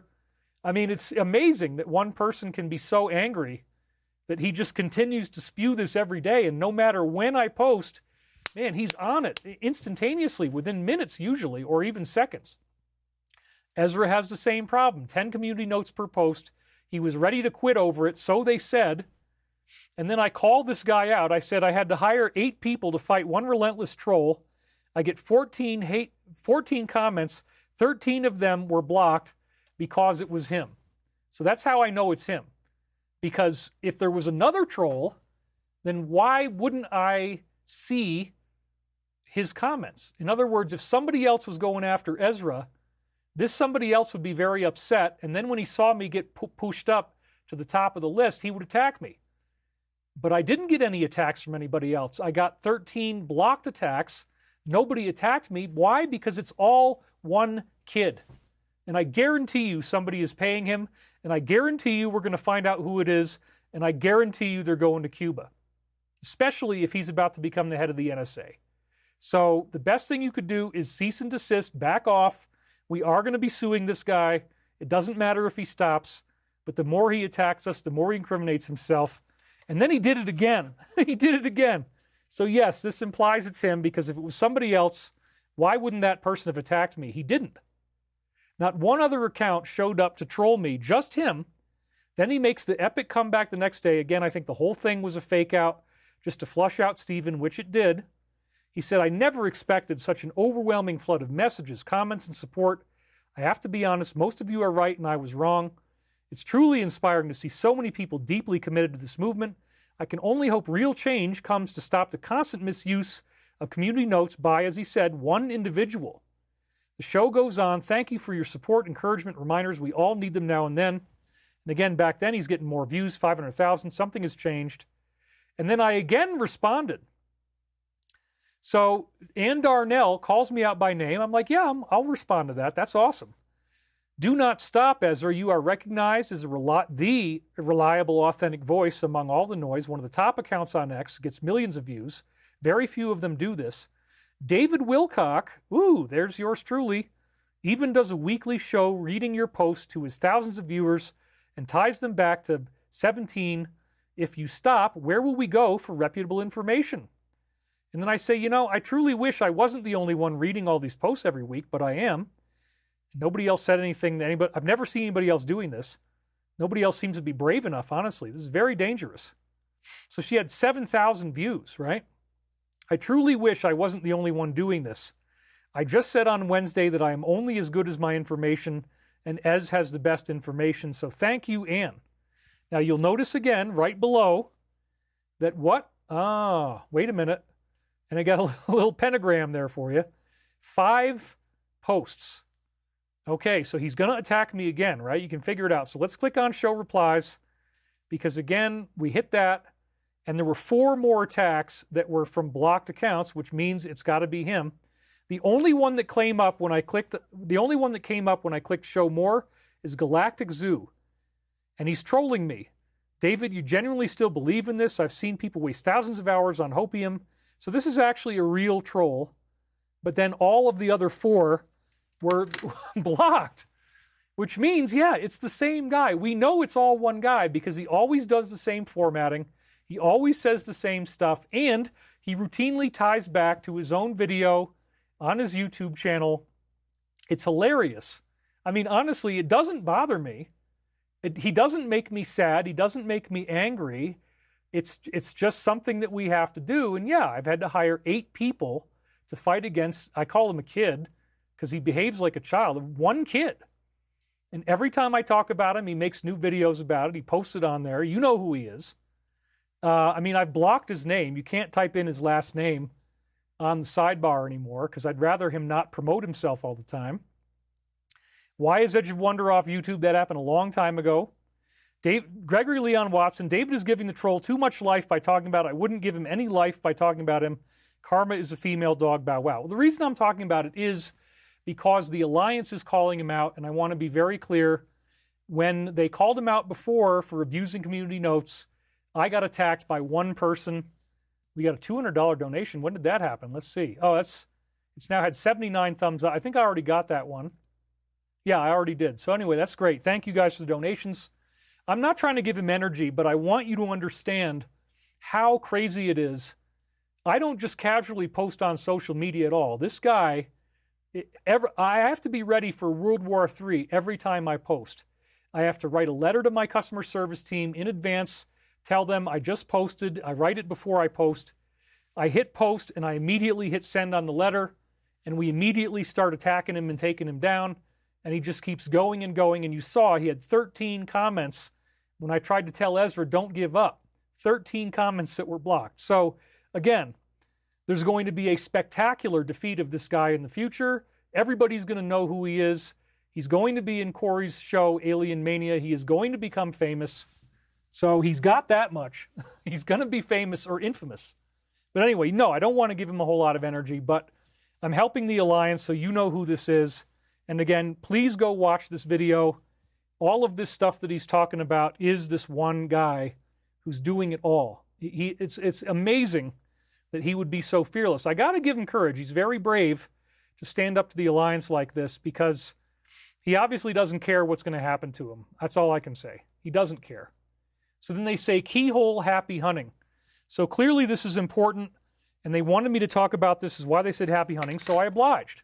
And wow, we just had a $99, sorry, I'm thinking about something else.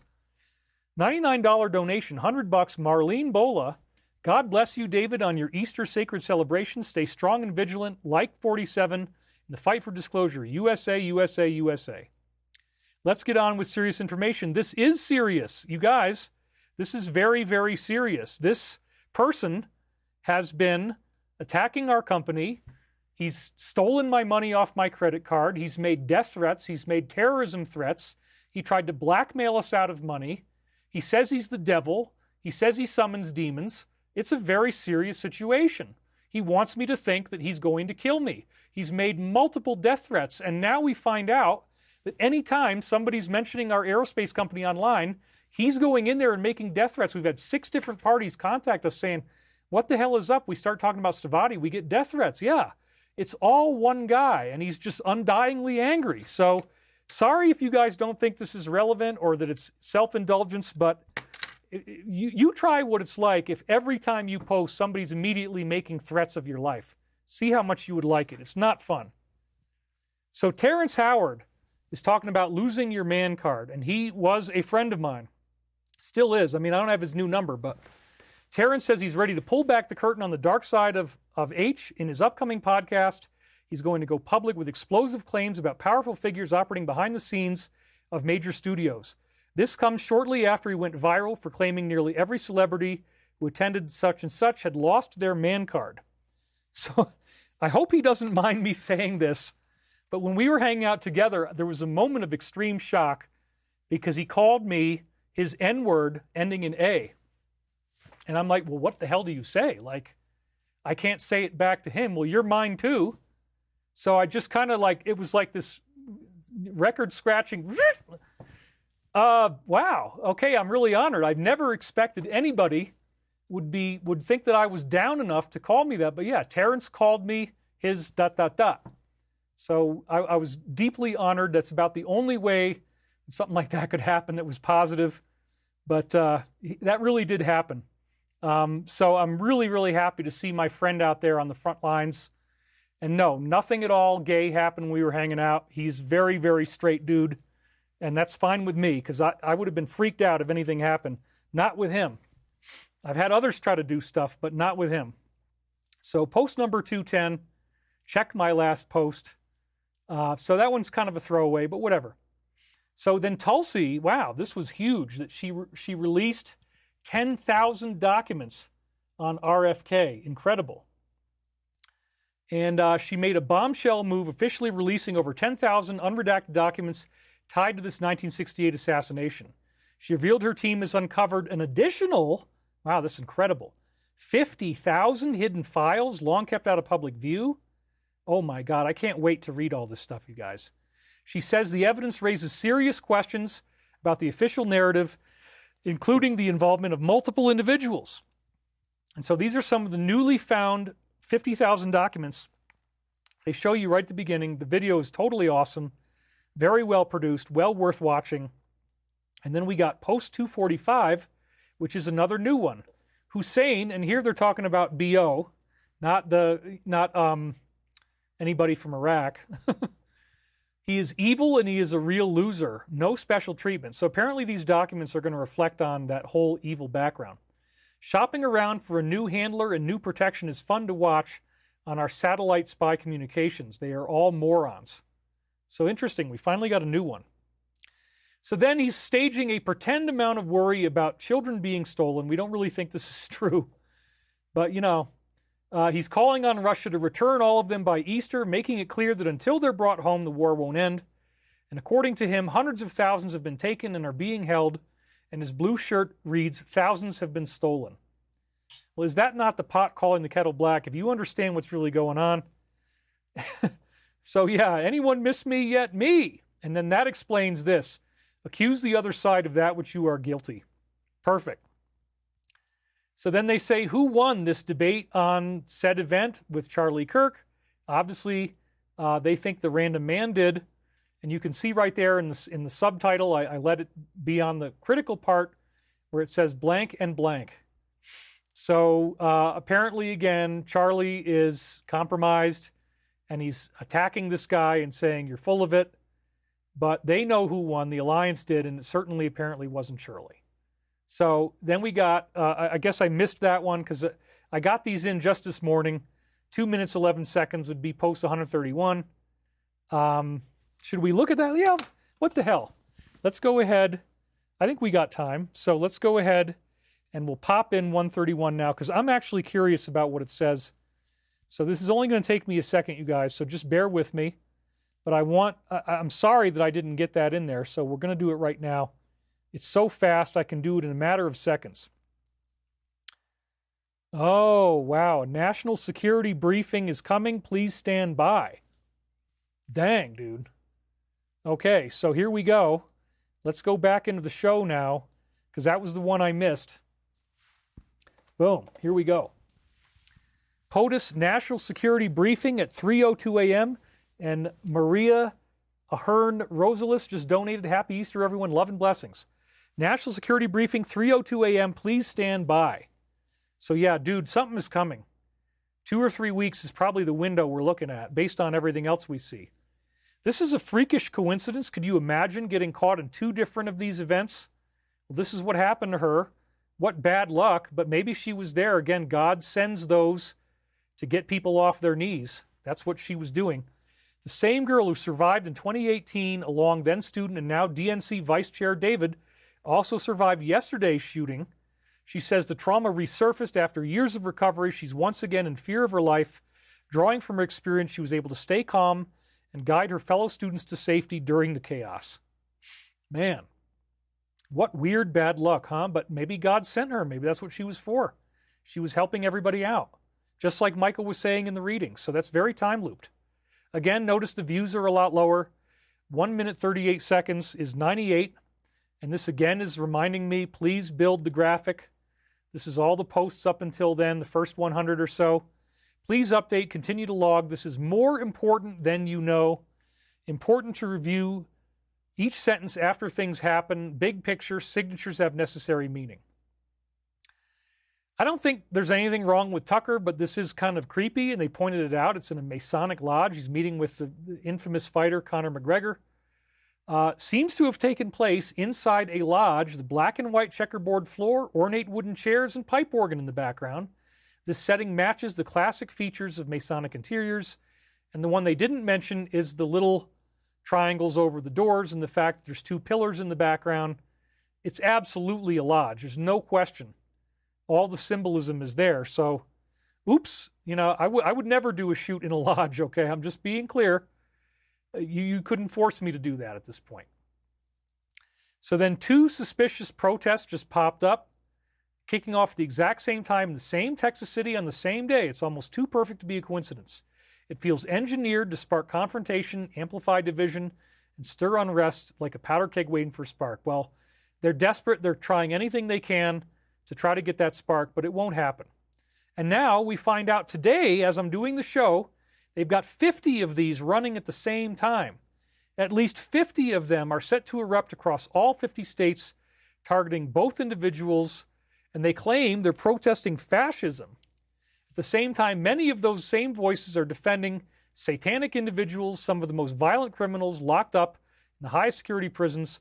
I wonder who's paying for this right before Easter, the holiday that celebrates the resurrection. So we got 95 seconds, post 95. What happened over there is going to happen here in Asia and in the EU. Keep digging, keep organizing the information into graphics. This is critical. They're again reminding me, because, sometimes I get burned out and I'm like, man, I don't know if I want to keep doing this. I had a kind of a bad week. It was like, dude, I hope they're going to finally do something. But then all this news came out. It was very exciting. And look at that. Synchronistic time, 432 is the number of consecration, sacred biblical gematria numerology. All right, you guys. So you know what this is, and we're got 3334 viewers right now. We're going to do 4.5 hours, 4:30 on the nose. So here we go. Without further ado, let's get you into position for the global peace meditation. Then I'll read some of your comments again at the end here. So here we go. I'd like you now to close your eyes, put both feet flat on the floor. Take a nice deep breath. Wow, there's so much information this week. Let's just try to process all this. Thinking about these naturally occurring vortexes of space and time.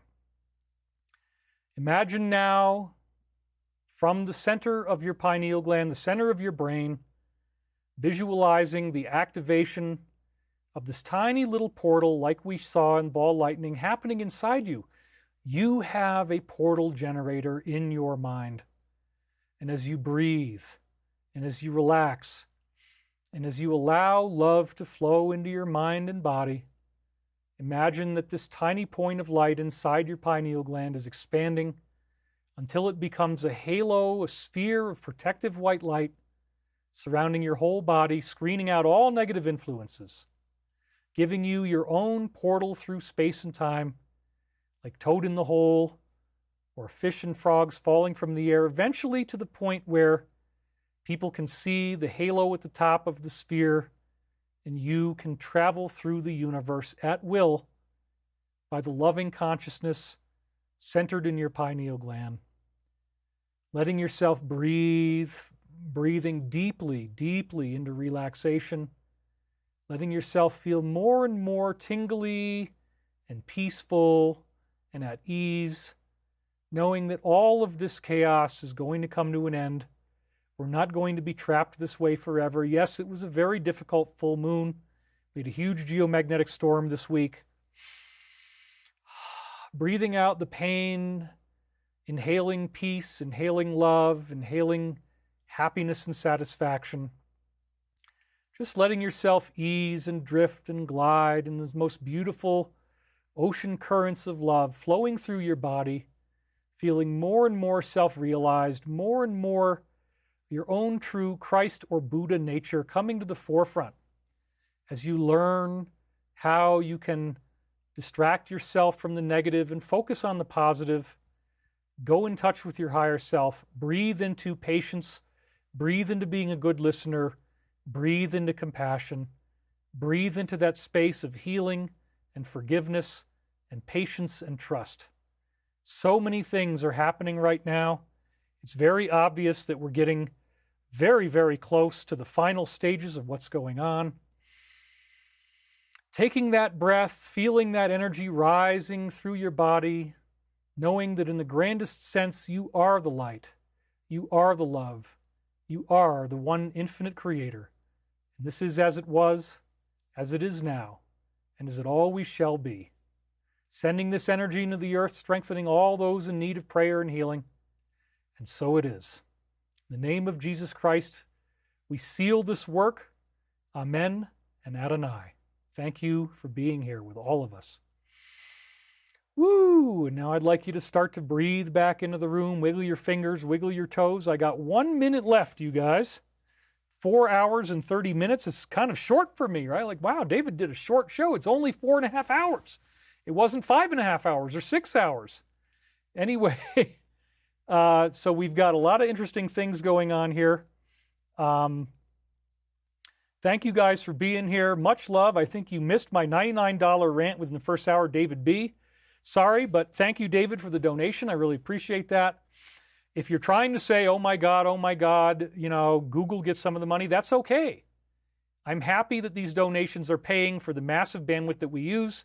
I have no problem supporting this work and paying my own way. So your donations, a percentage of it does go to this channel, but that's fine. You look like a magician in this jacket, says Gary Hyder Music. Thank you, David, for all you do, says Astorama. Thanks for another great show, says Wanderer in Oz. I don't even want to stop, man. I feel like I could keep on going, but let's save some energy for next week. Some really cool stuff is happening. We're at the 4.5 hour mark. We're going to stop right there. Happy Easter to everyone. Stevania just donated $50. Thank you very much. Maria Ahern Rosalis, love your prayers. Thank you. Teresa Dastrup, we love you so much, David. We appreciate your hard work. Much love. Well, thank you, guys. I'm really happy to be here, and I'm really happy that you were here with me today. We will see you next week, where we are going to talk about the science of the pineal gland. Thanks for watching, and barring anything crazy, we'll see you next Sunday. Thanks for being here, everybody. Bye-bye for now.